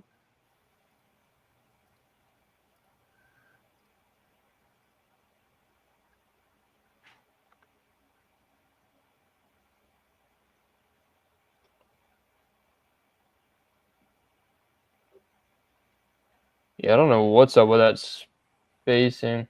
Do that align. Well, it's because of that extra wall in there. You see how they had to chase that? If you zoom out. Oh. This wall right here? Yeah, is that what you're talking about? No, I was talking about why these didn't align correctly, but it's because that room is shorter because of that area being furred out. Right. I gotta move this. You know, it wouldn't be a bad idea to be fixing the walls that are reading through the floor. And do you have your thing set for show complete? Yeah, that's my bad. Show previous, show complete. All right. So more than likely that one of those walls is reading from below. Go down to that classroom. Yeah. No, that wall is there. I'm telling you, if he does a circle around that whole group of walls and does an XX. It's two layers of walls. Yep. Now do an XX and look at it. A BX? XX. Oh, yeah, BX. You're right. BX. Turn yourself on to shading and see what's going on. One of those walls is going up too high. Unselect everything. You see where you're at. You're on level 2. It's hard to tell. That's the wall behind it. There is a soffit wall that they haven't cleaned up too good. You see that, Eric? And Yeah, that one's going up too high. Yeah. Is this the problem? Well, that one there should only be going to the bottom of the slab. Click on back on the cube. See how it's going to the top of the slab? Make it go to the bottom of the slab. There's a lot of walls they need to do that to. Okay. See the two side walls, they actually would go up to the slab, Yeah, there's other things wrong in that area. Well, see, that's where I'm saying if you do that little bit of cleanup, then you show them that you know how to do that cleanup, and that would probably make a lot more sense. Same thing with these, right? These would all go up, no? Oh, they could. They They could. might just go 6 inches above the ceiling. But they don't. So They what didn't we're know that. worried about is like look down below on the floor of that one. You see those two walls right there? That wall right there. These two? That wall Yeah, right that's there. Needs giving to, you a false information on your plan.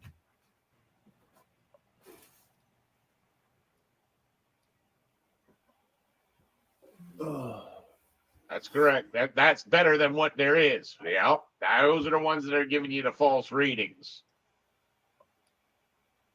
And I believe it's an 8-inch thing, so you could just tell it to go 8 inches down, or would you say it's better to drag it down so your top restraint is what it is?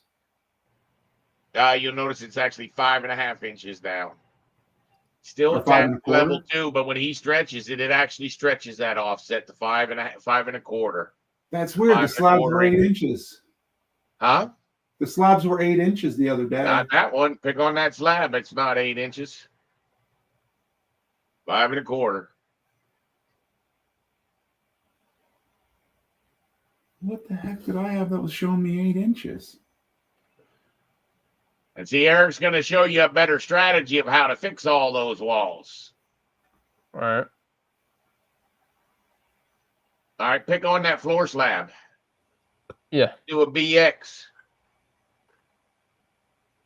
Look at it from a top isometric. Isometric. Look at all the walls you can tell that need to be lowered. See, you can pick all those walls at one time. Pick, and say that top offset is minus 5.25 inches, and you'd be done. Oh, couldn't I just like? No, because you got walls in there that are on the floor that you're on, and you got the walls that are coming up through the floor. It's just the ones coming up through the floor. Oh, I see. I see. So I gotta pick these, huh? Yep. Yeah, see, that's not that hard. I wouldn't go too. Don't try to get all of them, but look. See, right now, go say top offset is minus 5.25 inches. Minus 5.25. That's feet. That's Oh. 5.25 feet. You're right. You're right. Minus 5.25. Okay. Do that. Grab a bunch more. Grab a bunch more. Do that to all the floors. Make sure the floor is always 5.25. Some of the floors might be 8-inch. Eric's made it sound like. I thought they all were. When I was setting on my cuts for the plumbing, I'm gonna have to look at that. See, now, truthfully, if we just sent the link of this minute number 3, got 3 hours and 15 minutes to the architect to let them know how to fix that stuff, they would appreciate it, bud. They probably appreciate your reflected ceiling plan lesson as well, right? Don't you think? Yeah. Their email address. We have that capability. Their feelings would probably get hurt. Why was Nathan doing this? Nathan's doing this so we can make a better set of drawings. If you do understand everything you're doing, Nathan, you're more than likely going to lose. Why is that? All right, you got a problem with what you've done. Because you got varies over there in the top offset. Well, I think with the top offset he can live with. Oh, it's because he picked that one blue one at the end. Right here. No, you're good now.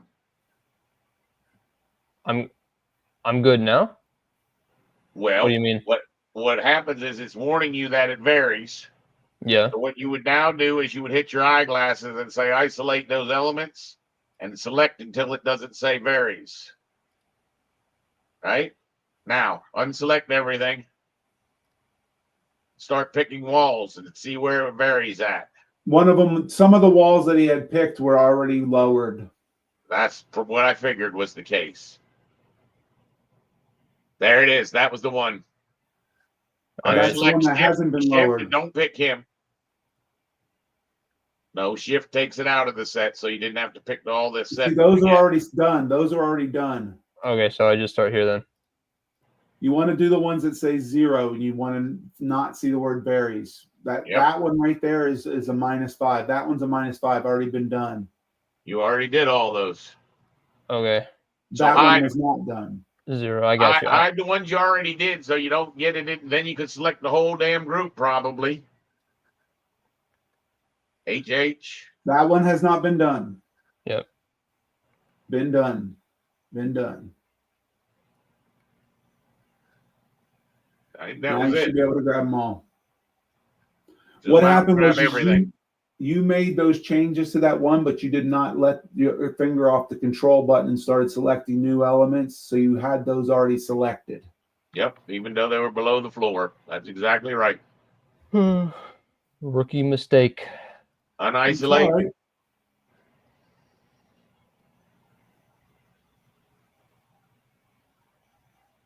Now you're not seeing any walls reading through. Oh, Just there you these. go. Good eye. And you got to go do that for all the floors. So don't do that anymore. Now go back to your ceiling plan and finish your ceilings. You can The come other back and do unfortunate- this. You can come back and do this, and then we can check it. The other unfortunate thing is, while we're doing this, watching him do it, I've got to be patient because his machine doesn't refresh. And there's times where he's making the changes that I'm making sure he hasn't skipped. And they're already done when the screen refreshes. So I know he's keeping up with me. It's just it's a little hard on the static. Yeah, well, I'll be honest with you. I would be taking it. You should be taking it easy. You should be sitting back and not even talking. Let him make 5 or 6 mistakes, and then make him go back and fix them. All right. You should cut your interaction time down. This is about him drawing. I mean, All right. remember, we're talking about someone with essentially 4 weeks of Revit training doing ceilings. I don't like how you're doing that dimension because your dimension's set to go to faces of core right now. You know what I mean when I say that? Yeah. So when I select this line, yeah. See, so up at the top in the speedometer area, you would say wall faces, and actually put the doggone dimension in. Do it. Put the dimension in. All right, now pick that one grid line. Look what happens. You can make it be whatever you wanted it to be. Dimensionally drive your model. 22 would be what you're looking for 22. because you're moving it 12 inches. Oh, you went 22 feet. Oh, goodness gracious.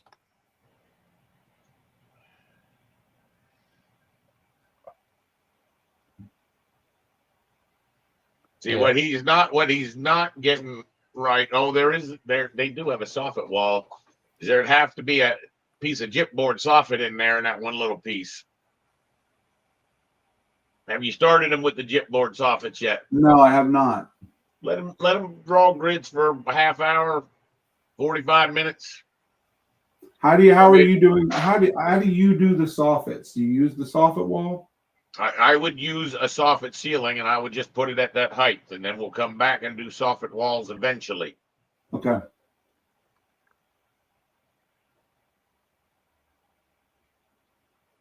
And generally in the early design where we want to be able to walk through, like I said, I would put the ceilings at 10 foot, and then I'd probably have a soffit for 9 foot and a soffit for 8 foot, and I would make the structure 2 feet tall or 1 foot tall. So right now the ceiling isn't exactly drawn correctly because it's not drawn 1.5 inches for the acoustic for the hangers.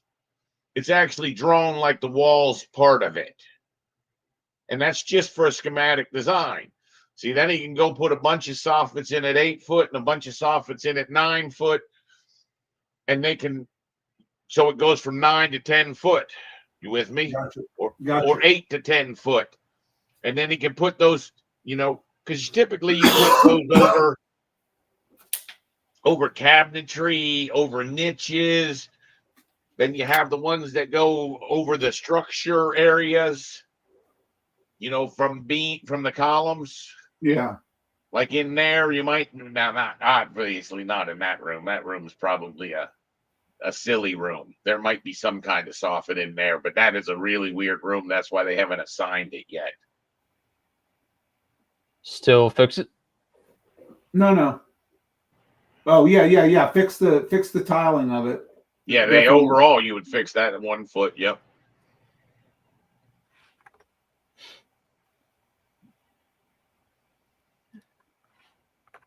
Now, I'll be honest with you, the fastest way to do what you're doing is Yeah. to not zoom in so close. Zoom out. Zoom out. Zoom out. Right there. Now try to pick, nope, too far. All right, now try to pick one of those grid lines. Yeah. Yep, pick one. Now just pick the move command. You'll notice it'll only go every foot. Nope. Pick in white space. Pick in white space and pick one and then over. Nope. You're getting too much. It's jumping to 1 foot 3. It's jumping to the alignment of that wall is what it's doing to Oh, it. you're right. You're right. Okay, but you see, if you That's why pick I a said good out in white logical space. spot, you can make it move the 1 foot. You'll get better at it. The idea is you can do all of those things very quick, never have to type in 1 foot, not one time. Yep, you're exactly right. You're exactly right. See how that's going? See, so you're still a little bit too close. Yeah. Or It's no, just- you're actually, you could probably zoom a hair more in, but you want to get it so that it's snapping every 1 foot, and then you can actually see them. See that Yeah. one there? It's just hard to see the lines. He's trying to Yeah, decide if he's got a wedge too small, Brian. I hear you. I can't see it. That's for sure. I mean, I can kind of see it. It's just Oh, you can see it. I know you can. And if you were zoomed out just one more hair, I'm telling you, it wouldn't jump to that 6 inches. ooh.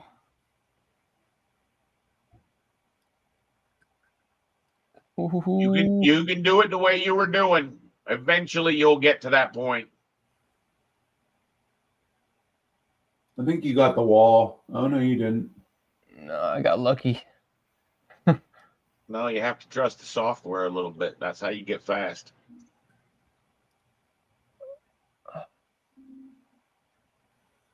I gotta zoom out more for it to jump to that 1 foot. I just can't see. You're fine. Don't do it then. Don't do it then. Don't just because I say that it works for me doesn't mean it's going to work for you. It's going to take you several years to get to that point. Yeah.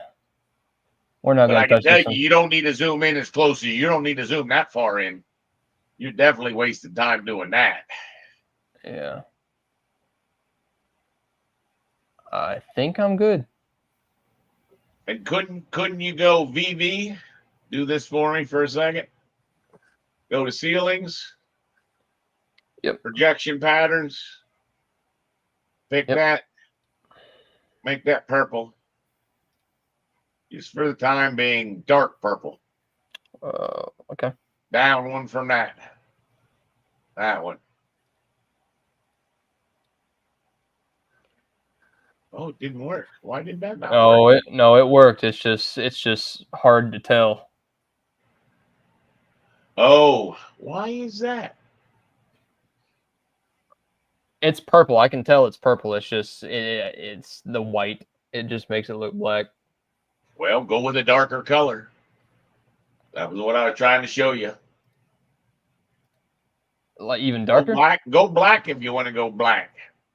I don't think you can change the weight. No, see if you can change the weight.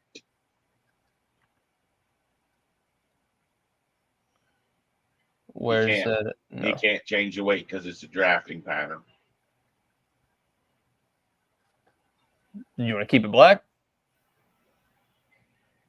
Nope, hit clear override.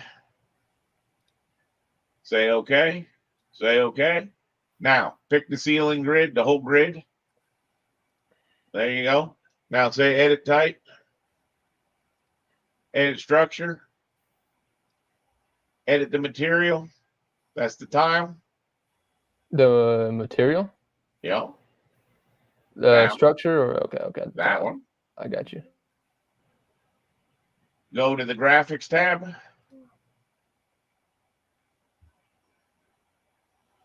Sure enough, you cannot adjust the weight of that, can you? That's pretty unfortunate. Okay. Well, I mean, I'm on thin lines. Could that be it? That would no thin lines. If you can't adjust the weight of it, you can't adjust the weight of it. You can cancel out of that. I apologize. No, you're okay. It's good for you to know there's two different ways to get to that ceiling grid. Okay.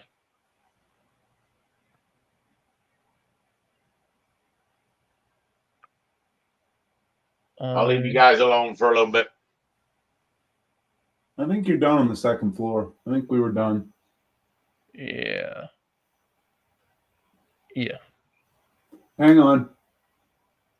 That What? classroom right in front of me, right there, 206. Oh, yeah.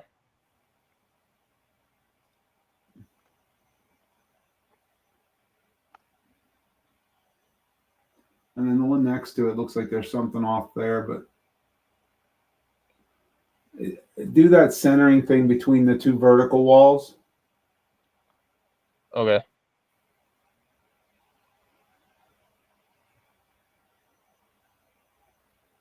That's it right there. It looks like I fixed it.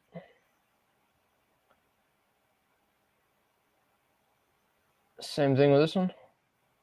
No. You don't want to just move it? I was going to move it. I would.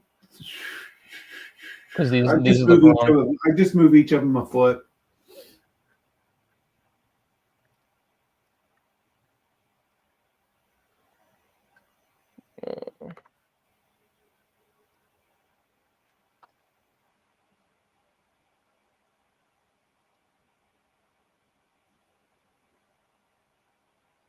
Okay, these two need to move.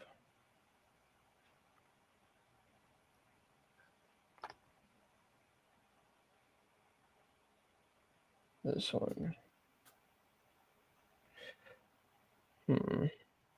Yeah, I would move it out a foot. I mean, because you got that sliver on both ends, right? Yeah, it's just this one's a little bit smaller. Should I recenter it? Yeah. Okay. Nope, the other way. Yep.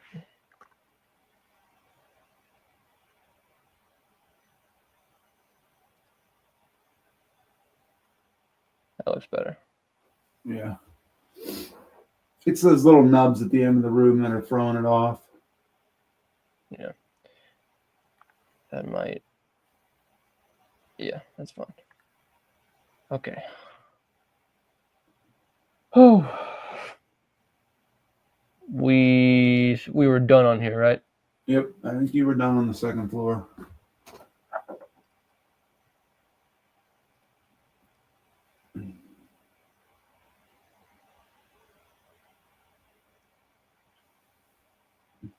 So don't do the big kitchen space yet. We're gonna go in and put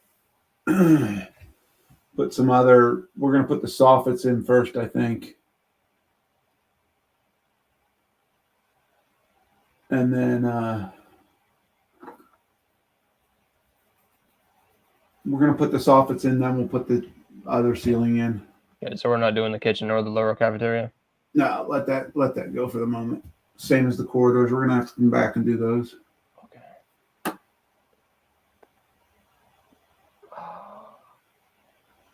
I wouldn't worry about the storage room. Oh my God.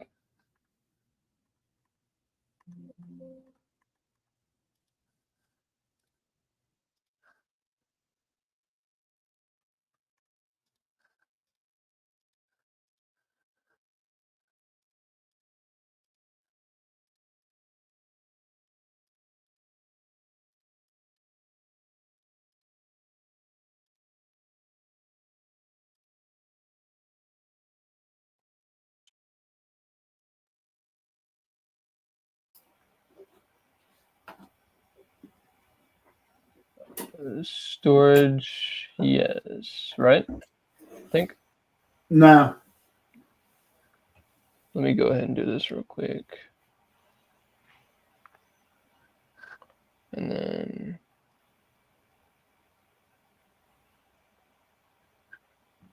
Okay. Both of those could be set on a view template so that we can push it to all 5 of those views at once. Yeah. I gotta remember. Oh God. I hadn't made a view template in so long. Okay, you got them set up on this view? Yeah. Cancel. Right click on the view that you're on. I think it's level 1. Create view template. From view. Yep. Okay. Reflected ceiling plan. That it? Yeah, that's good. Okay.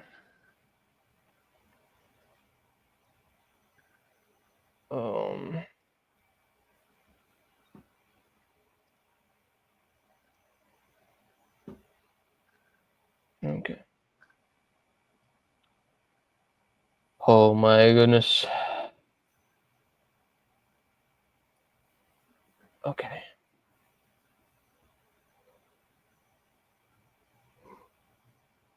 There's that freaking floor again.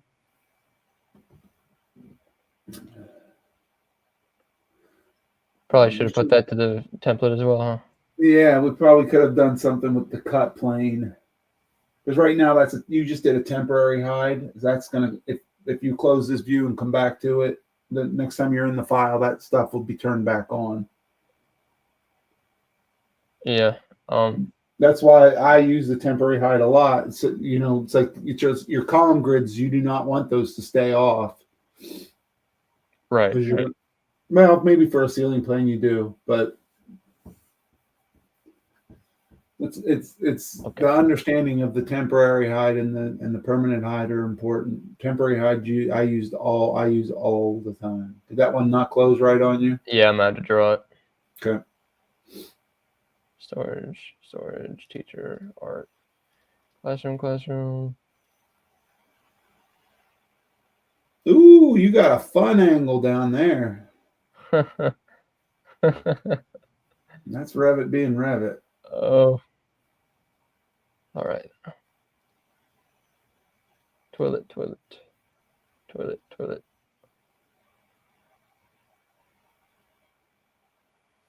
Your stairs won't have one. Are those stairs in the corner? Those two rooms down in the corner. Yeah. If you would have picked in the right spot, it would have put the grid right. You're right. I could have picked over here and then over here. I'm pretty sure if you would have clicked at a different location in the room when you were selecting it, it would have picked that better. If you can catch on to where that's at, it makes a world of difference. I think you're right. Right here. No, I might be wrong. Yeah, I might be wrong. I think you're wrong, but you know what? I will say this: that those were not the same angle last time. This time they look to be. Were they the same angle last time? I think they were. They probably were, but they need to be rotated anyway, right? That's where I would use the align command and align it to one of the ones that are straight. And then I'll get you the first part. Use the align command. Classroom 18. You can align for angles? Yeah. That's why we're doing this, bud. Dude, that is awesome. I did not know that. That is awesome. All right. What was I doing? This is That's what we're going to do is we're going to have the AI go back through this video, and every time someone says that's awesome, it'll create a little short that'll go up on YouTube, and someone will get YouTube shorts, and they'll be like, shit, they're not kidding. That is awesome. Okay.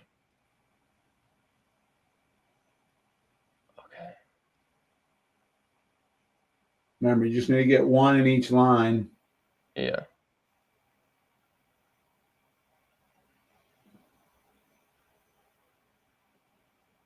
That wall right there is off by a little bit. The one with the door in it is off from that other firewall. That's why I wouldn't close. Sure, yeah. What is happening? I'm just gonna redo this.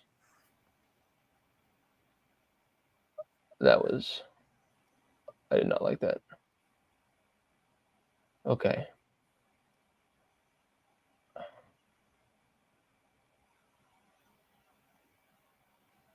It's not getting the right wall that I want. I actually can't tell if that even is a wall. What's that? Don't worry about the two little bump outs for now.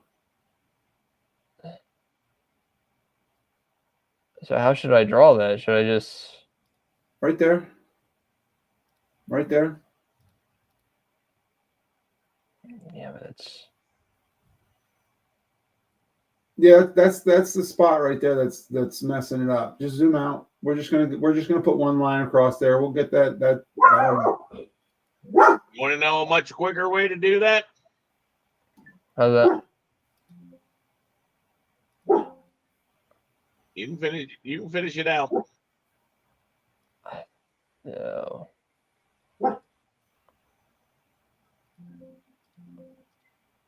What is that warning? That's what's causing the problem. Those things are they're angled That wrong. corner right there is where it's leaking. Oh, I see. It's not. Yeah, it's not even aligned. Go ahead and hit cancel one time. Go ahead and cancel. I'll save you a bunch of time. Okay. Yep, discard that. Now, go draw a wall that goes right across those corners. Don't care. No, just where that What corner? that open corner. This is a temporary wall used to close your leak. When you find a leak, you're just drawing a wall, and I want you to draw it from the corner to the corner. You can actually draw two walls if you want. So from here. Go over to the left a little bit. And Okay. up into the corner. Right there. All right. Start right there. Good. All Draw. right. Now go down. Down. Not that far. Not that far. Up, up, up. Right there. Click. Go into the room. Yep. More. Then now go back out to the wall. Pick. And then out to the corner. Like that. Yep. Now try your ceiling command. That does not feel too intuitive. No.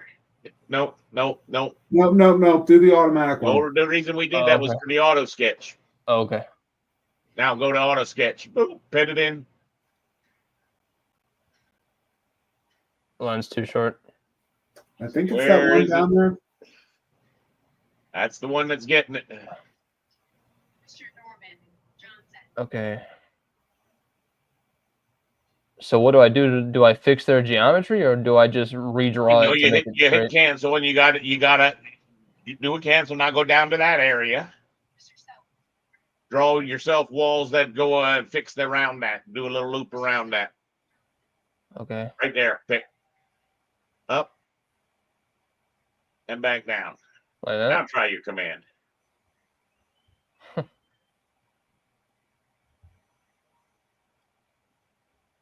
No. That's not the spot. Should I just? How about this? What if instead? Remember to do your tab to get all three of those. Yeah. You're catching on. You're catching on. That's right. You're just trying to error trap where the leak is. Yeah. See, that I other got little you. patch you did wasn't so great. This one. Try your ceiling. See, what you're going to do is normally what I recommend to someone is draw a wall right across the middle of the room and see which half of the room works. So you try it. Pick. It's like that video game where it's like the Tron thing where you section things off.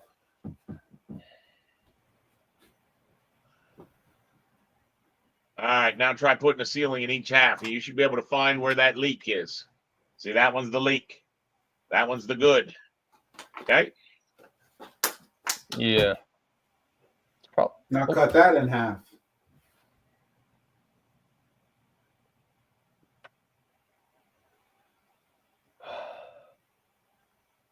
Is that it? That's part of your problem. That's part of your problem.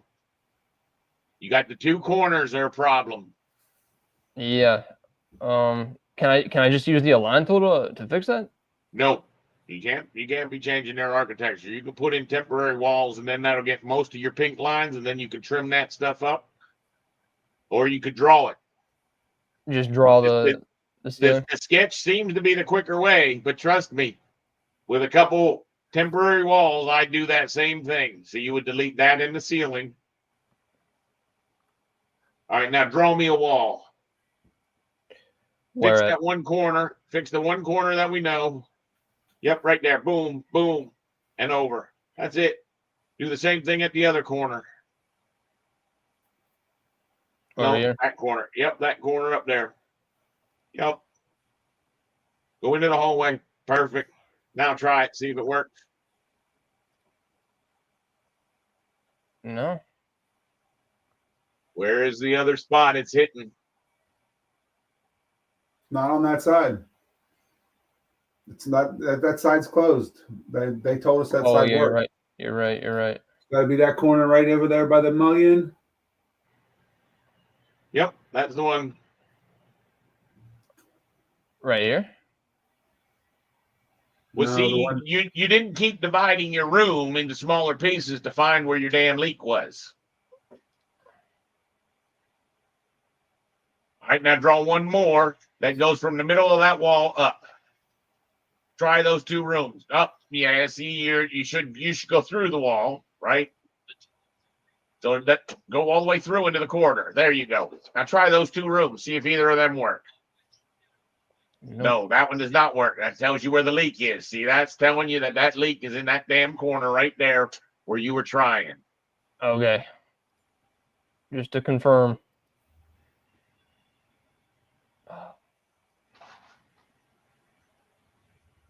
No. Ah, interesting.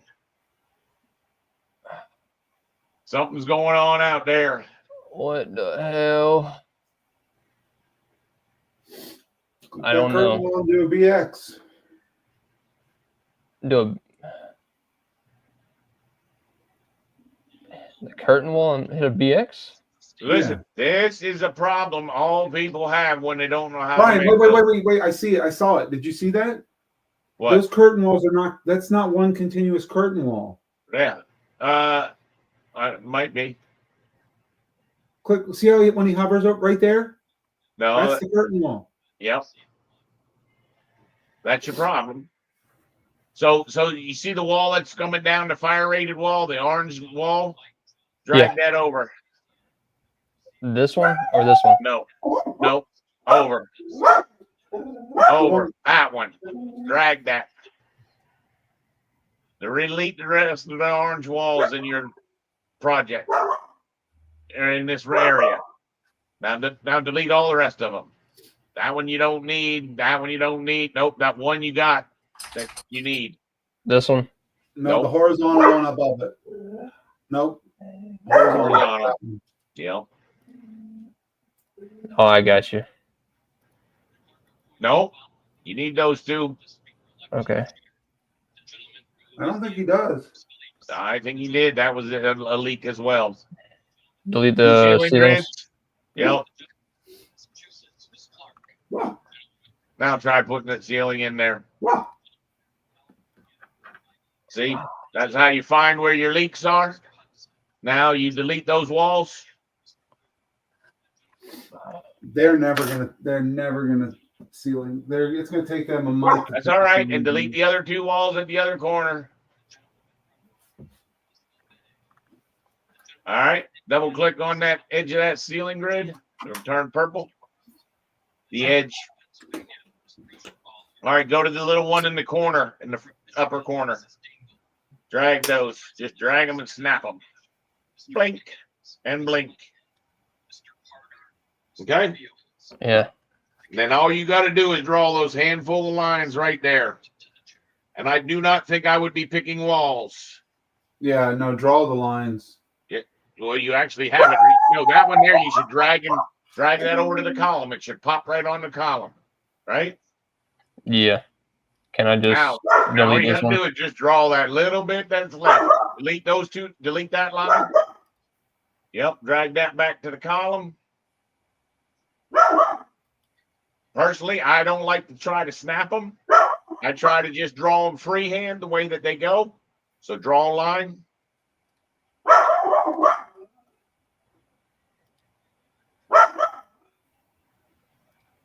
I would typically be going further off, but you're fine with what you're doing. You're fine with what you're doing. I can't All see right, any dog. line. What's up? Dog got to Okay. go to the bathroom. I don't know. He just hears things. Draw the other line and then you can corner it out. I would not do that. I would draw from the other side and then corner that out now that you're out of it. Yeah. Nope. Well, okay. There's a million ways you can do it. Yeah. Baba. Nope. Use your trim for that last section. Okay. Now go drag each one of them guys. Oh, you And didn't have that one line. can it? No.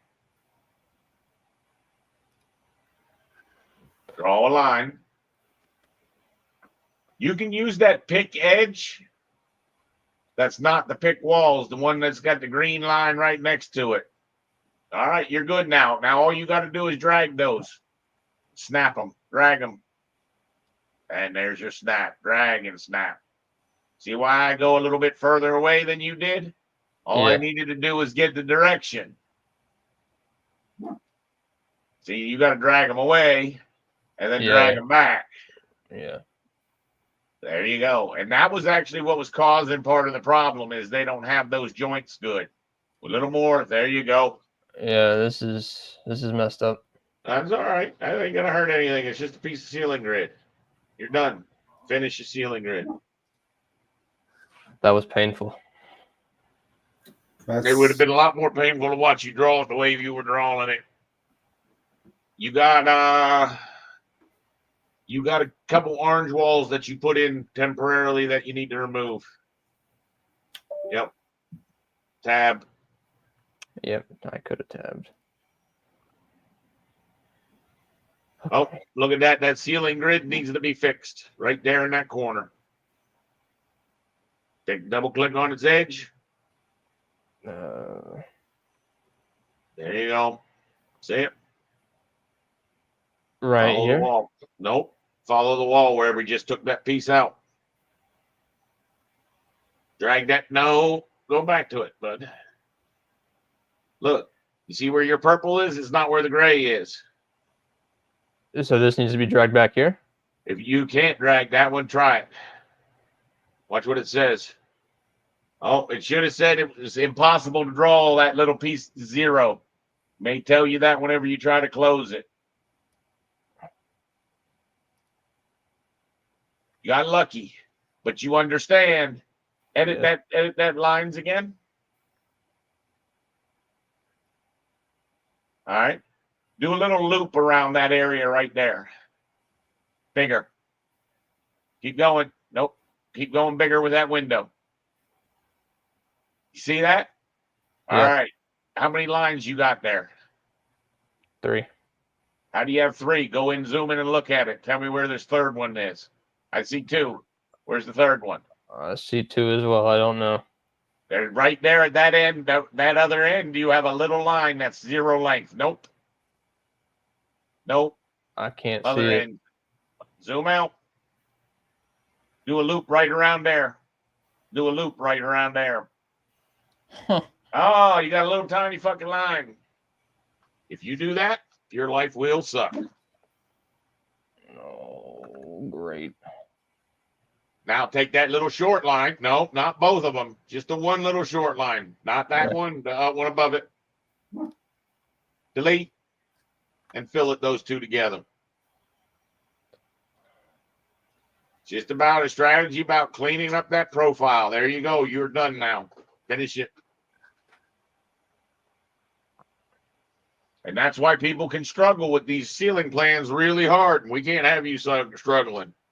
These ceiling plans, you should be able to have done in under an hour for me to go to the meeting. I should be able to say, yep, I know we just got them. I'll have that shit ready in 1 hour. And I should be able to cut that loose to you, and you should have this whole thing rough ceiling gridded in 1 hour. Another 2 hours to put in all of the soffits and tricky work. This is easy. Wait till you get to soffits. Okay? Yeah, I need to take a break. Well, that being the case, why don't you draw, bud? Because your idea, what's going to happen is when Eric helps you set up these ceiling grids for the electrical and the mechanical, that's when he's going to check your work, and he's going to be saying, dude, you need to go fix this grid. You missed this one. You need to fix this one. You missed this one. Okay. See, our next step always checks our last step.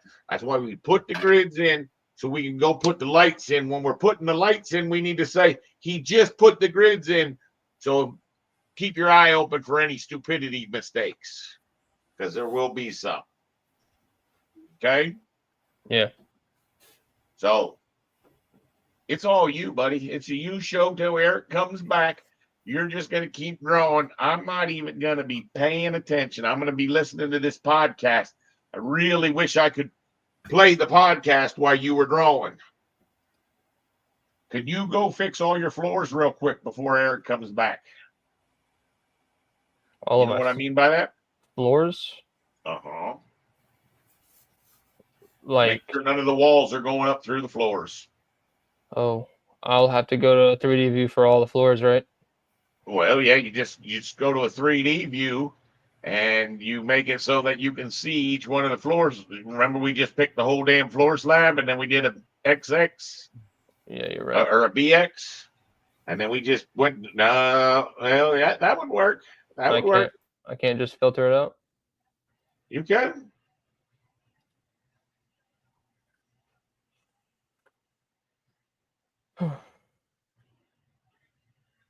There you go. You should be able to see the ones that see all those walls. Yeah. So you fix those. You finish the ceiling grids. That should give Eric at least a half hour. Go, baby. Make up for your quiz. I know you can do this. I'm going to watch you. You got a half hour, Buck. 3:15 later. All right.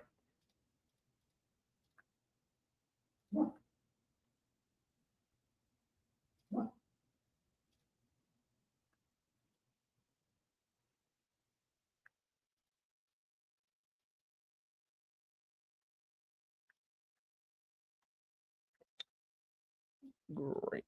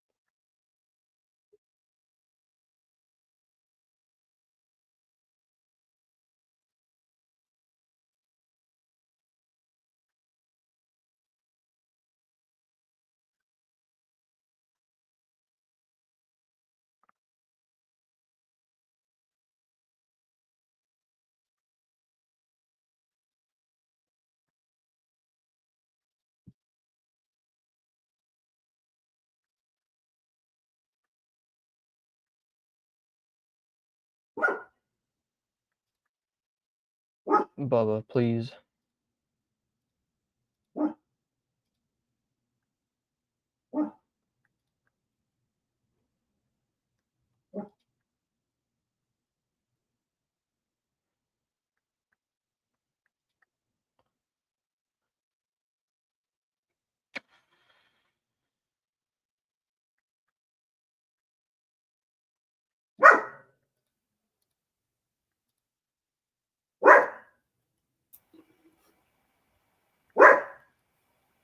Nate, you might try and turn the hatching off on the floor if the hatch is slowing it down at all.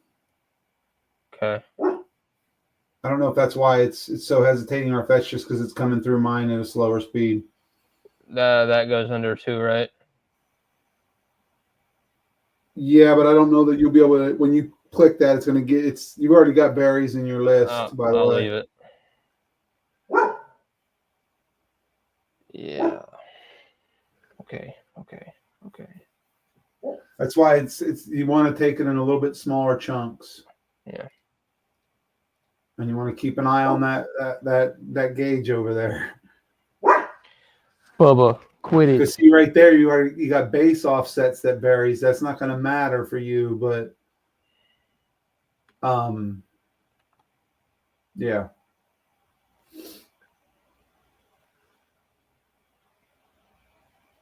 Okay.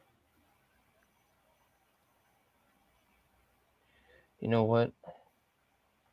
I could.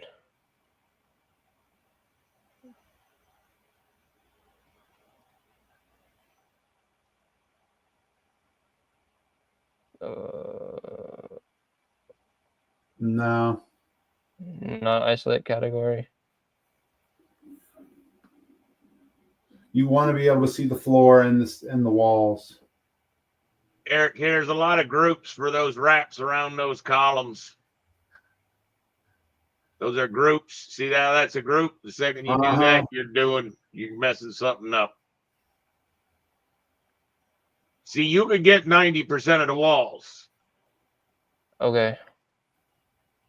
Get the big ones. Get the big ones. Yep, keep going until I it didn't says see that you varies. had When the- it says varies, go back with the shift button held and remove that thing. Yeah. Okay? Don't Okay. worry about any of the ones that say varies. Leave them alone. But the major ones you could get. All right, I'll be back in 10, 15 minutes. Yeah, Eric, you got some time. He can struggle. He needs to struggle a little bit. Enjoy, Nathan.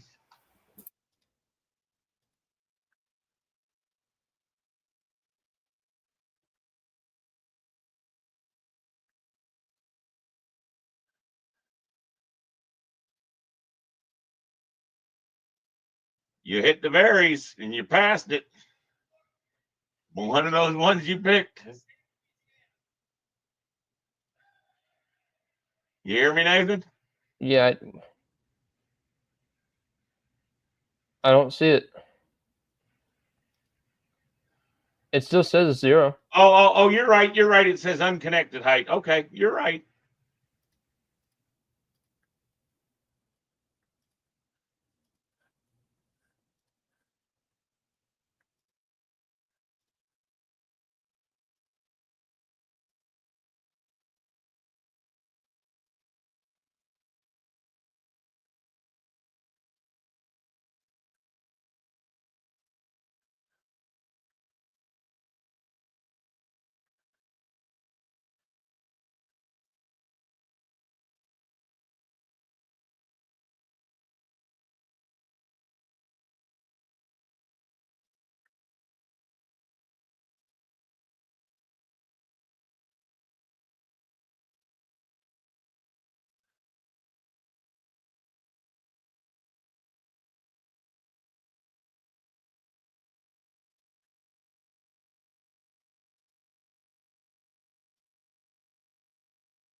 Base constraint.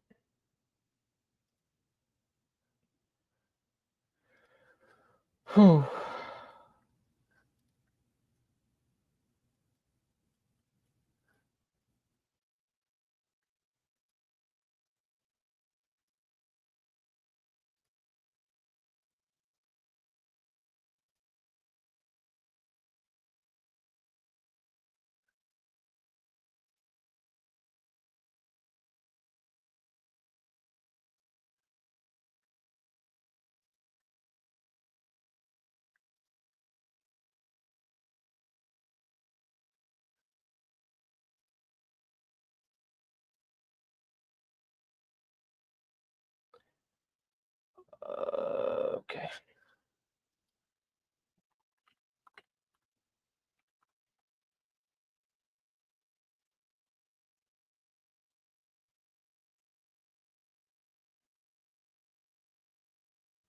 Nathan, real quick, copy that -4 inches. All right. All right, now make sure you pick ones in white space before you start picking your next objects. Yeah. I think I got them, but I gotta I get see a these. couple. I see a couple. You'll never get them all, buddy. You'll never get them all. You're Dude. getting there, though. You're doing much better than it was. It's going to make everything look a heck of a lot better by doing this. Eventually, the architects will need to do this. Yeah. And maybe you can volunteer to do it for them.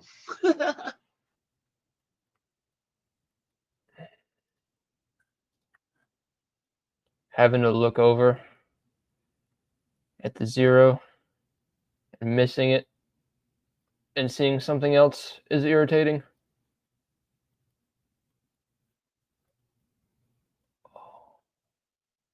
Hello.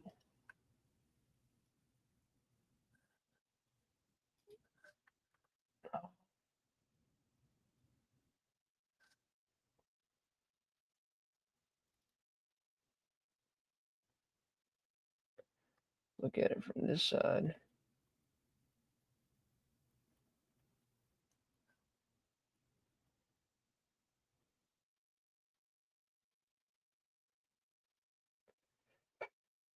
Oh.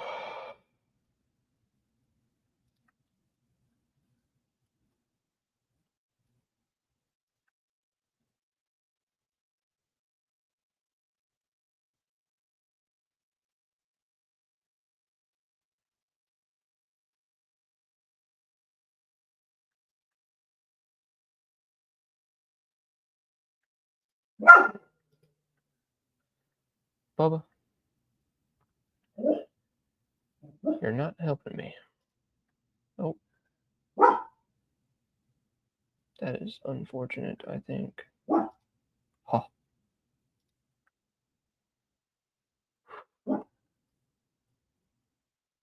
I almost freaked out.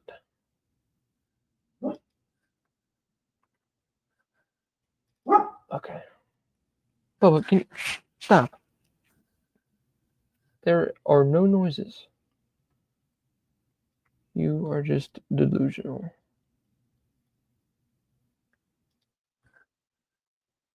Okay.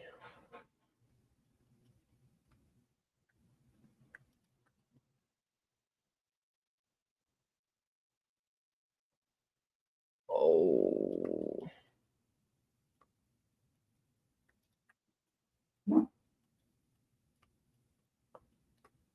I feel like I'm playing like Where's Waldo? You should already be on the next 2 floors. Don't try to pick that little tiny fly shit out the pepper.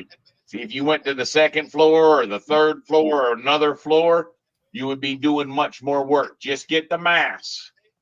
Okay. I guess I should be capturing the whole thing, huh? Well, yeah, and you see, if you just go back to your 3D view, Yeah. you could have just drugged that box, right? Pick your Yeah. section box, right? You could just drag that over there where you need to be. See that Yeah. scope box, that green thing? Yeah. Get rid of that. Delete. All right. There you go. Now go from there down. Do the other half of the building. Like, click on the section box and go down? Well, did you get that whole floor? No, I gotta go and do this side, I think. Well, that's what I'd go check. Okay. Doesn't look like it's too bad over there. That means there's probably some repetition over there. Oh my god. That's the wall. That's the wall. Nope. Up. That's the wall. That's a the whole curtain thing? wall, probably. Oh, okay. No, what is it? You used your shift and selected, so I couldn't tell what it was. Yeah, it's a Don't curtain use wall. your shift. Don't use your shift. Pick ones in white space. Pick one of them. That. What's that go up to? See, that needs to go -5 1/4. Okay. Can I just control do this one too? You might be able to. Good luck. You're on your own for.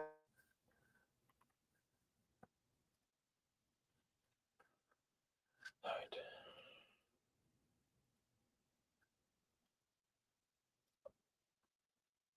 Okay.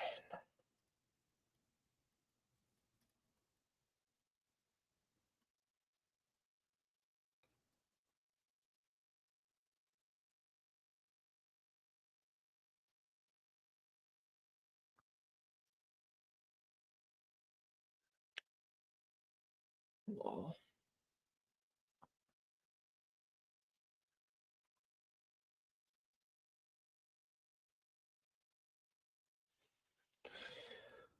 Okay.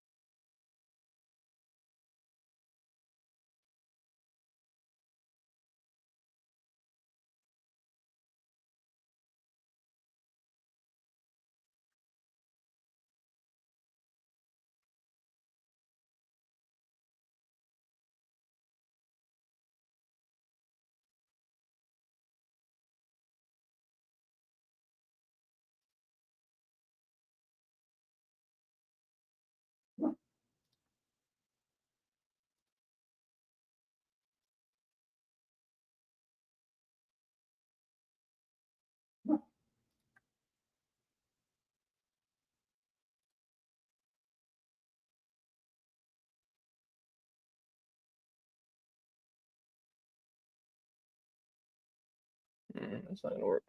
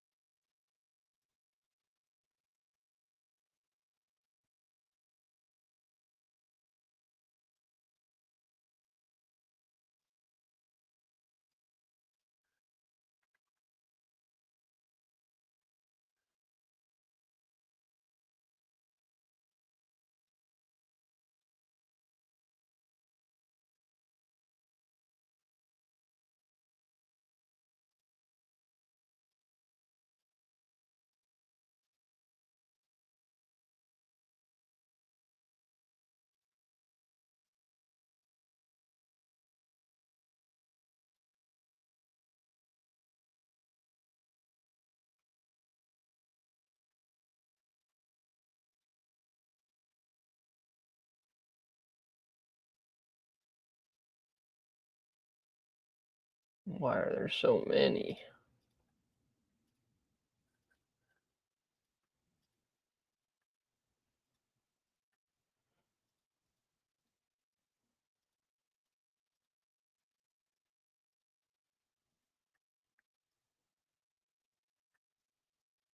What the hell?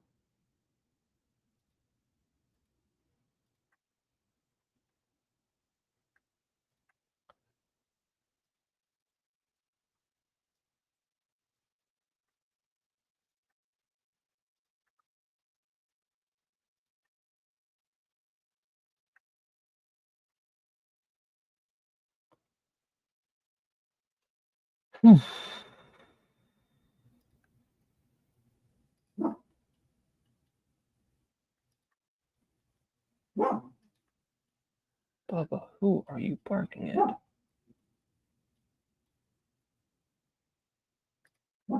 You're barking at your demons.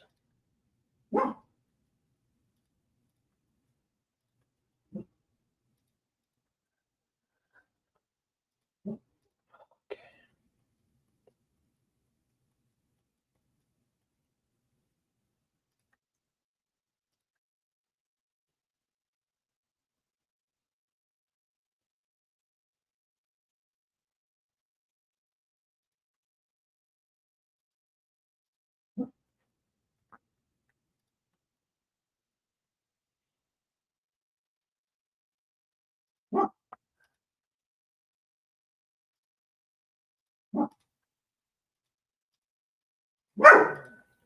Bubba.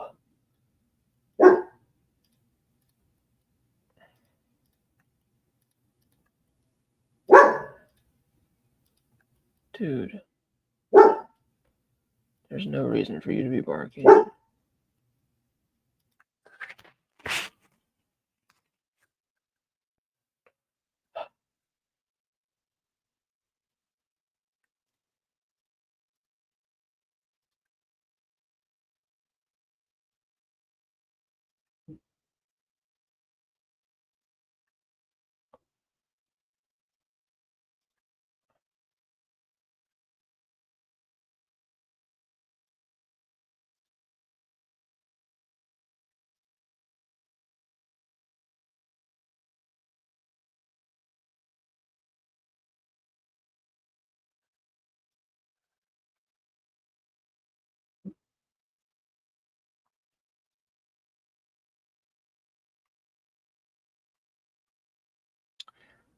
That is level 2.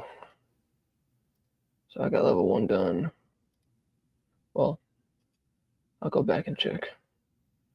Level 1, level 2, level 3.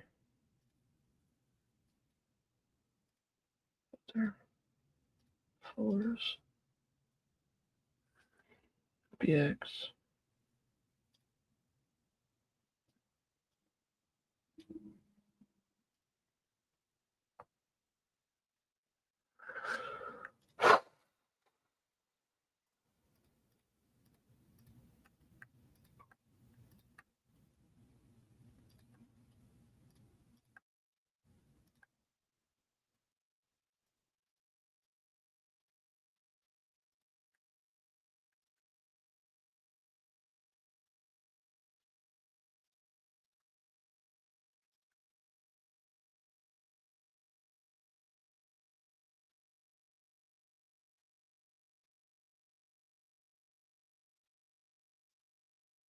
That is wrong.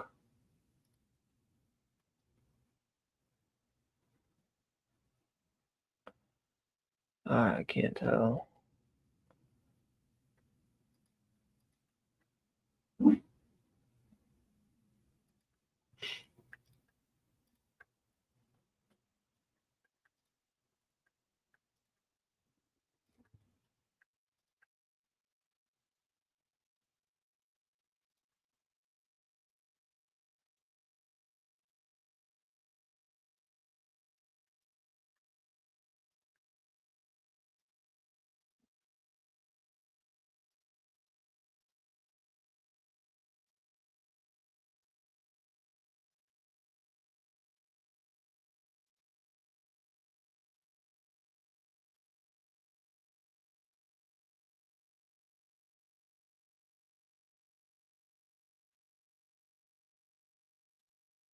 Could have sworn I've gotten that one.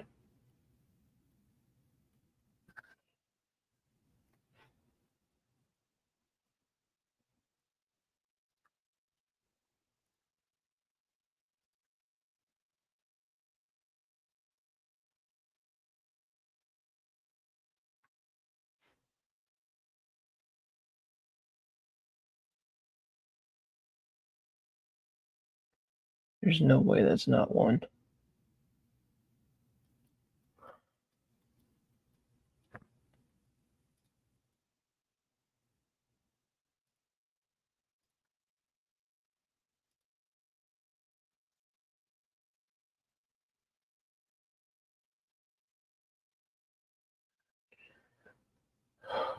Oh my god. I just got bitten in the butt.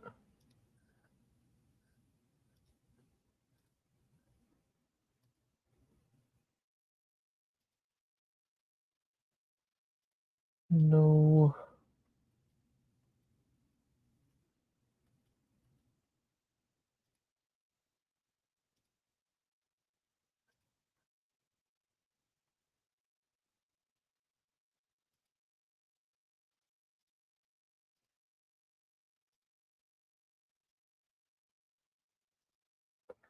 I don't think these are the ones because they were fine before. I'm overthinking it. Retrace my steps. There it is. There you are, you stinky bastard.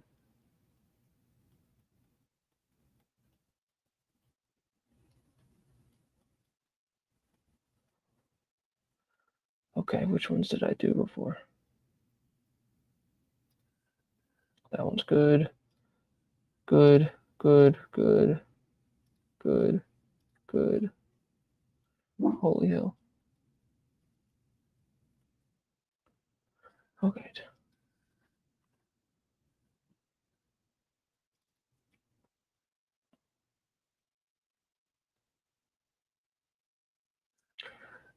Third floor. Okay, now go to the fourth floor.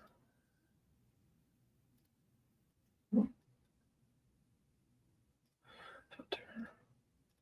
Floor. BX.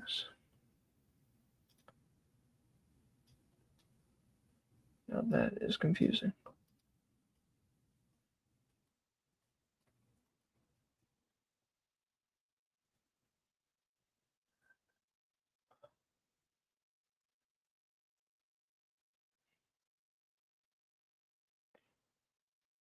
That is looking at the roof.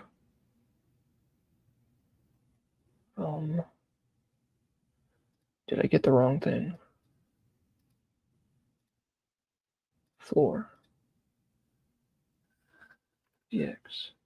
No. No way. They have a floor in here? Am I stupid?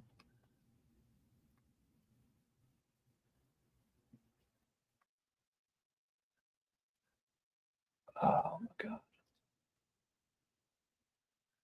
Is my cut plane? You're right. You're right, buddy. You're right. You're not wrong. Okay, it doesn't make any sense that floor is up there now. Stretch that section box so you got the whole building. Okay. All right. Yeah. Now click on the left side of the cube. All right. Pick your section box. All right. Stretch it down the bottom one. Go to just below the next grid line. You see that grid line? Nope. Zoom out, zoom out, zoom out, zoom out, zoom out. Oh, I see. The level Okay. line. Go right to the under the level line. Yep. Yep, that's a good spot. Drag the top one down. Right there. Just a thin slice we're doing right at the floor. There you go. Now look at that in isometric. Check that floor. Oh, okay. Okay, if your floor is good, do the same thing again. Go to the right side or left side or front of the cube. Yeah. Looks pretty good. That looks pretty good.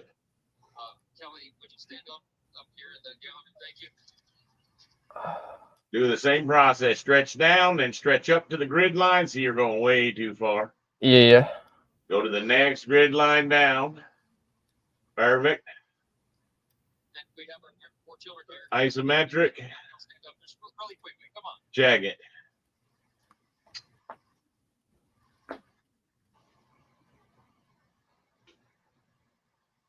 And Eric had a valid point. In this view, Yeah.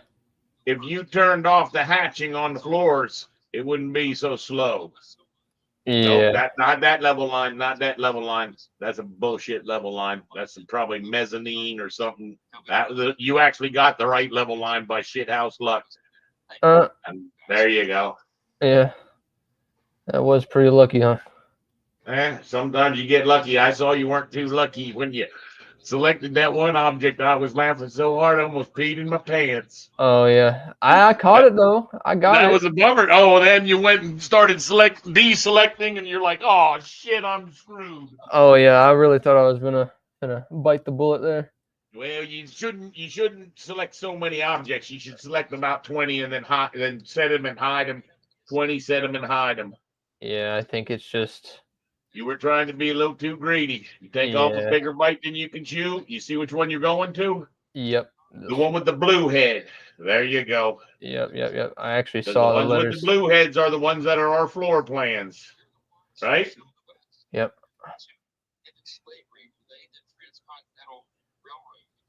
Yeah, looks like you got some work there to do, no? Oh Yes, yeah, I see a bunch of work to do. Yep. All right.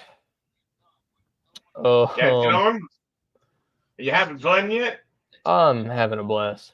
You just need to understand when you get that varies, that's when I did the isolate and I hid everything else.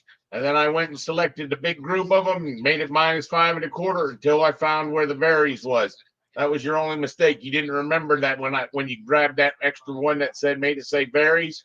That was when I used the eyeglasses and I said isolate the objects I've selected. And then I just grabbed a group and then a group and then a group. But I mean, you're going to have to come up with your own ways. You should before long be coming up with your own strategies that are faster than mine. Yeah. All I know is somebody at the firm is going to have a real hard time doing what you're doing. Okay. Someone's going to need to do that. Yeah, for sure. Well, see, if you already been trained on how to do it, that would be nice for you to just be able to say, hey, I can do that for you. And let me tell you what, people will let you do stuff for them. Then we figure out how to make money. First, you got to do it. Yeah. All right. Yeah, see, just paste it and then hide. See, then it hides itself right now because it's Right. going below the floor. But typically, I would hide those. If not, I would, as soon as I changed it to -5.25, I would do HH, and I would keep working on the walls that I need. But like I Okay. said, because it's going below the floor, it's nice. It has.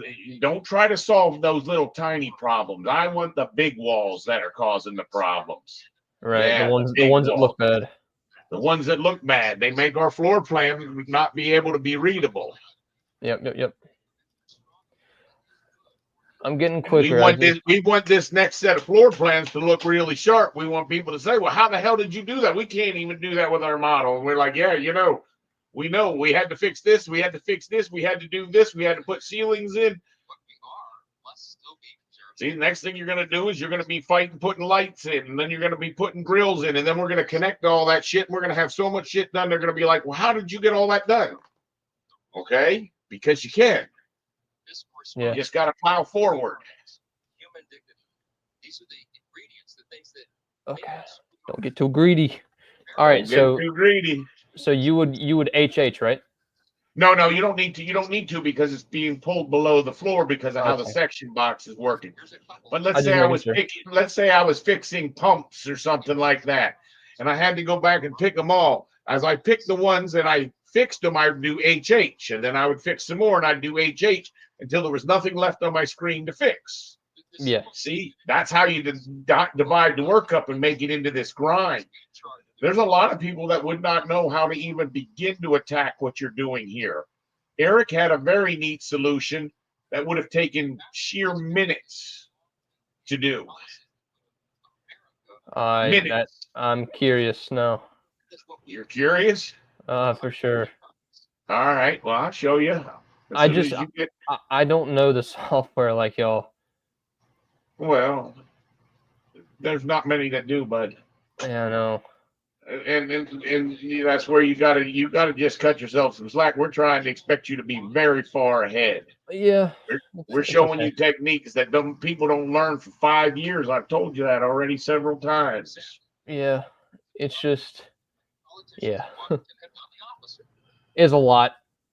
I gotta keep my brain going. That one there, I'd worry about because that one there is at a stair. Okay, Yeah. so that one there is not actually a good one to lower because that stair wall is actually going to go from floor to floor in order to close up. Otherwise, the slab's going to poke through. I got But you. I don't want to get deep into that. Their stairs haven't been designed. Their penetrations haven't been put in. That's why their stairs aren't working correctly. Okay. All right. That would be something else that they're going to need to have one of the more advanced people probably do. That's probably a column. That's Yeah. not a wall, but you could lower it. Pick on it. Pick on it. You'll find you can lower that. See? Yep. -5.25 inches. All right.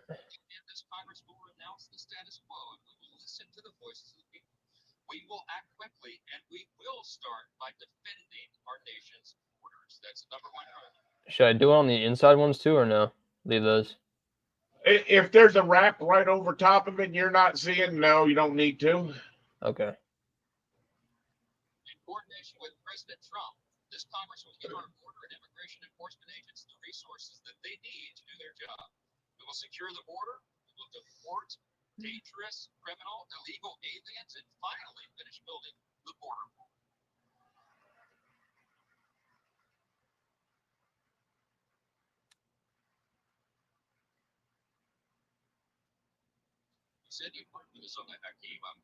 Like I said, remember your next steps that we do in design. We're going to be catching more of that stuff. So you don't have to kill yourself. You've made it look much better. The only thing you didn't do is when it asked you if you wanted to save, you didn't do a save. Now, wait a second. Okay. If you picked that guy and you said select similar, you would find you could have probably changed all of them in the entire job. Select similar or select all instances in the entire project. How many are there? 44 of them. Would it be an entire project or just in view?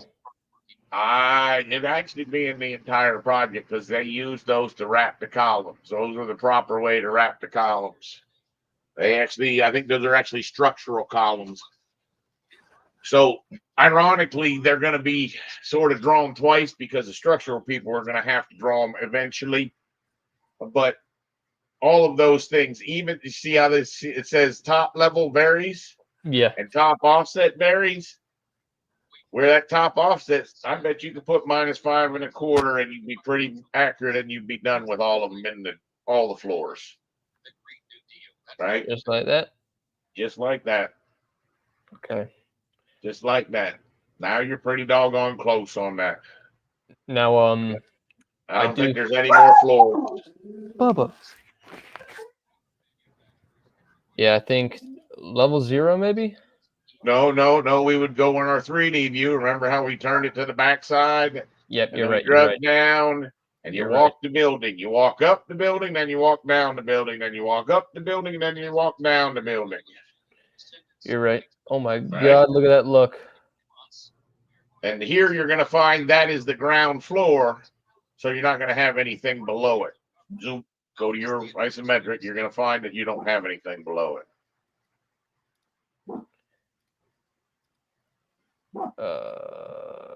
No. Yep, hide in view categories or hide category, your choice, either one. Hide category. Yep. All right.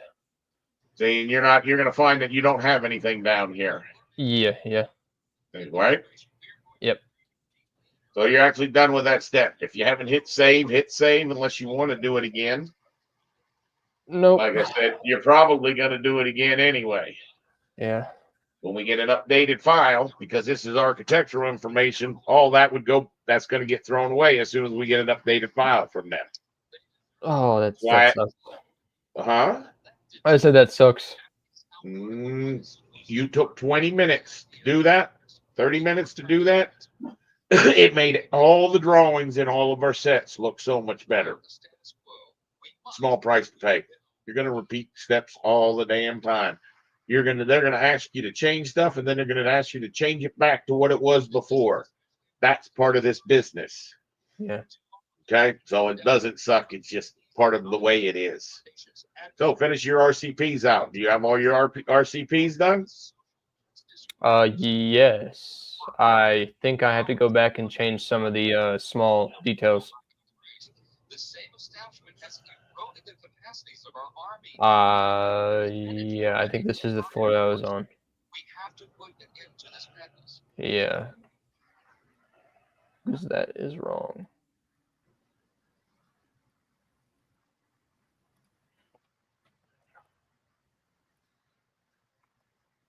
See, that grid's never going to go all the way out to the glass. Yeah, well, yeah, because it'll get. You said a soffit or a bulkhead? It's going to get a soffit or a bulkhead out there. It can be called either way.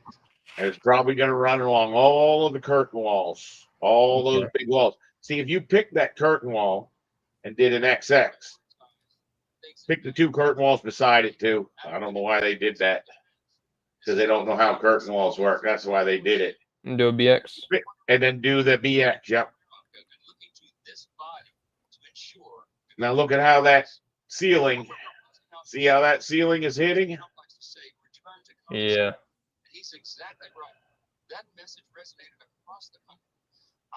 Can you see how that ceiling's hitting that glass? If you want to pick your section box and stretch it back a little bit inside the column. Yep.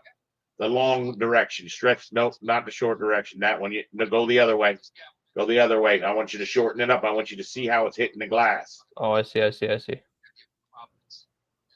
See, that's never going to work. You see how they've taken that acoustical tile and they run it right up against the glass? Yeah, it's in the glass. It can't happen. So what they'll probably do, if you spin that around a little bit, there you go, right there. Now, go to the add grid line command for curtain walls. You know where that's at? Architecture, add a grid line. Curtain grid? Yeah. Now click on that curtain wall right about where that ceiling is. Hit one of the mullions. There you go. There you go. Now you're talking. Am I on it? Yeah, I just want you to see it. Go ahead and do it.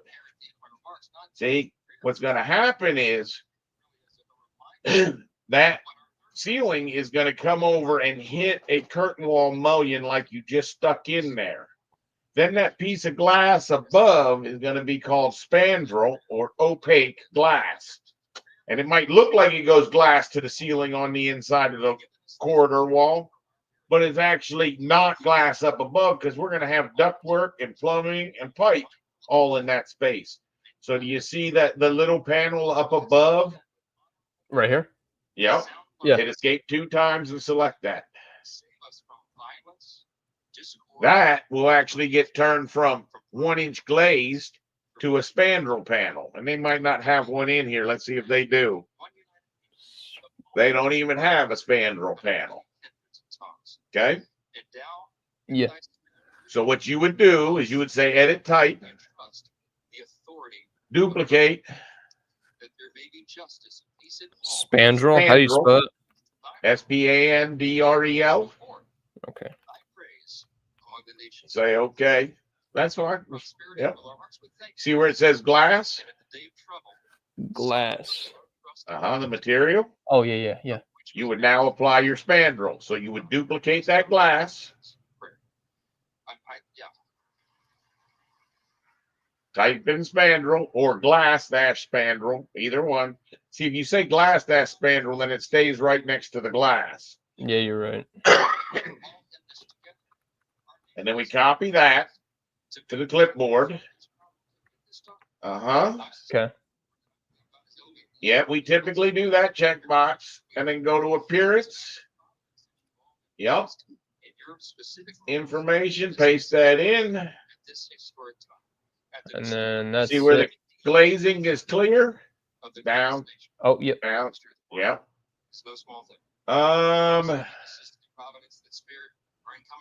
So what you'd actually want is another type of material here. You don't want an actual glass material. We would want a whole new material. We actually wouldn't want to use the glass spandrel for that. So to do that, you've already got it copied to the clipboard. I want you to go ahead and delete the word glass, the material glass spandrel. And I want you to duplicate a default material. Remember, this is all going to get thrown away. So delete that guy. All right, now go up to the default material. It's the first one in the list. It is the same one. Yep. There you go. One nation. Yep. Under the banner of one Paste. American flag. This is an opportunity. Now do your thing that you do. To maintain the conditions for self-government and to defend. Love it. What Hakeem said earlier, the rights to life, liberty. Make the color be a blue. Working together, we have the potential to be I love it. consequential. Notice how we don't no transparency turned on. So now it's good to go. We work together. We do the right thing. Uh-huh. As we think Now when you select off of it, you won't see through it anymore. See that? 250 years Yeah. from now. That's how they would build that more than likely. Okay. Now that grid, the grid line that we drew originally, I told you to draw. Yep. I want you to get that grid. Tab again. Tab again. There's a grid line there. I need you. There you go. Did you see it? I saw it a second ago. That one right there. Yep, I got it. You see the 6'5"? Thank you all so much. Where it? The dimension 6'5". Oh, yeah, I see it. Okay. Pick on that. And let's make that say 6 foot. See, now what'll happen is they'll end up putting a little gypboard soffit right there so that floating ceiling can run into it. And that's how they'll end up building that. Okay. So what you would do is you would want all those panels, you know, the one we made spandrel. Yeah. We would want all those panels. Yep. Tab and get those guys. So let's see how you do it. All right. You got to get that back edge. There you go. That's a good way. That's a good way. That's a good way. And then you change that system panel to be spandrel. Right? Now you would do that all the way around that corner. So drag your section box so that it goes all the way around. And I'm not going to make you do that, but that's what would be done all the way around, and then all the way around the other side of the room as well. I see. So you just do the same thing over and over again. Yep. Well, someone needs to make all of those glass elevations. There's drawings that are required for all that stuff. So someone needs to do that. And they're going to be punching to do that before long. I don't think that that's the case, Brian. The existing building is there. They're not going to go and put new spandrel in there. Is that the exterior of the building? That's not the exterior of the building, I don't believe. Yeah, it is. No, it's not. I see a corridor on the other side, but he stretches his box in that direction right there. It's the overwalk. All right. See, so what has to happen is that spandrel condition needs to be built better, because that's how they determine where that soffit is. You know there's some mullions going across there. Yeah. Right? You know there's no way that they don't have spandrel to cover up that mechanical layer in there. Well, that's that extra piece of glass. That's the extra piece of curtain wall. That's why they separated it, was because they wanted that horizontal piece out. But I don't think they know what they're doing. No, they don't know what they're doing. They don't know what they're doing. They were trying to get that spacing to work in the But I vertical. think that's an existing. If it's an existing building, they're not going to do anything with that glass. They're not going to interchange that glass. No, agreed. But there's spandrel more than likely out there. Correct. In other words, it's not built correct in the first place. I do. Congratulations. It should have that spandrel. I agree. You won't need all those drawings, but we got to be able to take that kind of. He needs to understand how the building comes together, and that's where we cut these section boxes. And I would correct. personally, I just didn't want you to go too far along that. no. Explaining it to him so he understands is fine, but for this project, I'm telling you that they're not going to mess. Whatever that wall condition is, what we're going to work with. Do what? Whatever the wall condition is what we're going to work with. Yeah, well, we're not even going to be concerned with it, because at the end of the day, architecture has nothing to do with coordination files. And that's what I'm really envisioning in the long run. But at the same token, it would be better if someone built that existing condition better. It would also tell you that big area right there where they're coming into, there's no way that ceiling's at 8 foot. That ceiling right there, pick on that ceiling. What do you have that ceiling set for? Yeah, there's no way that's going to be 8 foot. For a big room like that, it's going to be at least 10 foot, which is probably where that glass and that soffit line is. Yeah. Correct. Was this the cafeteria that we're not done with that space yet. No, this was another little area. And I was just trying to explain to him what the heck the bulkhead and the soffit were. And that's where, personally, I would think what I would recommend is he go through the save process. You open it up and you build the bulkhead, and show him a little bit how to use it and how to draw it at 2 foot. And then you post it back up and you give it to him and let him finish it out. And I'd take a stab at the kitchen. And I understand where you're coming from. Yes, we have no idea what they fucking want. Okay? But he can at least get his grids in the corridors so you can get lights down the corridors. No, I'm fine with that. I'm fine with that if you're okay with I'm just going to go with the typical 2-head or 2 foot thick bulkhead at all the corners. Yeah, that's what I would do. And then, like I said, he could take a stab at doing the cafeterias. The cafeteria is going to take a little bit. Would you open up that PDF that I told you to download, which was the food services? Yep. Oh, you're going to do it? I'll do it. All right. I thought you were talking to me. Nathan? Yeah. Go double check all your ceilings while we're looking at this. Okay. And you can pay attention as well.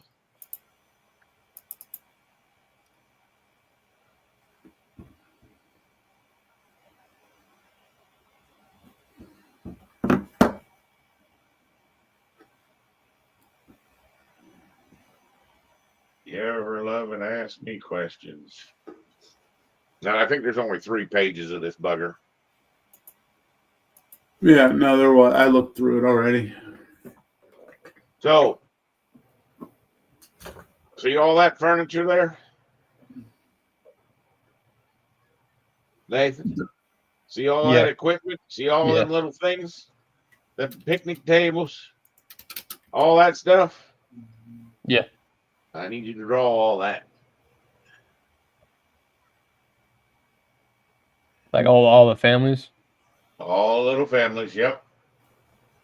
And if you're curious of how the families work, if Eric zooms in there, see they have numbers? If you go to the 3rd page, those numbers tell you what they are.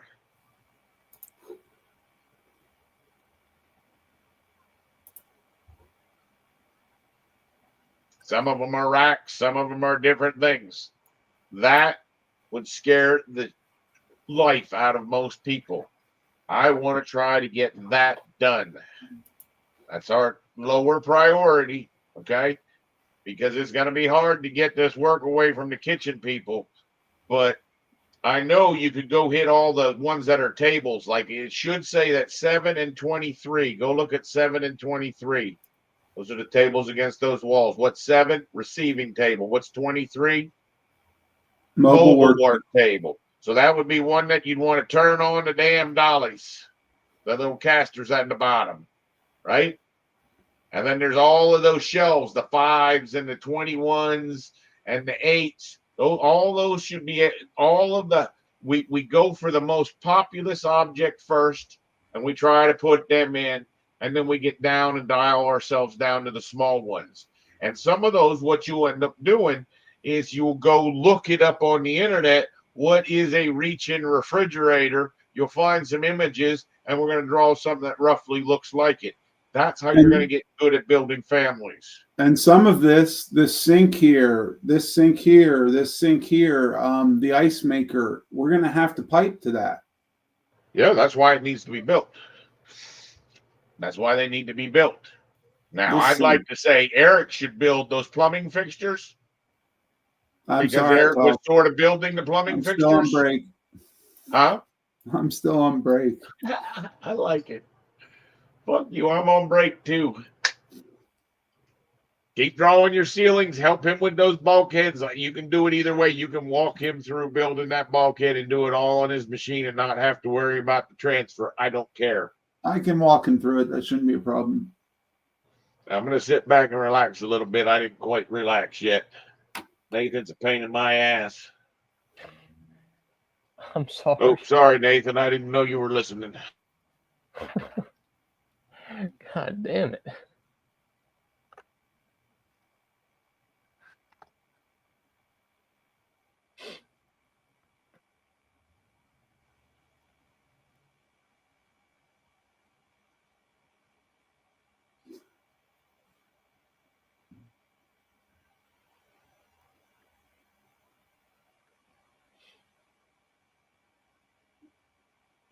Oh, I forgot to tell you, if you'd heard, they voted him in. I don't even remember what we're talking about. Mike Johnson, Speaker of the House. You know, Okay. all this, they didn't think they were going to vote him in. Same Who old left that bullshit. position? Huh? Who left the position? The guy from Kentucky? No. The guy that was in, they left him in. There was talk that he wasn't going to get voted in, then he couldn't certify the vote on Monday. Oh, okay. Woo! We diverted that, dodged that bullet. We're so lucky. It's sort of like the budget. We're so lucky. They treat us so well. Good luck and joy. Draw for a little bit. I'm going to listen to this other stuff.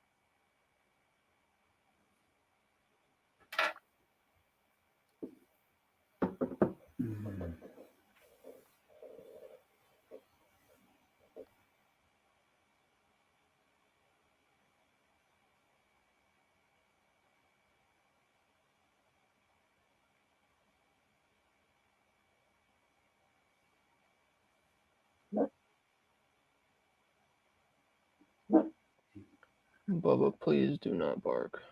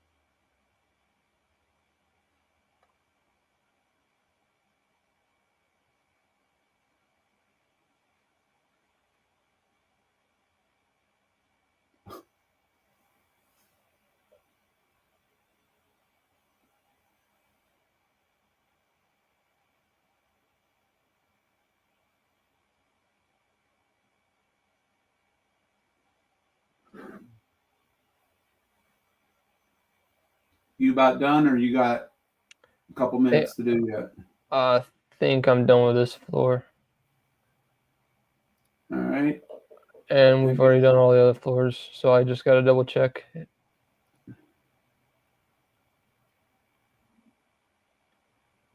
We kept that one.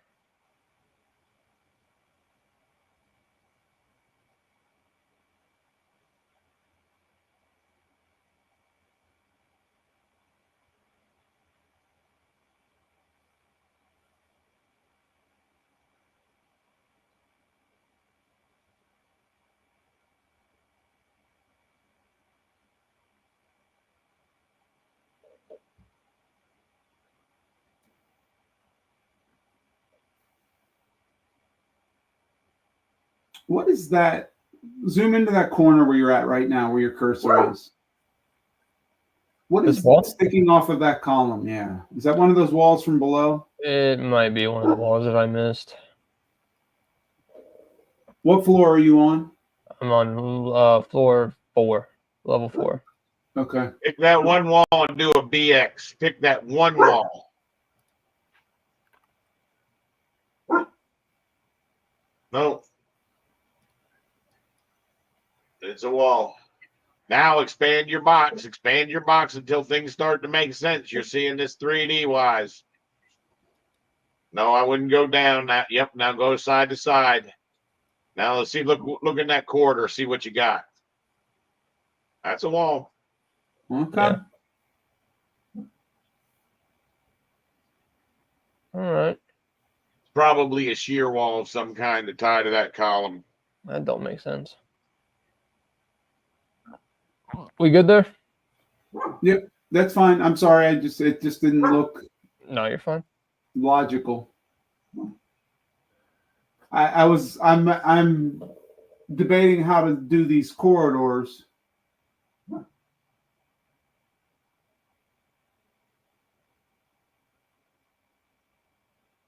I should take this one out, huh? Yep.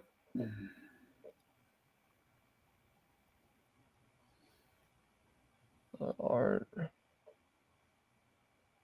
This one too, huh?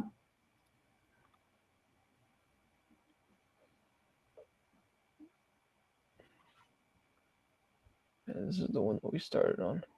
I think we're good. Oh god.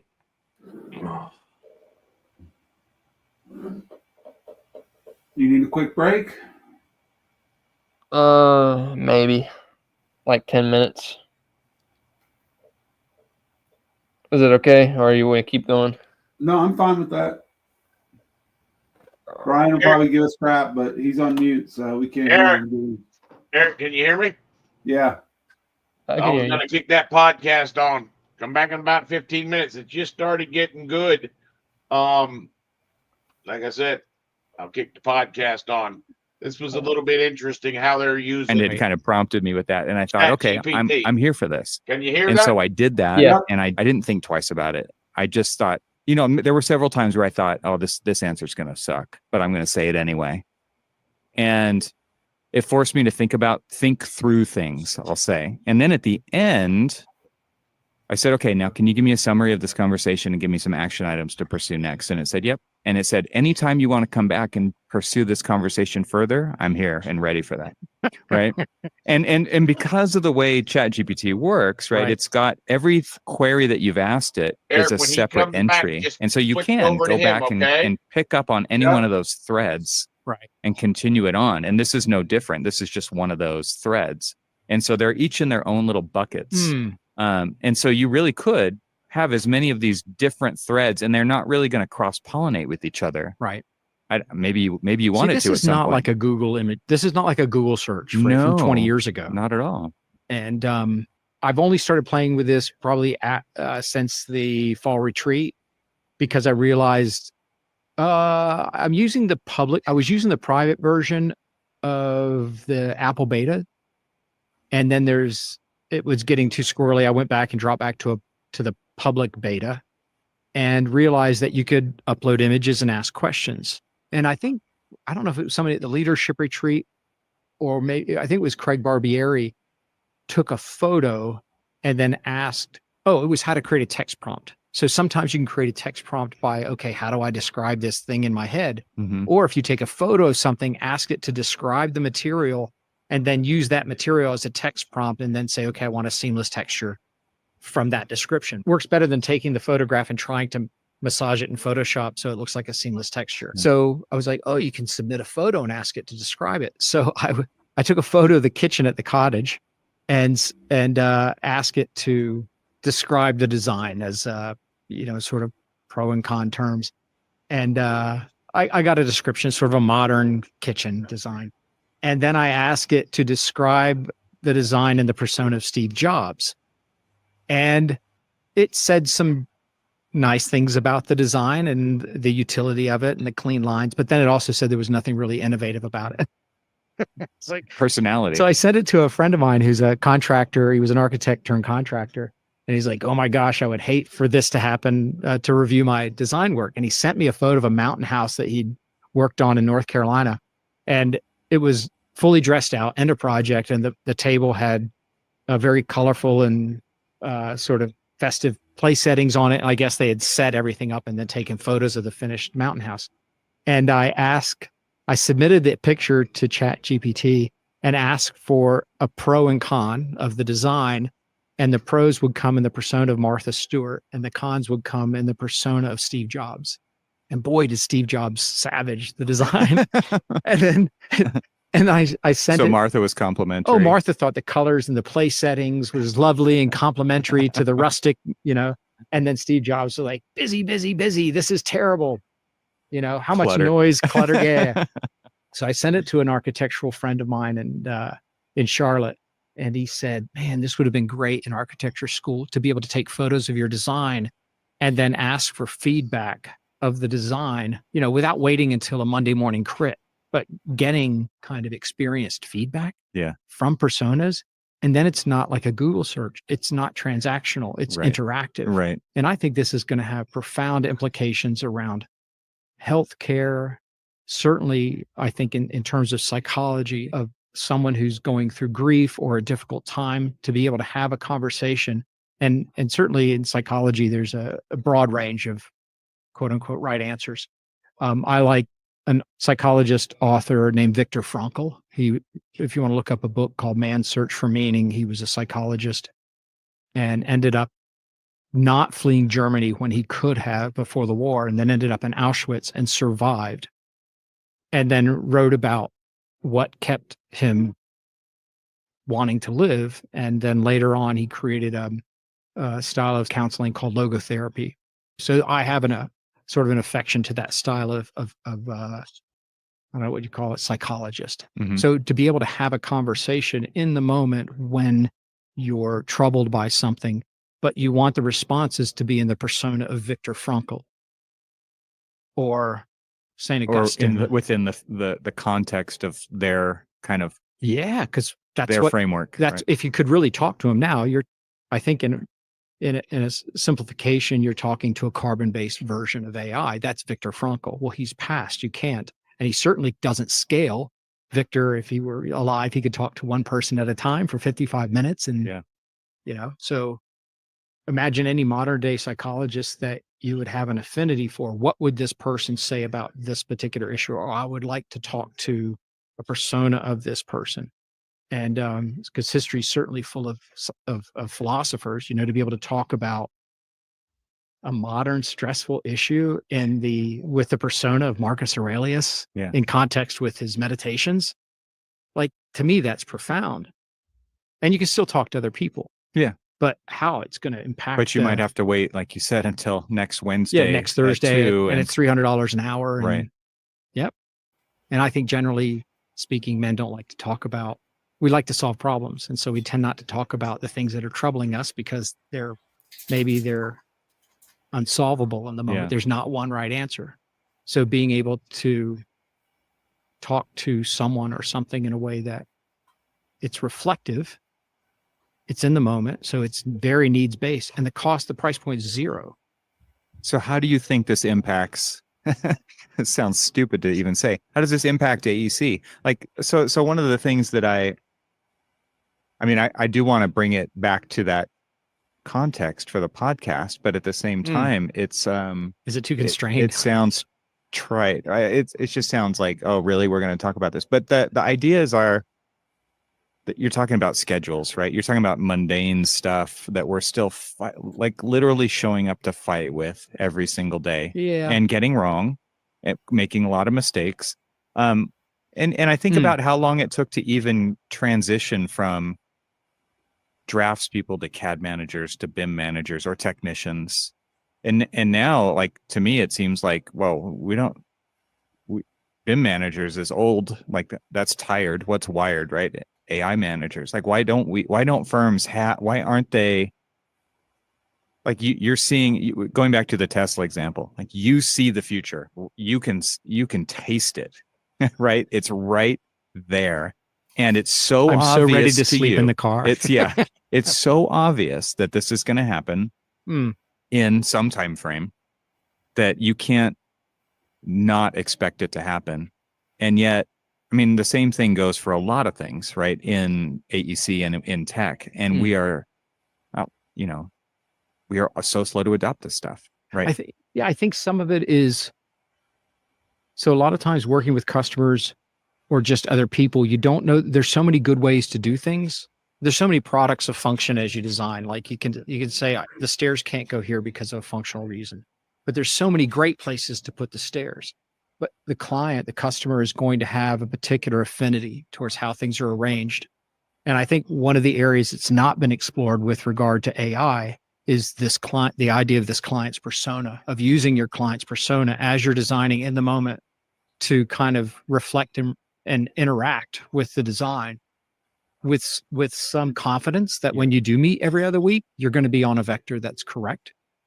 And there's a couple of tools, they don't create client personas, but they create potentially customer or employee personas.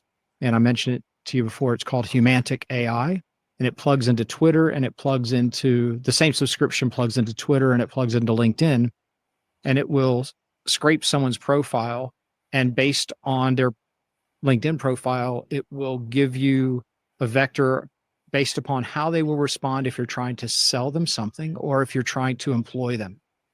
Basically, you're trying to convince them to change their behavior or to behave in a certain way, right? I want you to spend money, and so I've used that with great success. Humantic AI. Now, the bigger step of talking with a persona to critique or to give feedback or to have a conversation in the moment about a certain a design direction that you could go. It's how many times have we worked for a couple of weeks and you have to come up with options, 2 steps and forward, 1 options. step back. Yeah. And then you meet with the customer and you have to change direction again, or there's, or a you want to change in work with scope or whatever. confidence, and the Yeah. customer can't meet with you every afternoon. It's their time is constrained. Or maybe they want to and you can't. So, and the Depends. persona could be not just, one customer, but say you're designing a residence for an entire family. How will the family respond to this? You're going to get how much will it cost and what does it look like?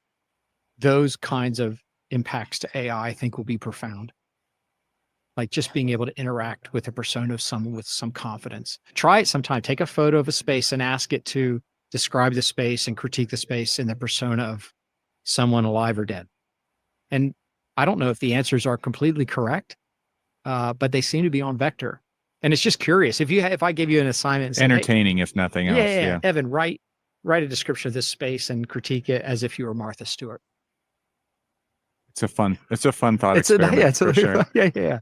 For sure. And so that part of it, I think, from an education standpoint, from a business standpoint, being able to interact with a persona, a client's persona, or even if you knew the people that were going to be on a jury and you could take all of their personas and then you create a respond feedback loop that's totally proactive, right?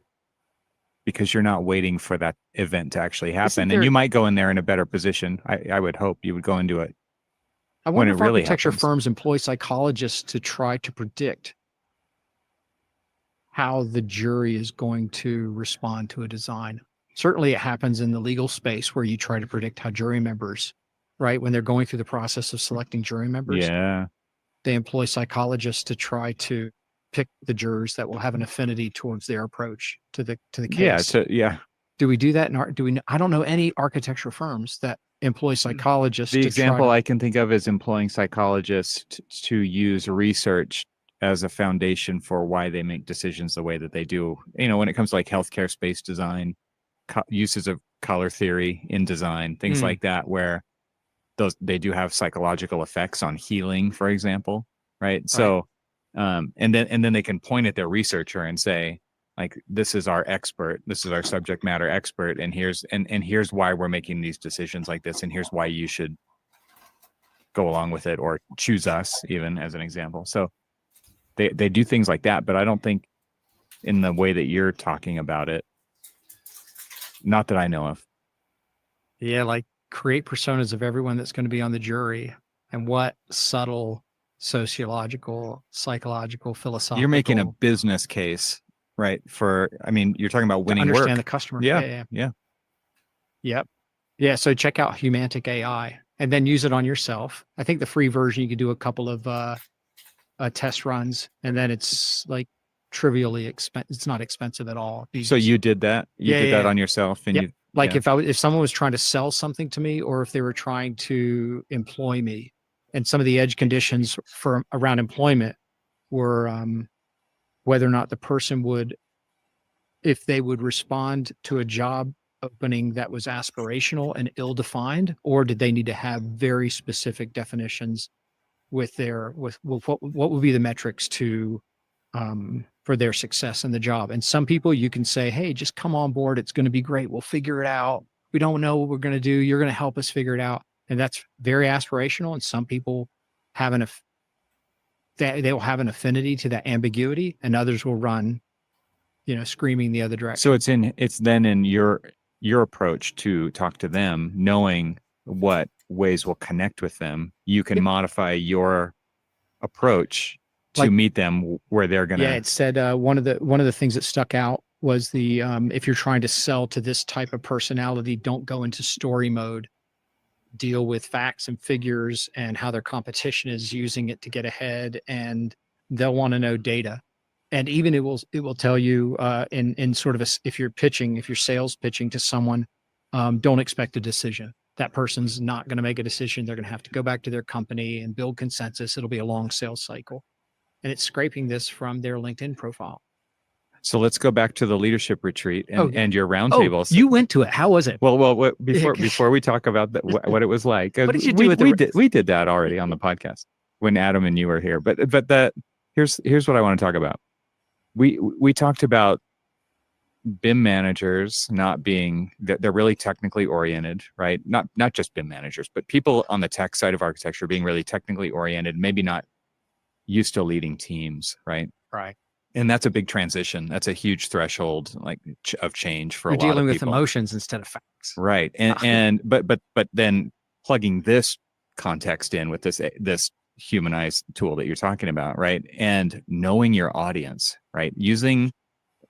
Because this is about communication style and approach to get the desired outcome that you're looking for. So there's a business case for that, but there's also, to me, this is about like internal projects as it is about winning outside work. Or you are innovating in your firm, or you're coming up with a new workflow, or you want to make a different tool purchase. I want to give people tools to think, or different ways to think about these kinds of tools that you're talking about, because I think there's a personal aspect to this too, that it can be leveraged for to communicate in the right style that it will land with the person who is your audience to move this goal forward, right? I think that there's something there. So it's not uncommon for BIM managers, self-included, to live in the potential and to be inside that bubble a lot. And technology is so obviously advantageous to us. Oh, we should spend money to do this thing, but you have to convince higher ups. And one of the more recent conversations I had with a technology director, almost out of the blue, can I talk to you about something? And yes, pick up the phone and we're chatting, and they're completely frustrated. They want to do this certain thing. And his question was, how do I convince my boss that I'm right? Jesus, what an open-ended question. And well, what are you trying to do? Have you run the numbers? Have you figured out that the cost of the technology is trivial, but now you're going to have to train people and you're going to have to change behavior? And what if it doesn't work out? And I'm trying to go through the conversation. I said, have you offered to resign if this doesn't work out? And they're like, what lengths are you willing to go to? Why would I do that? Are you willing to die you're on going the to cost sword? the company a lot of money. And if it doesn't work out, what's your trajectory? Like I think the problem is, I think what I mentioned to this person, I said, you haven't built trust. They trust you to manage the technology, but not to manage the business.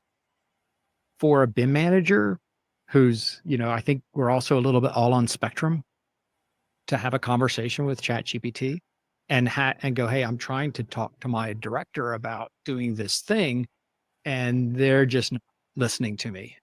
I wouldn't spend $300 an hour with a psychologist to this. I might buy lunch or breakfast for someone and go, how would you manage this? Well, and I would ask you, and you would come back with your experience, right? But at the same time, like you're saying that this thing exists where you can. They're on the way to the office, 30-minute drive in traffic, frustrated because they were just told yesterday, no, we're not going to do that. Right. And so you want to vent. You just want to know why. And having something go, oh, have you thought about this? Have you thought about this other thing? It's not even a tool that helps you design better buildings. It's just a tool to help you deal with or whatever problems or challenges you're dealing with people. Yeah, the emotions of that, because I think we get locked in our heads. This is the right way to do it. Like there's that, and everybody's like me, and we speak my language, but it really to me is about speaking their language and finding the way to communicate best with them. And I love this idea of the persona and kind of prototyping these conversations ahead of time. Role playing is what we're talking about, right? So even before you have that meeting with the boss and go, look, I've got to have this conversation. I want to invest this money into doing this thing and training these people. What are the roadblocks? What are the likely objections? Or pre-grill me, right? Yeah. Yeah. I mean, Steve Jobs roasting the design, right? It makes me think of like, you grill me with questions. I want to get this thing through all the red tape that I have to get it through. Does this ChatGPT that you're using, does it work with video, or is it You can put images up there. Okay, I don't know that images. it'll work with You video. can't walk around a design model or something like that and Not ask sure. it to interact. I think it could prepare you. And we have a family friend, Harvard trained psychologist, and a couple of years ago, we were having a chat about, obviously he does counseling, and I said, I think the AI is going to have a profound impact on this, and he's like, oh no, you can never replace people. And now I look at it like the father that's going to have a difficult conversation with a son, grades at school or anything. Yeah. It's like, how do I want to approach this to build a bridge, to not sever a relationship, any difficult conversation, whether it's the boss at work, a partner, a child. The thing that I was thinking about when you mentioned that it's being conversational, and can you have a third person as the agent? Man, if I could have gone through teenagers and had the agent in there so that Mediator. yeah, it's the mediator. Okay, Dad, you need to be quiet now. You're talking too much. You're talking too much. Right. I could have Viktor You need to Frankl in listen there now. listening in. I think those kinds of conversations will be profound, and not just in monetary terms, but just in like human relationship terms, because we see things through our own biases. When was built North America in St. Louis? What year was that? 2018 or 2019? 2017? That was the next to the last one, so I think it was 18, because 19 was Seattle. Seattle, right? I think it was I did like one of those YouTube wrap up videos. I was doing those at the time, and something that came up at that conference was, what if you had, I think it was in the was it the DTS, which was like the pre-conference for the Digital Technology Summit. Yep. And Rob Yorey and Robert Manna and people like that were there. It was a group discussion with people from large firms all over the US would come in and be there for a few days before the actual Built conference, and then stay through the Built conference. But one of the things that came up at that was, what if you had one of those Echo Dots or something on your desk at work? What would you ask it? And I think you mentioned, like, there are certain things that I just wouldn't feel comfortable talking about it in public, right? But this whole idea of using it, you've got your AirPods now. Like, I don't even think those were a thing back then, at least, the wireless ones. And you go on a walk, you go out of the office and go on a walk, or you're in the car on your drive home or to work, and you're having these conversations. There may be things that it's fine to do in the office at your desk, right? And to prompt something and have this conversation going with what it's seeing on your screen. I think Claude recently, their latest model, Sonnet, can look at your screen and interact with you as you're interacting with your screen. And now there's this new layer of interaction with these models, but there's voice, there's screen. So maybe there are a lot of things that you could do that you'd be fine with saying out loud or showing on your screen at work. Right. And then there's a lot of things that aren't, right? And it's interesting that you kind of tied that back into psychology, and like, especially men who are not as open with their emotions and their feelings and expressing those or talking to others about them. No, or you pay somebody $300 an hour and just not doing that because it's cost prohibitive. No, if you're stressed about money, you can't pay someone $300. And I think like working in an architectural office leads to a lot of situations where that would be extremely beneficial, right? So like, it's a frustrating job. It's a challenging job. And that's in lots of different roles in the office, not just technology roles. But I mean, we can definitely see that in technology roles. It's really challenging. Yeah, I think, we've used AI in the AC space primarily to create beautifully seductive images of buildings, and the lighting is perfect. The reflect.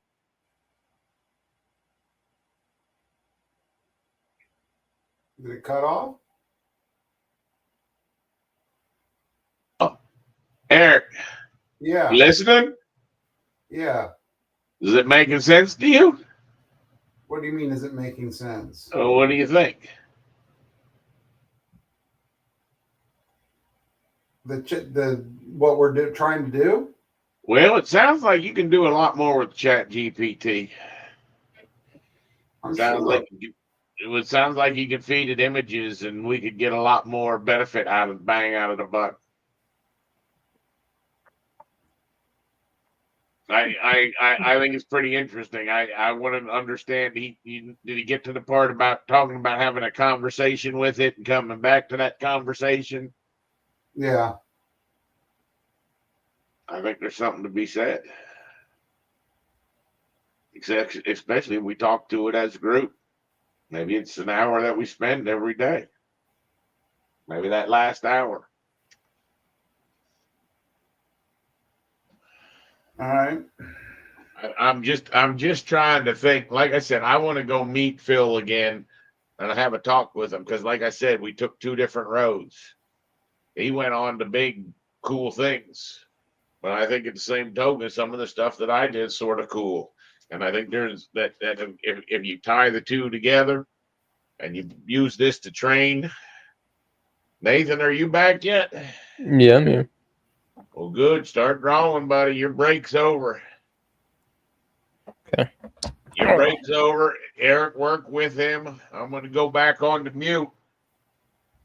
You know, if we break our day apart to be able to make some breaks in there where we're watching the videos, where we have this little bit of overlap, I'm only asking for 2 months is all I'm asking for. Okay. Now, Nathan, he obviously he got to make up a little bit. So, like, 5, 6 o'clock when we're ready to wrap up today, I'm hoping that he's going to work some. And I'd actually like you guys to get together or all of us to get together tomorrow so that we can get him going on the mechanical. Okay.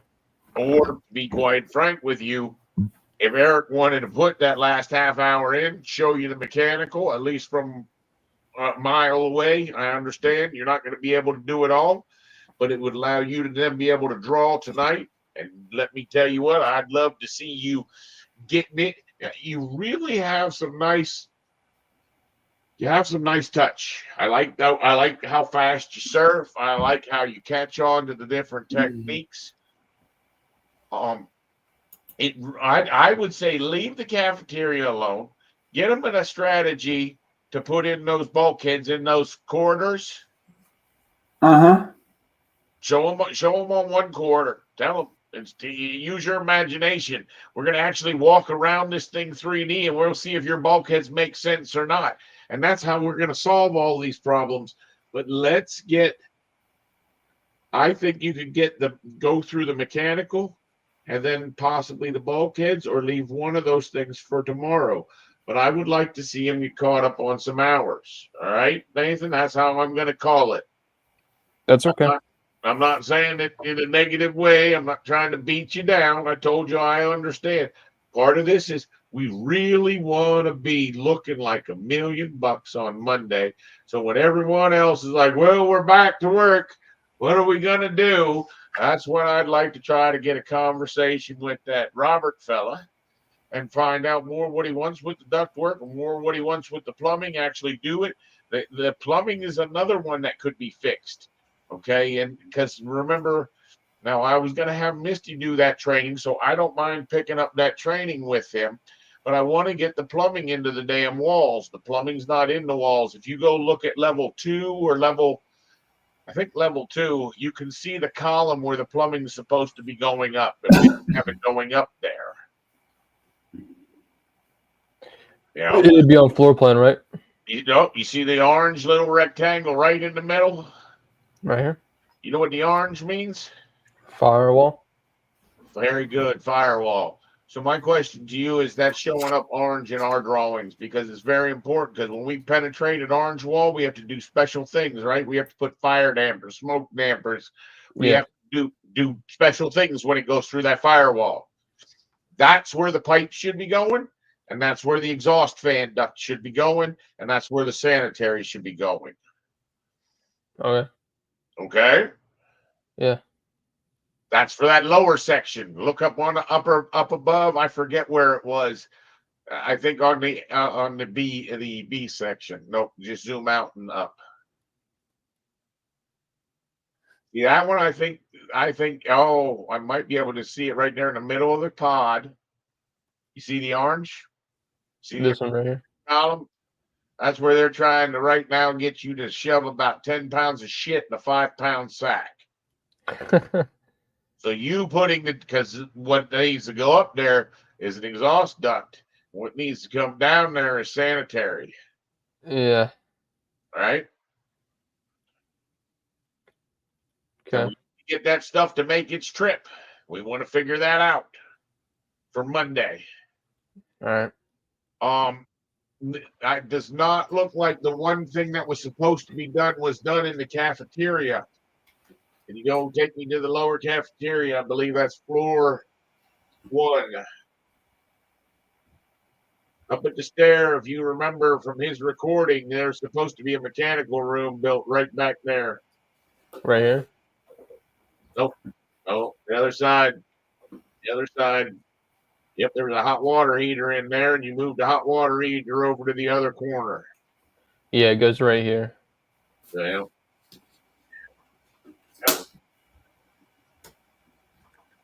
I do have a question, though. You wouldn't want all that stuff in your architecture file, would you? No, it's not gonna. The mechanical room walls and doors are gonna need to be in there. Oh yeah. Yeah. We hadn't. Well, I guess it don't matter. We can just put it in there. But you got to get the pipes running so that they fit. Let's see this one here.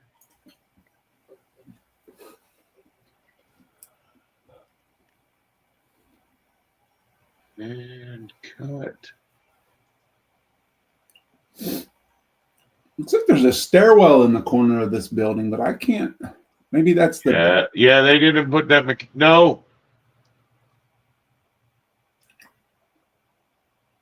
Huh.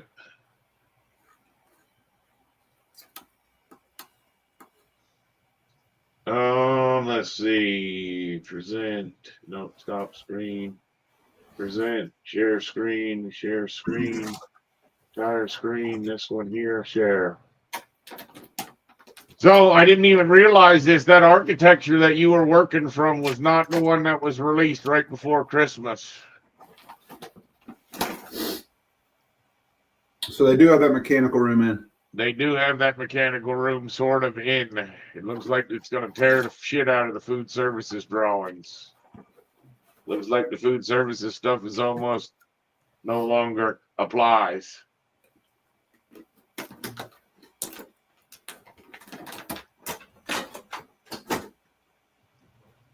Right?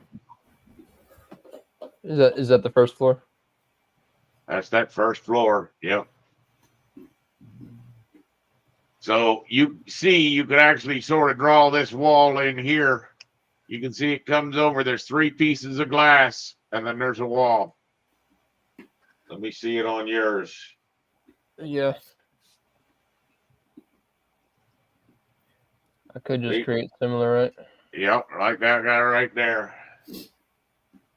It came off. Hold on. Finish face.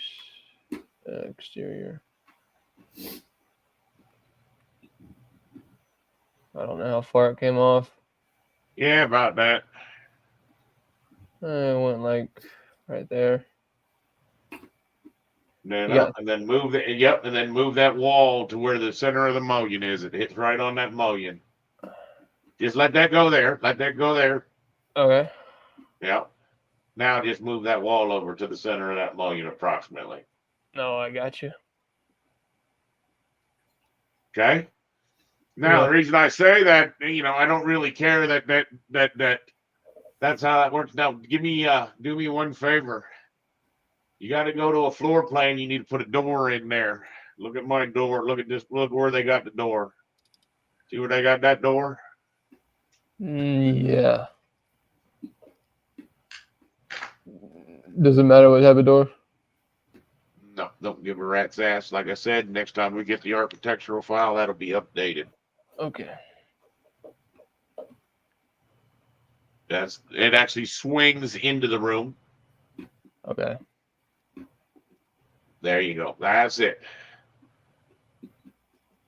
Yep, that's the way. That's the way it goes right there. Yep. Now, here's the thing. Where was your hot water heater? Do you remember?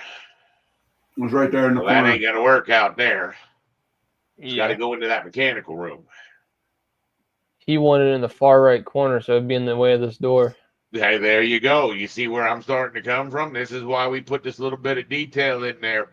We could have re-exported the file, but they really didn't do that much work to it.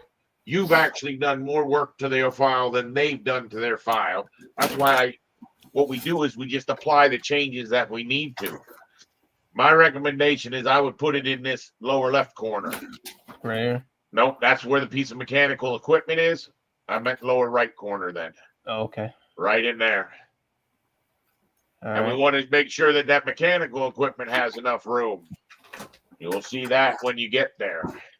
Yeah. More than likely, you know, the funny part of it is, oh, I know what it is. I know what they've done.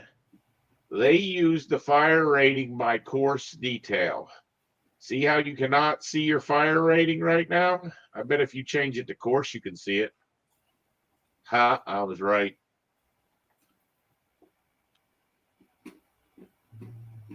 Oh yeah. Which was going to be one of my questions in our files, in our mechanical, electrical, and plumbing files. We need to see those fire ratings. Right, Eric? So we need to go to course mode. Well, that would be one way to do it. I would not recommend that that be the way you do it. What I'd recommend is if he picked on one of those walls, it probably says something like HR in it or 1HR. Nope, it just says, boy, they don't even have it named. How about edit type? How about hit edit type and see if the fire rating is checked on? Scroll down to the fire rating area. Nope, they didn't even do the wall rating. What the hell?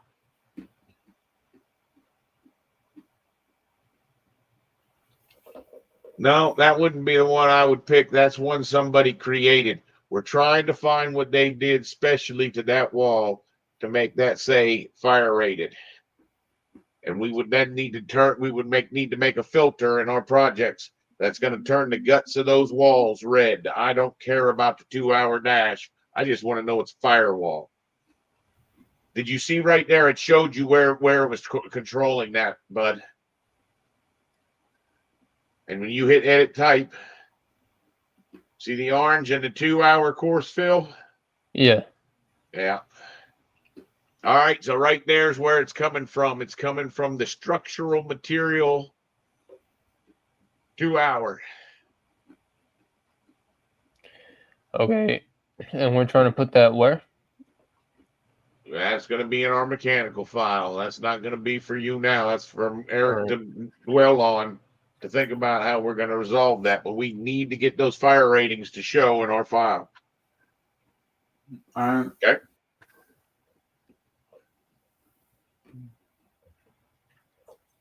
All right. So are we doing the bulkheads? Let's go back to the ceilings. I don't think you're going to have enough time to go back to the sea. You want to do the bulkheads, or you want to do the mechanical stuff? Oh, it don't matter to me. My recommendation is I would upload this to the Google Drive. I would send that so Eric can download it while you're doing the rest of the bulkheads. He can get you started on your bulkhead. You can be placing your bulkheads while he starts to open that file, and then he can show you how to do something that he did with the mechanical file. We never did get to look at the plumbing files, Eric. That's your 3D What did I views. do with the mechanical? Or are you talking about how far I've gotten? You just totally threw me off. Do you want us to do the corridors or not? Yeah, if you want to do corridors, the corridors are low impact. We're not going to be putting diffusers down the damn corridors. They're not necessary. The Okay. mechanical and the plumbing and getting those stuff in the chases is going to be a much more priority. Remember, that's all what it's about, is picking the best fruit, the lowest hanging fruit that's going to yield us the most potential. That's fine. So you want me to show him the mechanical file, what I'm doing, what I need him to do. Yeah, and I never have seen the plumbing file. If you wanted to have that open and walk through it, I'd be glad to give you another 20 minutes of my time, and then I'm about wearing thin.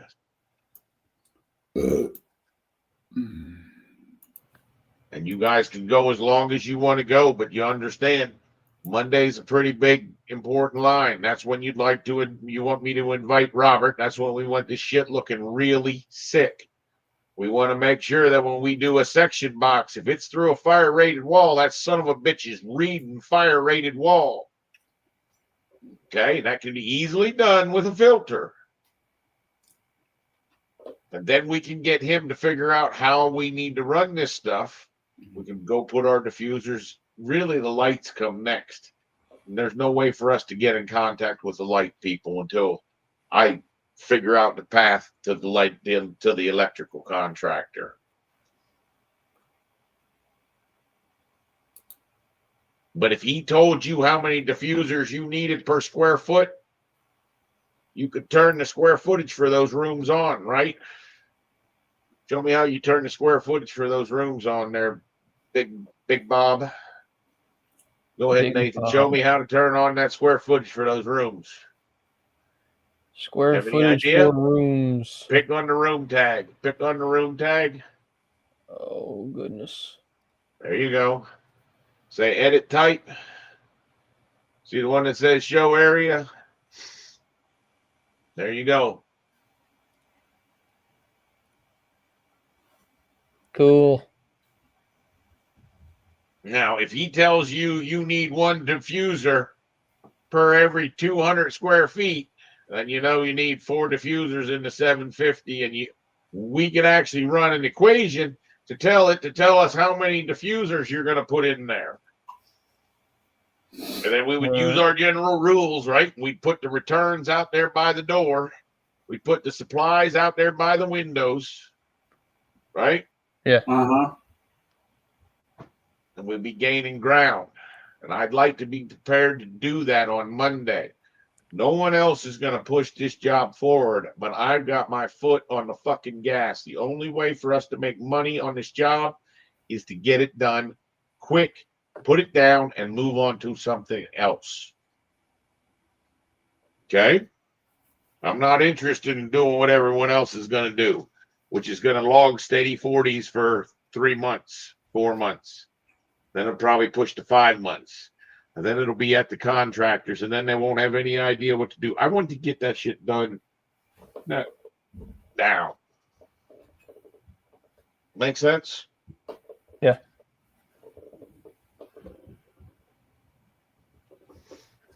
All right, so we're going to the mechanical side of things. Have him Yeah. post the architectural, and you get the uploaded architectural. Okay. I'd love to see your plumbing file. I would love to just see those views, because remember, he has to go do all that renaming and stuff to recreate the views. So show me your plumbing. You made a 900, which is an isometric overall. Will you close your systems browser? Me?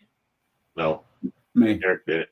Oh, sorry. So was this not what you were saying? You said one overall and then one stacked one. Yep, and those are both the same scale. No, you got your mixed scales, huh? This one was not going to fit at that scale. Yeah, it actually will. Okay. Not at that angle, it won't. But I thought we were trying to hold the same angle. Well, I told you that's where the creativity comes. So do this. Go to the roof. You get into the roof one. Or you could go to the actual roof one. If you go to the 3D views, it'd be easier than what I'm about to do. What I'm about to do is get you to orbit that thing.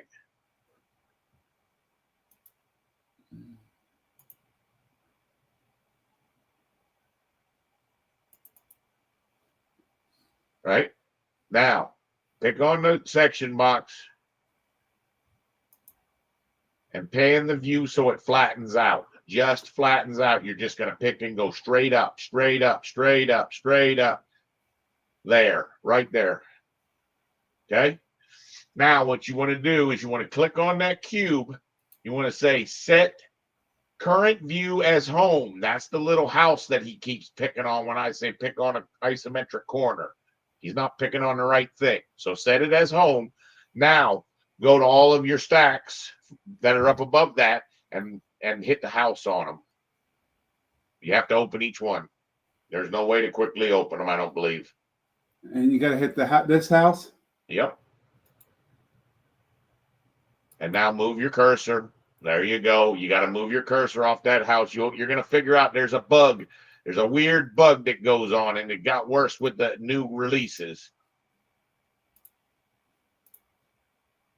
There you go.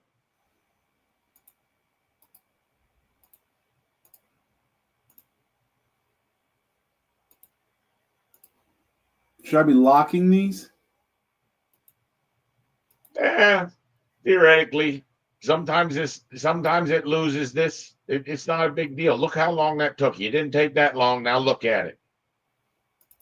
Okay, and you see if you could even flatten it out a little bit more and did a little wiggle jiggle and maybe rotated the upper one. That's why we want to get this all right now.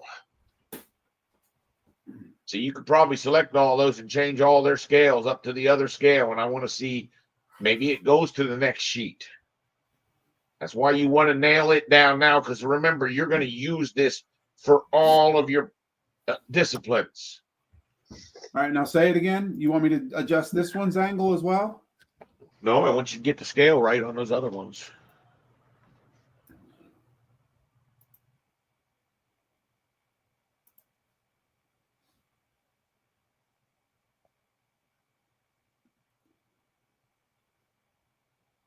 All right, so that is going to take up the whole sheet. So the other thing gets moved to the other sheet, and then you move those just straight up or down, and you're going to find that they're going to, yeah, that's going to get moved to another sheet.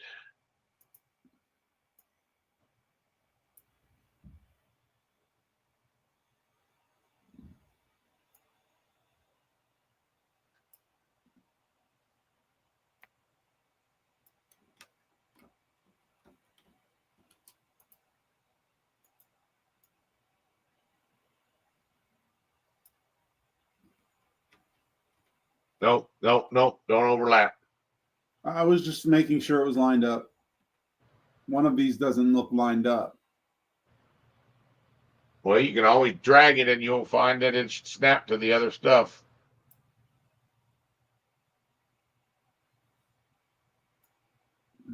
Yeah, it looks like it's your next floor. Right there, you see it? Yeah, you got two different snap points. That's not the right one. That's why I usually tuck the other ones off the side of the sheet. If I'm trying to do that, you don't want to get it too close.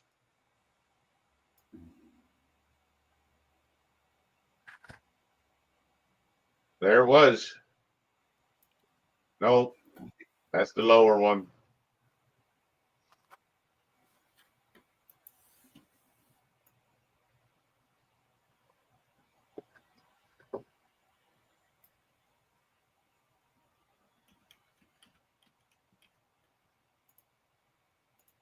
It's going to have to be overlap, or I'm going to have to make them smaller. Well, no. All you have to do is flatten it out just a little bit more and set those homes to be a little bit flatter. Okay? Yep. So try to take another stab at those. Now go on to his thing. At least we got you that close. Show me the rest of your views, the rest of the sheets you set up. They're all the bigger scale ones, 1/8-inch scales. All right. And then it's just each section. Boy, it's a lot of dead space on there. Yeah. You want that angled flatter so it's coming more from above?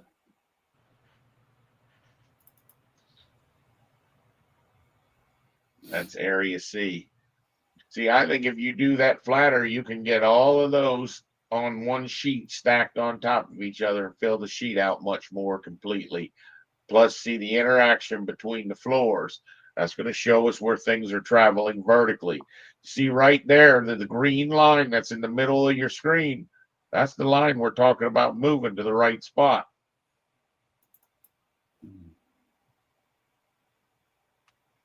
Instead of there, it's over here somewhere.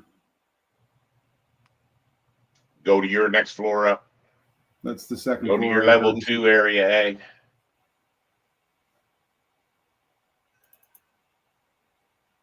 There you go. That's where you're gonna see it. Right there. Yep. But that's all those are. So you're saying you want this all on one sheet now? Oh, I think you could get all that on one sheet if you flatten that out. Don't be afraid to make the architectural go half tone as well. So we're pulling because we want to pull the current objects a little more pop to the current and not so much to the architectural. Revit links. We're already at Nope. 40 and 60. No, Revit links. Architectural, give them half tones. And say okay. Okay. You see how my pipes are popping. Likewise, my mechanical's going to pop. Likewise, my electrical's going to pop. And you could view that, you could orbit that view right now. Now, I recommend that you pick the section box before you do the orbit.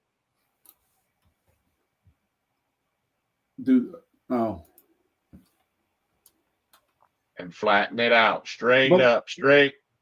But what's the point of having the 3 sections then? Why not just do the whole plan? Because you can't get the whole plan on an 1/8 inch. Okay, so this is what you're thinking right there. And then I'm thinking you only got 2 sheets, an A sheet and a B sheet. And that's the stacking diagram. So in other words, you should be able to get all the levels on this one sheet. Stack right up that building instead of you having so many doggone sheets. All right. Okay.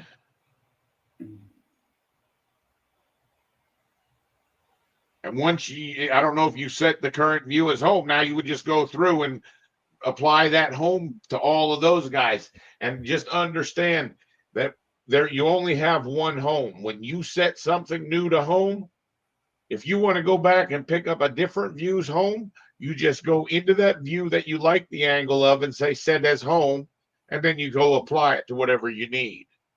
I got you. I'm just thinking it through. That's all. What's that? I'm just thinking it through. That's all. Sure. If all of them don't fit on one sheet, do you think doing it by level would work? Or sorry, by area? Well, that is by area. Well, I know, but like if all I of them wouldn't don't go fit quite that flat. I don't think you'll have to go quite that flat, Eric. Do keep in mind that these things, it's a really benefit for you on your sheet to turn your cropping on. On my sheet? In that view, turn that cropping on, yeah, and pull it tight. Once I've got it, the angle I want, right? Well, yes, once you've got the proper angle, but you find that it doesn't hurt it. Now you see you cropped that one too far. Why would I say you cropped that one too far? Because the pipes went away. No, you lost the level line. Not that one. The other side is the one I'm worried about. Because you need to see the level line to know which floor that is when you're stacking those up so that you can review to make sure you didn't put the 3rd floor on top of the 4th floor. Right? And you could even crop a little more than that if you need to. But I think you'll be able to get all 5 of them on there like that. Your section box, if you pulled that section box on the one end, it would pull your grid head inside your sheet. This way? Yep. Keep going till you just about hit that. There you go. You're almost there. Boom. Right? See how that sets you up to stack that thing? And then they can see how that riser diagram works. And you may end up duplicating that view. I mean, you could take a little bit more away from the architecture, in all honesty, bud. What do you mean take more away? More shape, more transparency? Yeah, but remember, you're going to do that just to the one view. You've already just done it to the one view. Go back to the last view we were just on. Yeah, then I'm gonna set up a. Oh, the homes. You're doing a home for A I gotta and then a I home gotta for do B. the home, and I gotta set up the thing because I've now got to I gotta tell that halftone and whatever else you're saying. You want to do more transparency? Yeah, I think I would take a little bit more away, a little more transparency on the architecture objects.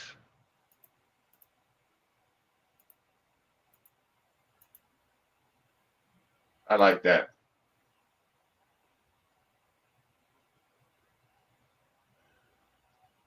See, now as we start to get kitchen equipment and stuff, this will make a heck of a lot more sense. All right. So what will this one be called then? Because you don't want it to say level 0.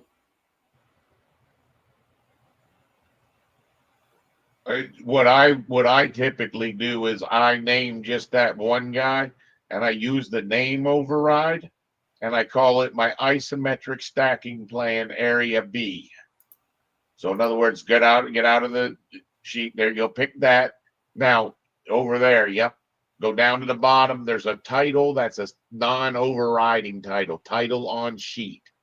And that I would call my plumbing isometric stacking area B.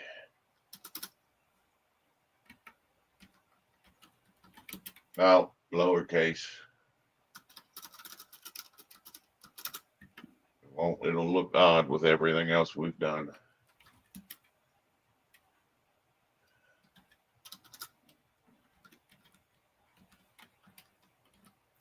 Plumbing And to be honest with you, I've just recorded all this. There's no reason that Nathan can't do this stacking diagram or area B. You don't need the diagram. It's going to get a little bit verbose. Okay, so you were doing the what I was thinking. You were going to stack all area B and then all area C and then all area A. Correct. That's Okay. what my recommendation would be. Because then the average person can begin to understand exactly how these pipes tie from floor to floor and where things got to be moving.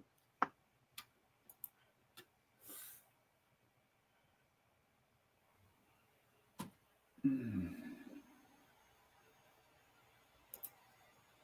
And so like I I will said- need another 900. Like I said, you wouldn't think that it's beneficial, but I'm telling you, if you pull that cropping in, if you pull the cropping real tight before you drop these on the sheets, it'll be much easier to drop them on the sheets. So after you do the orient to home, you set the damn you turn the cropping on and pull it in nice and tight. Where am I? Am I in the? Oh, I don't know. I've gotten. You got I a can't question click on somewhere. anything. Hit escape a couple dozen times. Nothing. How about a save?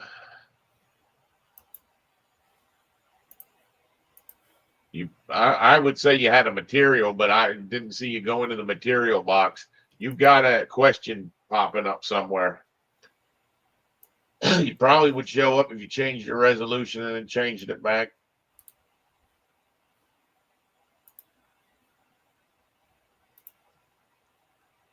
And remember, it's always a good idea to change that guy anyway. Yep.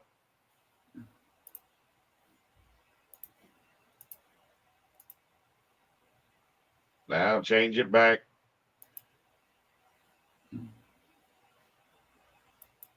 I can leave it at this if you need it to be able to be seen. Well, you got to change it back in order to get your window to get you unselected from whatever command you're in. You're in the middle of a command. No, I think it let me out. I don't think it did.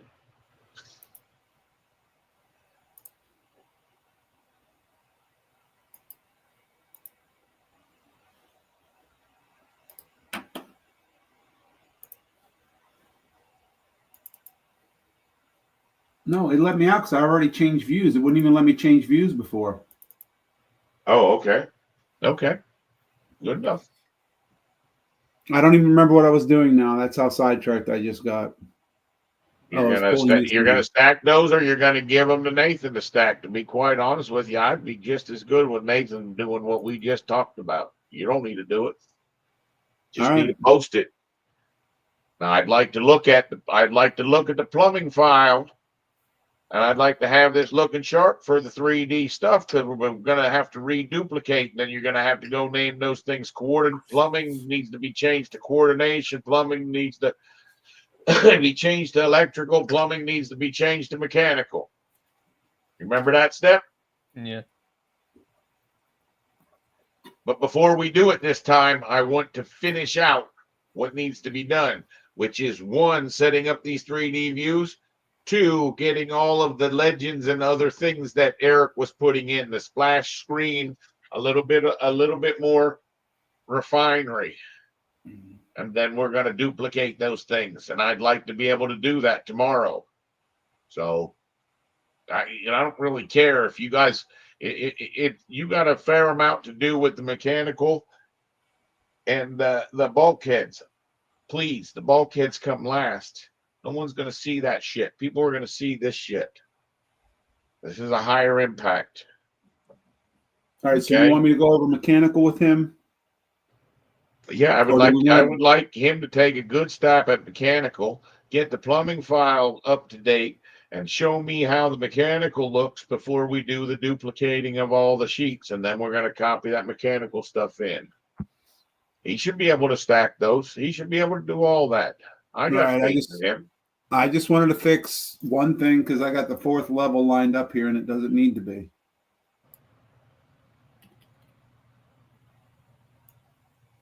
Fourth level doesn't need to be. The 4th level was on top of the 2nd level. Oh, I was just trying to make like it like I said, all of those moves. See, those moves are such a pain in the ass because they're so big because they're not cropped. I got you. Do you understand what he's saying? Yeah. You'll You go gotta- into the view, turn the crop boundary on, shrink Right. it, make it easier to click on. Now you drag it. Make sure you don't lose that level line that he's about to lose. Yeah. Right. That one goes even tighter than that. That goes right over to the edge of the damn building. There Now, you go. What I'm still Right what up I'm, to the corner of the building. Right down to the corner of the building. Now get out of that view. Now move that sucker. Look how much easier he is to move. See, see how much smaller he is? See how you can see where he gets stacked? And then you just get it close and then you down arrow to the tip, almost hits the floor below. Yeah. Keep going. No, I would keep going. I'd go over that blue stuff to the tip of the building. Well, I wanted to almost. fix the things on this. That's fine. Now, only thing I still would think I need work on is copying those views, like the isometric views, and the setting them as home. I'm gonna need more clicks on that for sure because I tried following, but I still can't remember. Doing what now? Creating that view, how he flattened it out and he set it as home for all the other views. I'll show you. Give me 1 second.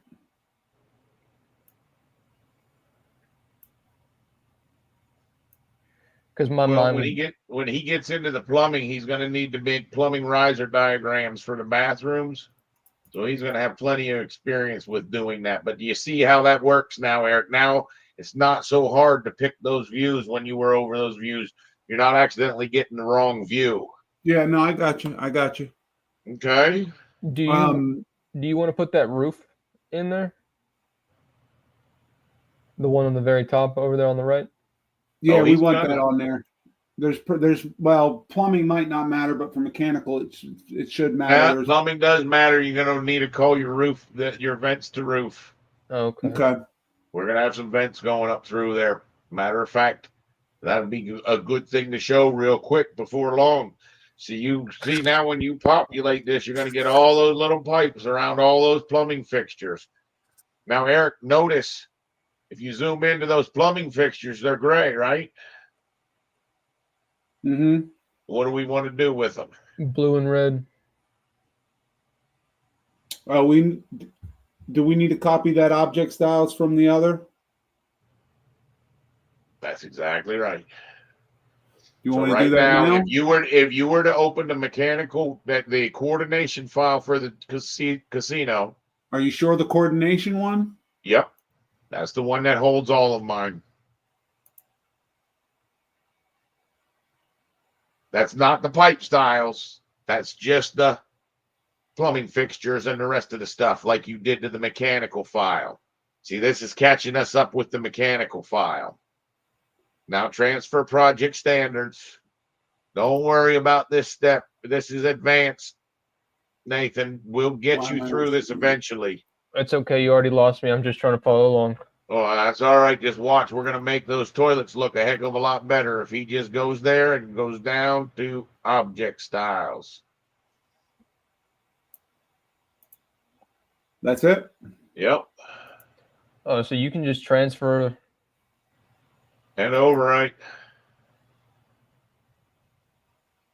That's pretty neat. Now we'll see. That's only going to work. Well, so it didn't have an effect. You know why? It didn't I'm have still an effect. hourglass. It's loading. Yeah, there's still a. Yeah, but it's not going to have effect because they've applied individual materials to that stuff. Okay?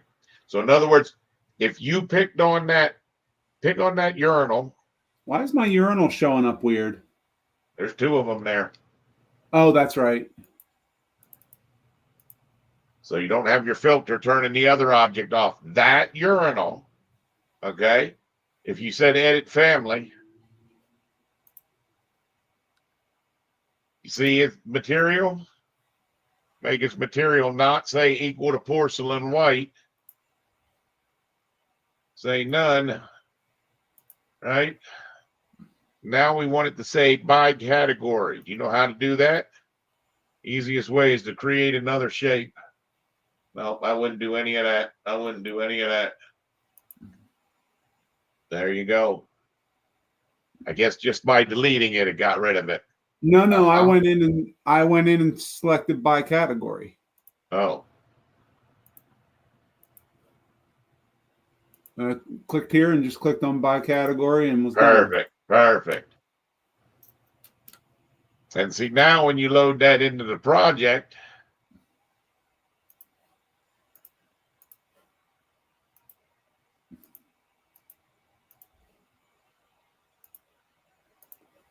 okay, load that back into the project.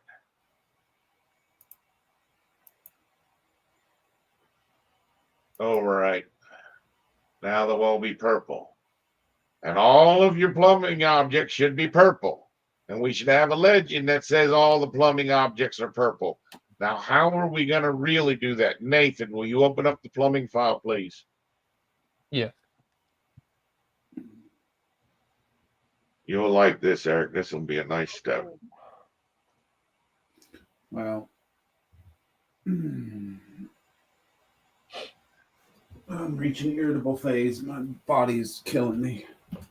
Well, if you guys want to stop, that's fine too. Nope, We don't. I'm good. I just need to get. All right. I need to, So what we want to do here is if you zoomed into that little cluster of plumbing shit, yep, that little cluster. All right, now go to your Pi Revit. Go to your wipe command. It's the last one on the row.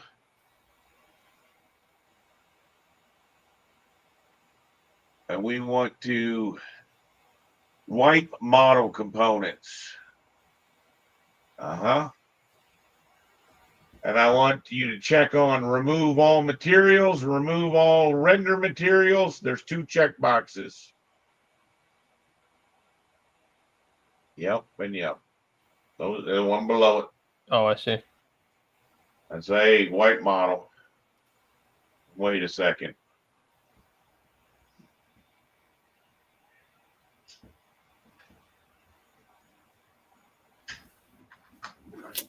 Yeah, they all went great.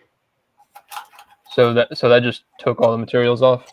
That took all the materials off. Now, what you're going to do because you're going to save all of those guys. Yeah, I just X out right here. Yep. And how Well, do they do that? Do they have one? You see right next to the white, there's a family thing. Is there an export families underneath there? What's that say underneath there? Save families. export family config. No, I'm thinking it's the one that says save families. Uh-huh. And I just want plumbing fixtures.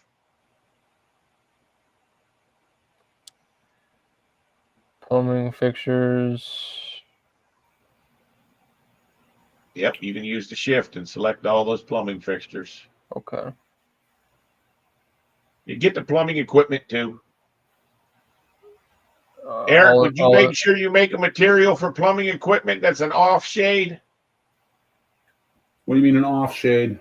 An off shade of that purple. It should be just like plumbing fixtures, except a little bit lighter or a little bit darker for plumbing equipment. It wouldn't let me shift. All right. Say select. Sorry, do you want the tag as well? It doesn't matter. Okay, you said select. Oh, it popped Where up did on it my save computer. them to? Ah, good. Now what you do, go to our folder for this job. So I need to make a new material. Make a folder named Updated Plumbing Families.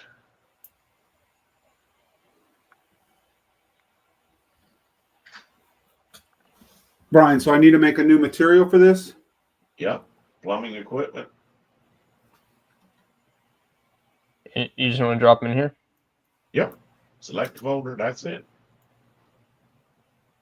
Override existing? You can. There's nothing in there. You just created the folder. It's empty. Oh, you're right. Oh. All right. So Eric was cranky, and Eric has done a good job. He joined me on Wednesday, Thursday, and Friday. Nathan, how many times did you join me? 0. All right. I'm going to go back to Eric real quick. We're going to see where he's at with creating this material. Then we're going to watch some magic happen.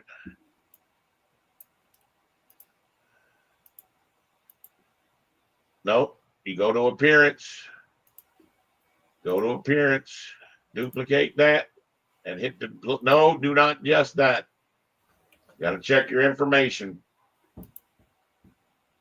See how it says plumbing fixtures 1? That needs to say plumbing equipment. I need to make a duplicate or No.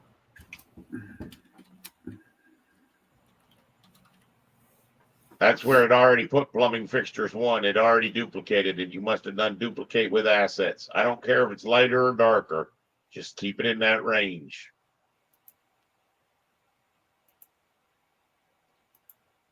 There you go. Look at your comparison. Just get some damn comparison. I don't even know if you have any plumbing equipment.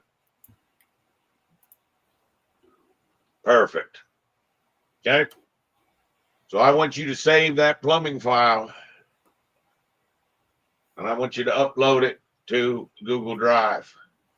I then want Nathan to download that guy. Nathan, start another copy of Revit, please.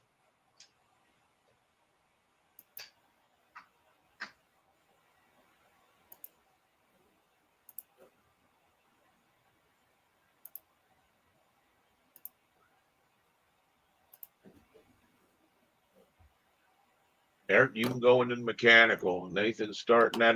Upload that, Eric. I am. Okay. But you better start making some money. Your trial's about to run out. I'm gonna restart I it. know. I hear you, bud. I'm sitting here on my end of the screen trying to click off that X. Click off that damn X. Sorry, I was trying to get my Google Drive. Don't open anything yet. You need to now open up your Google Drive and let me see you download the plumbing so you can open up the plumbing file. I wouldn't recommend uploading it till Eric says it's uploaded. It's uploaded. There you go. Double check it. there you go. It's looking good. 4:59. That's like quitting time. The plumbing, and download it. Oh.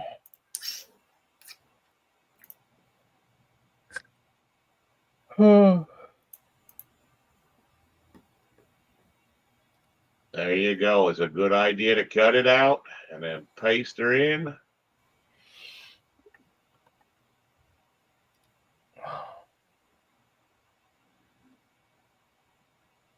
You know what it's doing? It's because I have it open. Yep. Go close it in your view. Okay. Oh.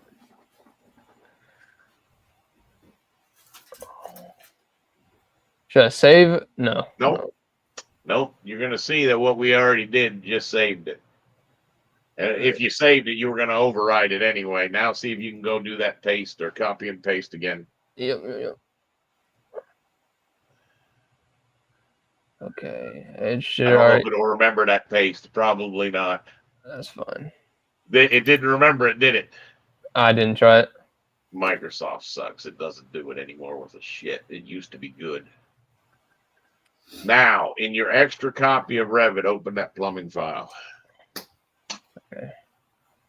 Take that, put that on the screen. Well, you could just activate yours. All right, I hear you. I'm trying. You can actually pick on that thumbnail if you wanted. That's fine. I like this better. I'm just saying it would open the correct one. The thumbnail is not representative of it, but it will open it.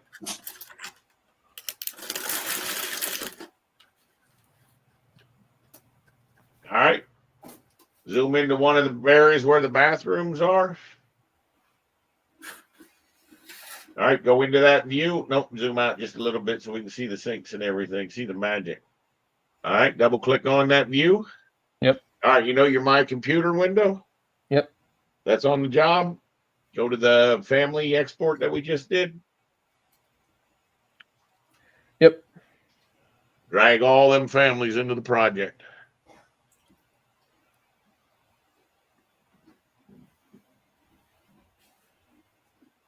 No, that was the wrong way. Close all those into the project, not into the bar. You opened them all. You're right. I did a goof. That's all right. You'll catch on to what the difference is. All Try right. it again. So drag them in here, right? Yep. Now hit the little checkbox at the bottom that says do this for all the families. Yep. Then say overwrite. Yep. And watch the magic happen.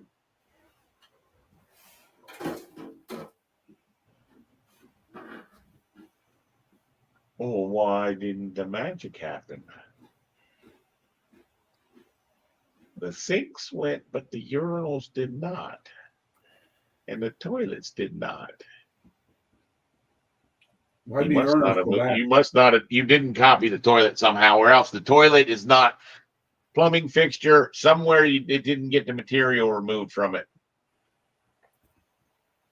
It says it is, doesn't it?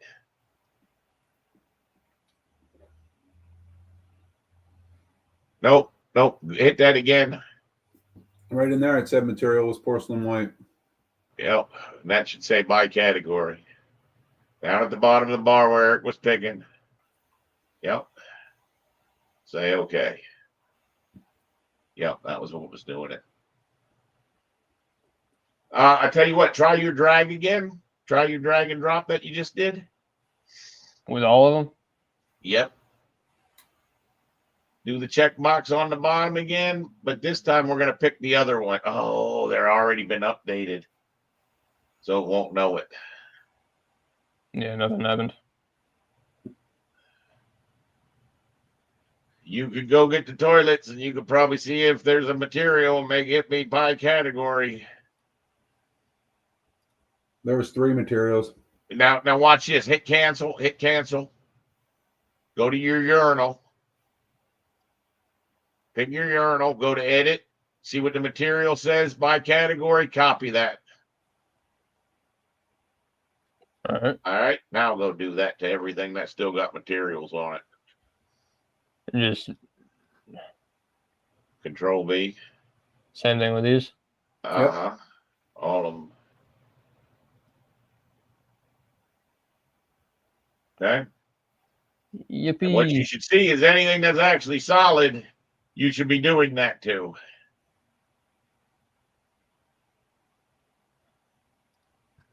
Because of the ADA type. Down at the very bottom. Other. I don't Is know that- why it's under other, but those are materials. Now, I'm telling you guys, the part where I did to remove the materials and export that, where that really worked is if when you drug them in, when we said override, if we would have picked the bottom box instead of the top one, Yeah. right? Because those are the parameters.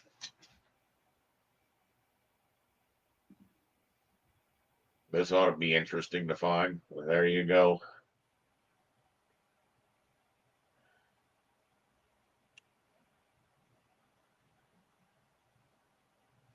Three clicks will get to everything. I tried the 3 clicks. It wasn't working. You weren't fast enough. Maybe.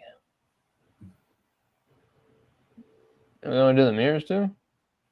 I Nope, guess they're mirrors shouldn't be in there. We should have the mirrors out of our job. The I mirrors think shouldn't those even mirrors be are in our coming job. from the second one. Remember, we got 2 sets of toilets on top of one another.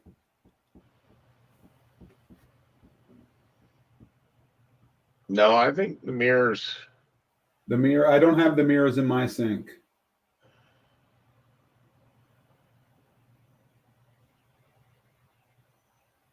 because Yes, that's where you're. That's where what he's saying is what's going on there. We should not be looking at the architectural toilets. In order to do that, we need to turn the architectural toilets off. So do a VV, go to filter. So underneath architectural objects. visibility off. You know what? Nope. Let's make this architectural plumbing fixtures. So make a new one.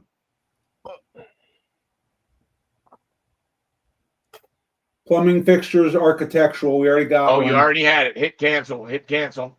You just Okay. didn't have it applied. So add the filter, plumbing, fixtures, architectural. Hit OK, and turn those off. Visibility off. Nope. You got to have the enabled filter on. There you go. That should get rid of your architectural objects. Why did that not get rid of them? Because he's not in that view. He's in a sheet Oh, with a you're bunch right. of views, and I think he zoomed somewhere else. You're right. Yeah. Yeah, That's that got what it rid of was.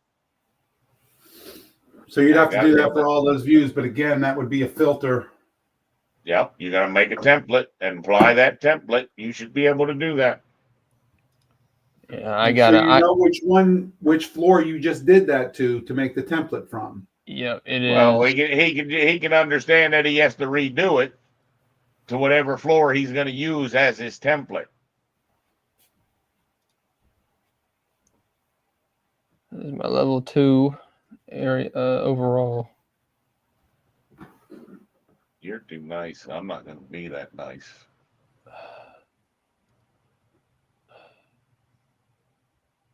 I think this is my one. No. P900. No, that's the sheet.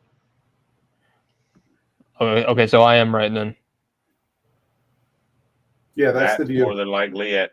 Okay. I also noticed you did an orbit as well. I did an orbit.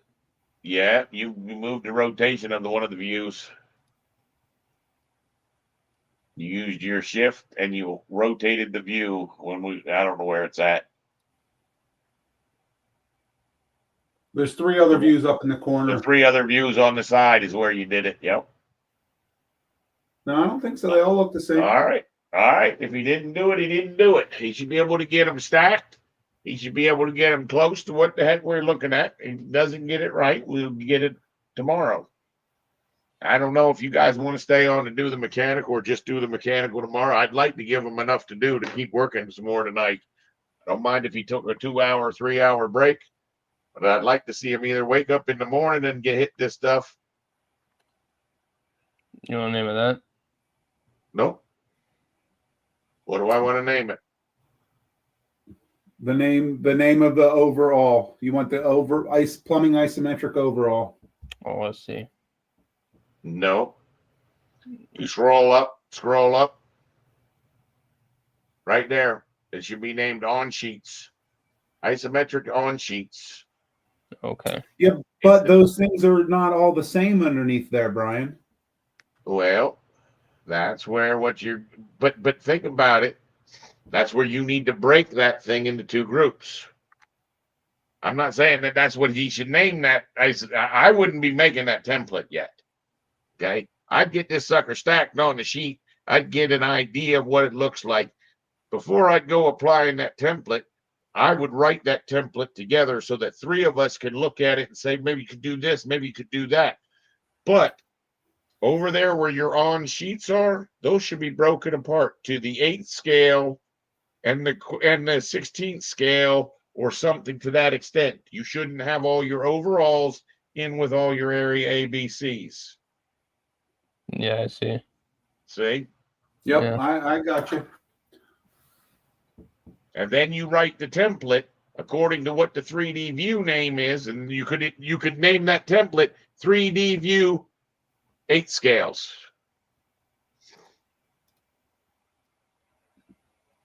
Right. Huh? You got it. You're right on the money. Okay. I just you said something and it made me think twice. I Is would that probably say stacking 8th scale.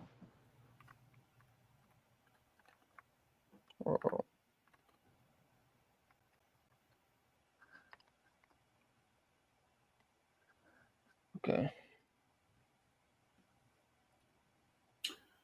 And then you're You going have to the do one roof for the area, 16 you have scales. the roof area for A, B, and C that need to go into that as well. That's okay. I'll put those in there. Stacking Stacking 16. Mm-hmm. 16th scale. And then these Those ones just go into the one you already made. go into the 8th scale. Right. Okay. You want And to that's where move I this one wouldn't somewhere do else? what's that. That's the cover sheet. Do you want to move it somewhere else? No, I don't. I think it's fine, but we might want to be smart about the template that we make for it. What we are doing to this template, we might need to do to that template, Okay. with the exception of the scale, obviously.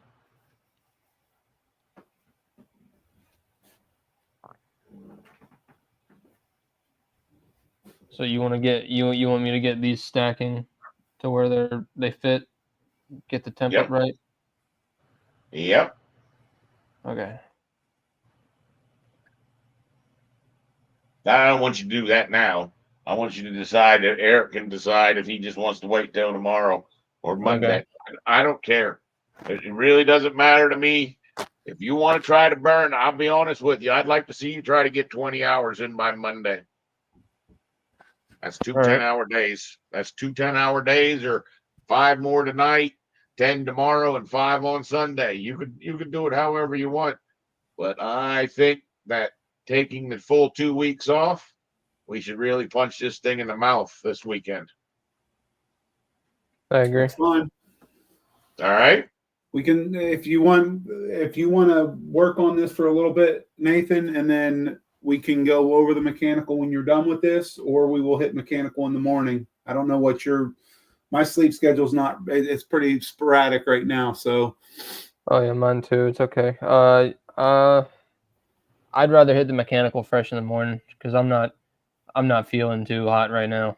I'll probably get this done and see if I can't. Yeah. Okay, Yeah, and then did you see where the other sheet was? It'll be the 900A, B, and C sheet Instead of having one view on it, you're going to end up pulling all the views on it.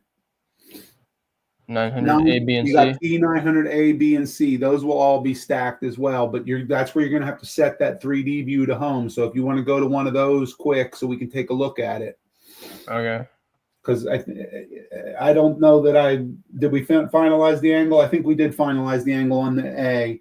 I know the B is done, but the C probably needs tilted as well. Well, I would try to use the same home angle for all of them. Okay. So let's go up to the views, because right now there's only 3 on the sheets. Go up to the views where you put the 1/8-inch stacking. Oh, yeah. Down the project browser. Open up 1/8-inch stacking. Yep. Go into the B one. The B one? Yep. And then if that's the one we already rotated down, then we could right click on the cube. This one right here? The cube, yeah, select the crop boundary. This one. No, I'm sorry, the section box. Okay. And then right click on the note. Isn't it right click on the cube in the corner, Brian? Yeah, it didn't have anything to do with that. So selecting white space. White space. Pick once in white space. Don't have anything selected. Right click on the cube. Set current view as home. Now you have to go do that to all those views. Okay, and then, all right. All of them, yes. All of Nope. these down here? No, Nope. all the All the stack, ones you were just looking at. Oh, all of goodness. those ones in that folder. Yep, start with that one. Oh, my goodness. Nope, nope, nope, nope. Click on the house. Up above the cube. Oh, you're right. Yep. You're right. Sorry.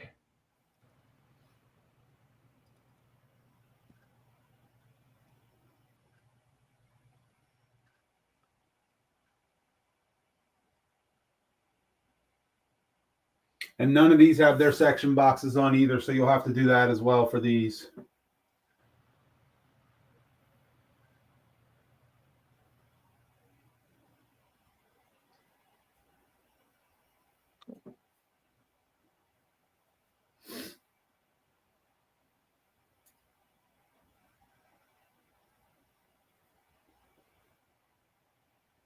All right, one of the things you want to do to make these views look a lot better is you want to turn the surface patterns off for the walls. Nope, nope. Do We're not gonna need do to that do yet. that. We're gonna do that in a filter. Okay. I'm gonna start a list. Well, that's where I'm saying that you can write the filter and all that today. I don't care so much about the filter. I want to be able to look at them and then be able to make our final decisions.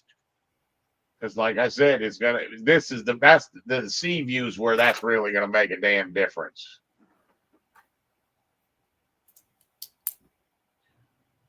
Yeah. Now, what I would do is I would enable the crop, pull the crop tight. Nope, the one where you can make the visibility. Nope, yep, that one. Now turn the crop on. It's not cropping because it still has that red X on the one button you missed. You fucked up the first time. There you go. Now pull that crop tight. Yep. Leave the level line tight all the way to the edge. There you go. Yep. All the way down. Yep. Exactly. All right, now what? You do that to all of them? Now close that view and do the next view. Do that till you don't have any views left. Nope, you picked the wrong one again.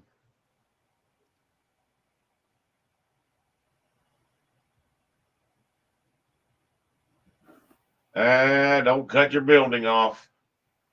You're good. You're good. I'm giving you a hard time. That's good. Nice. All right.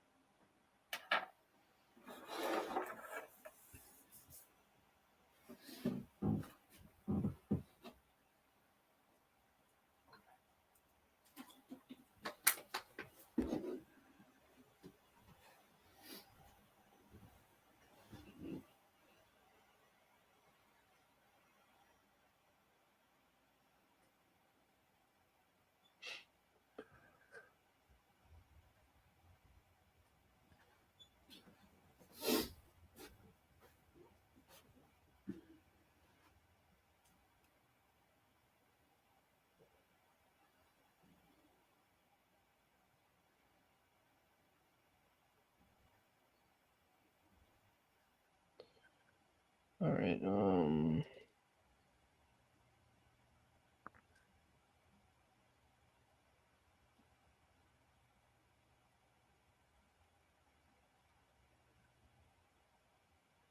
Level 3.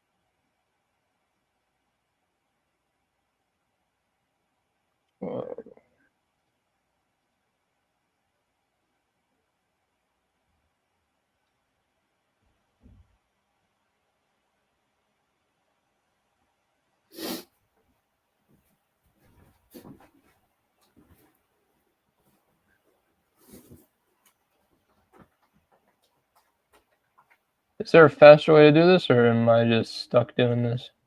You're good. Not really a shortcut to it. I'm just making sure.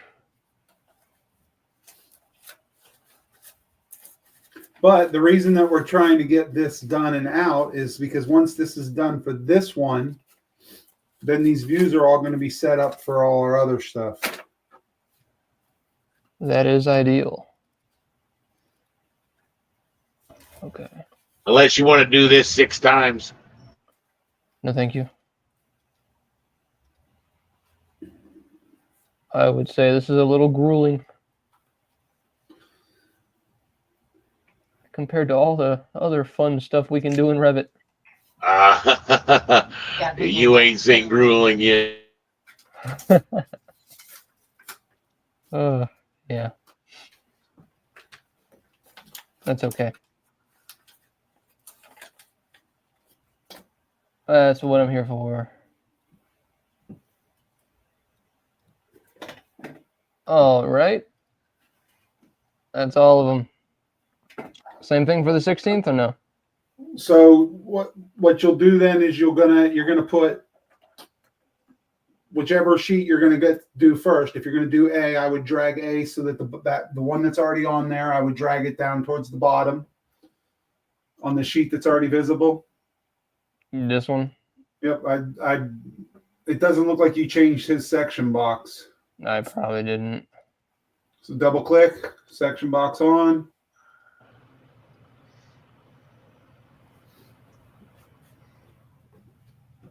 Okay.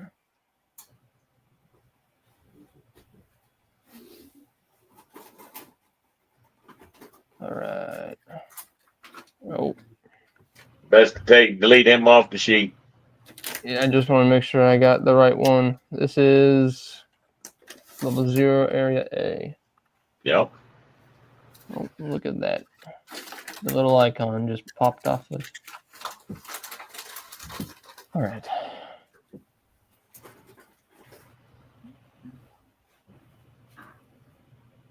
That's not the right key.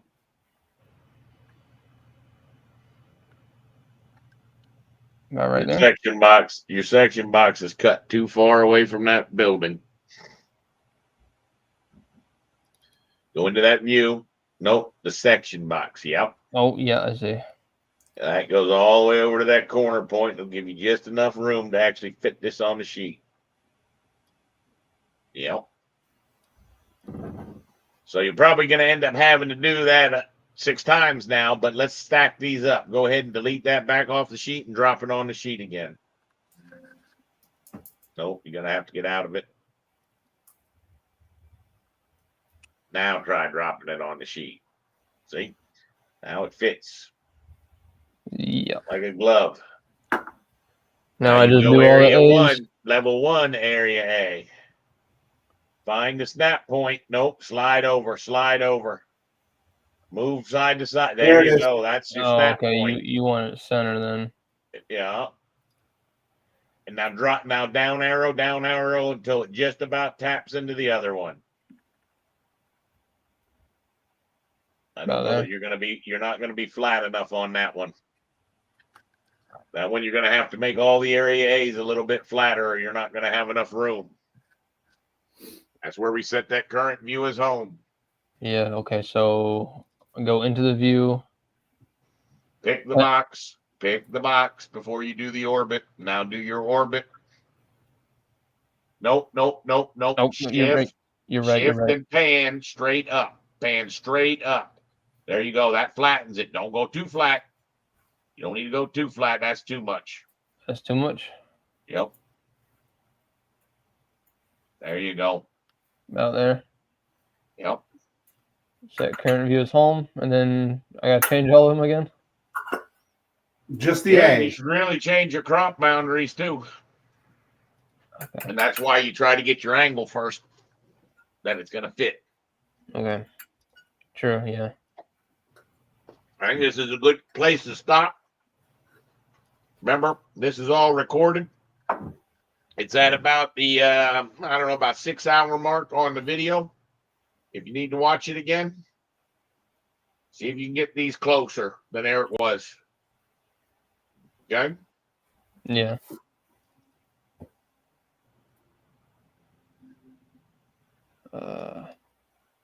Pull your crop. When you do that, pull your crops tight. Yeah. I'm missing steps. Yeah, well, that's all right. You'll pay for them if you don't. Then you'll have to go back through them and crop them then. See, if you get Level this 2. into a sequence, it's not so bad.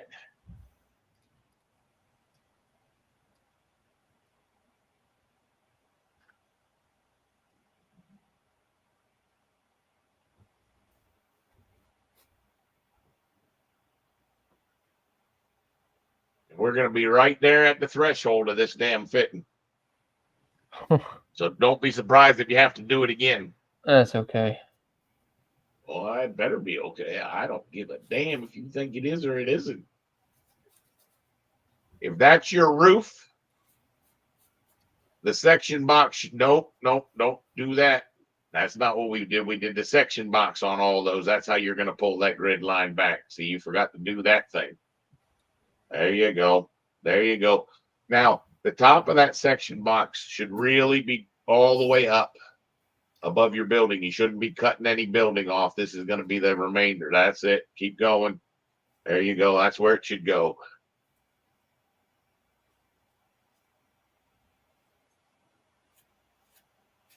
Nope, just pull your crop boundary down now. You're good.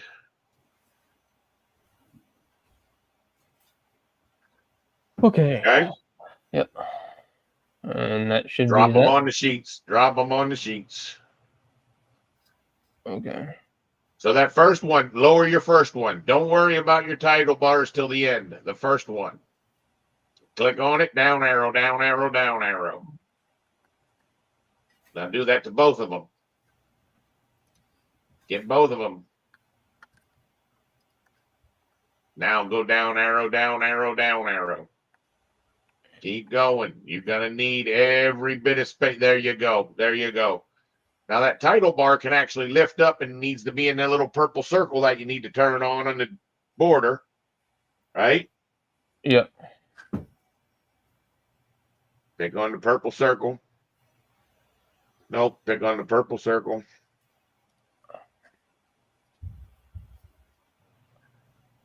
There you go. Now pull that title bar. Nope. You can just pull it, drag it. You can do the arrows. I don't care. There you go. Now pick on the view and shorten the tail. Pick on the view, then grab the little dot and drag it all the way over there. All the right way. here. There you go. Right in there. There you go. Right. And then I guess same thing with this one, huh? Well, let's Move try this to. one. No, the rest of them you're probably going to turn off. But you can do that. I like that too. That Okay. tells everybody where the areas are. Yeah. See, that makes it real pretty. All right, and then slap all the Now other ones in there. Oh, I don't know if you're going to get 3 more out of it. Try it. Try dragging and dropping the rest of your A's. Nope. I got it. I got it. I'm catching on.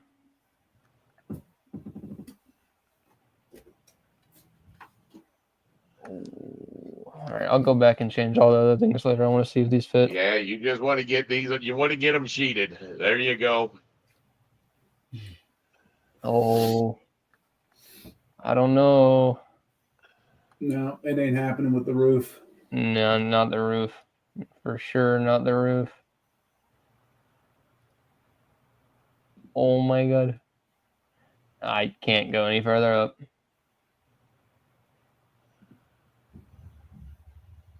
Huh. I think it has to be split, unfortunately. Nope. I think you could get it with a little bit flatter. A little bit flatter of a view. Yep, and you can actually do that all in here. Watch this. Click on your bottom one, double click.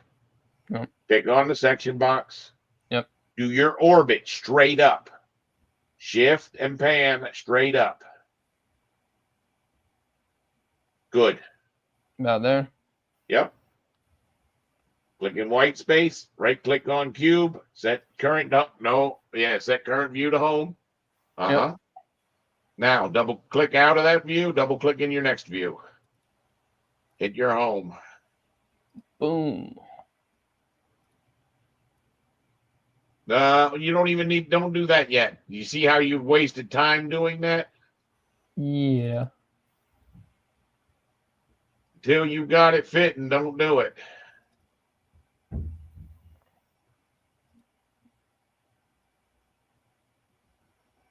Oh, it might just fit. Now start nudging all them down. You see now, well, I wouldn't have done them all at once. I would have done the lowest one first, then the next one, and the next one, and the next one. Trying to get them all tighter. We got to make a whole nother room for a whole nother floor. Right? We don't want that to overlap.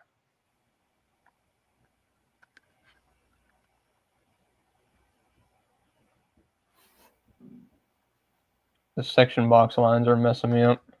Nah, that's all right. We can fix that real quick. That'll be pretty good. We'll chop off a little bit at the top of the building, throw the roof up on there. No, you haven't rotated this one yet. It won't lock it because you haven't rotated it yet. Yep, exactly. Eric's exactly right. Go into the view, set it to home. Get out of the view. Now it'll snap to it. There it was. Down arrows. I love it. It fit. I thought it wouldn't fit, fuckers. Huh? It barely fits. It's not fitting. Oh, 100%. shut up. Oh, shut up. Now, which one did we do the half toning on, Eric? It wasn't this one. It must have been It an was area on B B. level 0.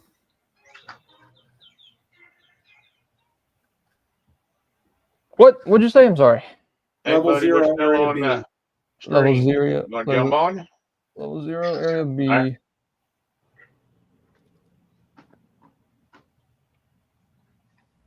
I already know what. That's it. Now, do a VV. Okay. And we have to turn those patterns off. You can do it with your filter. Architectural objects and architectural floors. Yeah.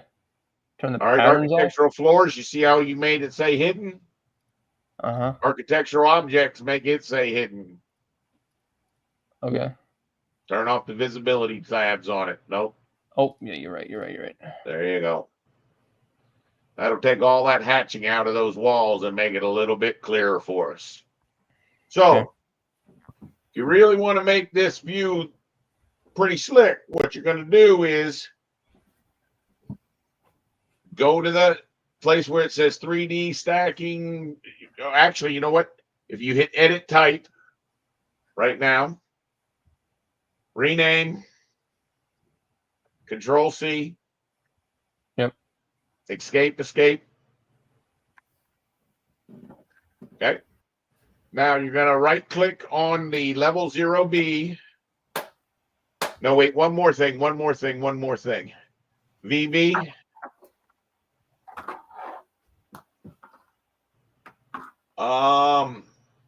Set annotation categories. Turn your section boxes off.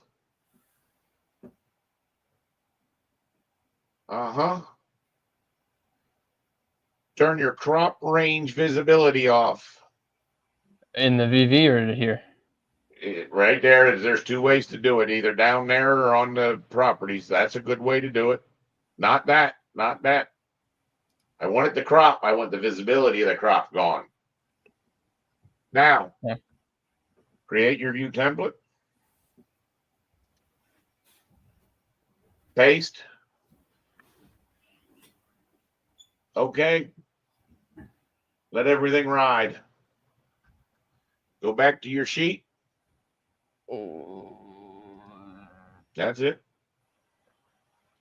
Now apply that to all of the views in that 8 stacking. Can I just click on it like this? Nope. There, yep. Pick them all there. All of them. Nope, pick all Oh, of them. every single one. I got you. Even the roof. Yeah, even the roof.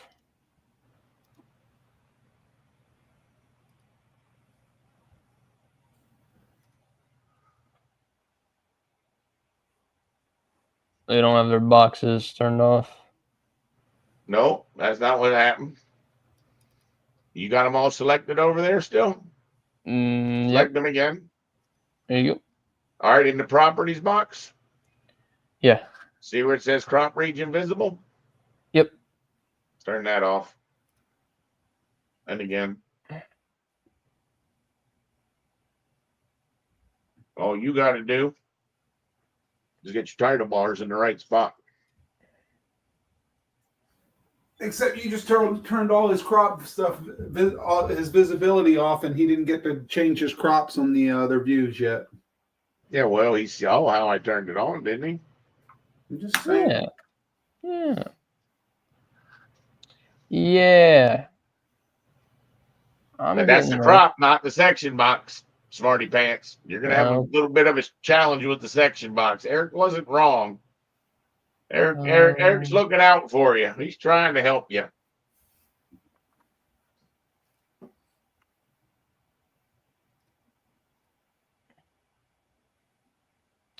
So what the proper way to do that, select all those views. Say apply a view template. Right here, you see where it says VG overrides annotation? VG override. Yeah. Hit that. Go down to section box, turn section boxes on. Oh, and now I they'll see. be back on. But you see, when you're done, you make it so they're turned off so those sheets look pretty. I see. Yeah, just go back in there and Right. apply view template. Yeah, I got you. All right. Yeah. I've given you enough to hurt a fucking brain in one day. That's a lot of shit we covered today. Yeah. I'm all for kicking off. I thought Jaffe was going to join in, but I didn't see him log in. See if you can get those overalls in the 3 different areas stacked. I think that ought to be pretty doggone good. Like I said, we'll do large bathrooms. Yep. You're catching on. And we'll try and hit the mechanical. It would also be a good time. This would be a good time for you to stretch your crops closer too, buddy. Now that you got your angle right. Yeah, you're right. I'll do that to And you might want to just open those and do that. Open the AAAAs and go back through. Sometimes it's harder to do it on the sheet. Sometimes it's easier. It'll. I'll just try it on here. That way, it's all in one place. I promise you, it's harder on here, but you can do it. I believe. Oh, I'm glad you believe me. Anybody want to cover anything else? Will you just, one of you guys text me when you're going to get on in the morning so I can jump on and get it recording? Yeah. You can start without me. I'll record it once I get on. See, you missed the Nathan, bottom just hit me crop up box. when you get You up and missed the around. bottom We're crop ready to on that roll. last one. Did I? Yep. Good luck. I'm going to cut. We're going to call this a day. Appreciate you getting on. We'll get back. We'll just need to dig out this hole, and we don't have to have it for Monday. Understand, I'd really like to be very far along on Monday. So I'd like to see a little blood, maybe a little sweat. That's fine. I'll give it to you. That sounds good. I do apologize, by the way. I just want to make that clear. I'm sorry. You don't need to apologize.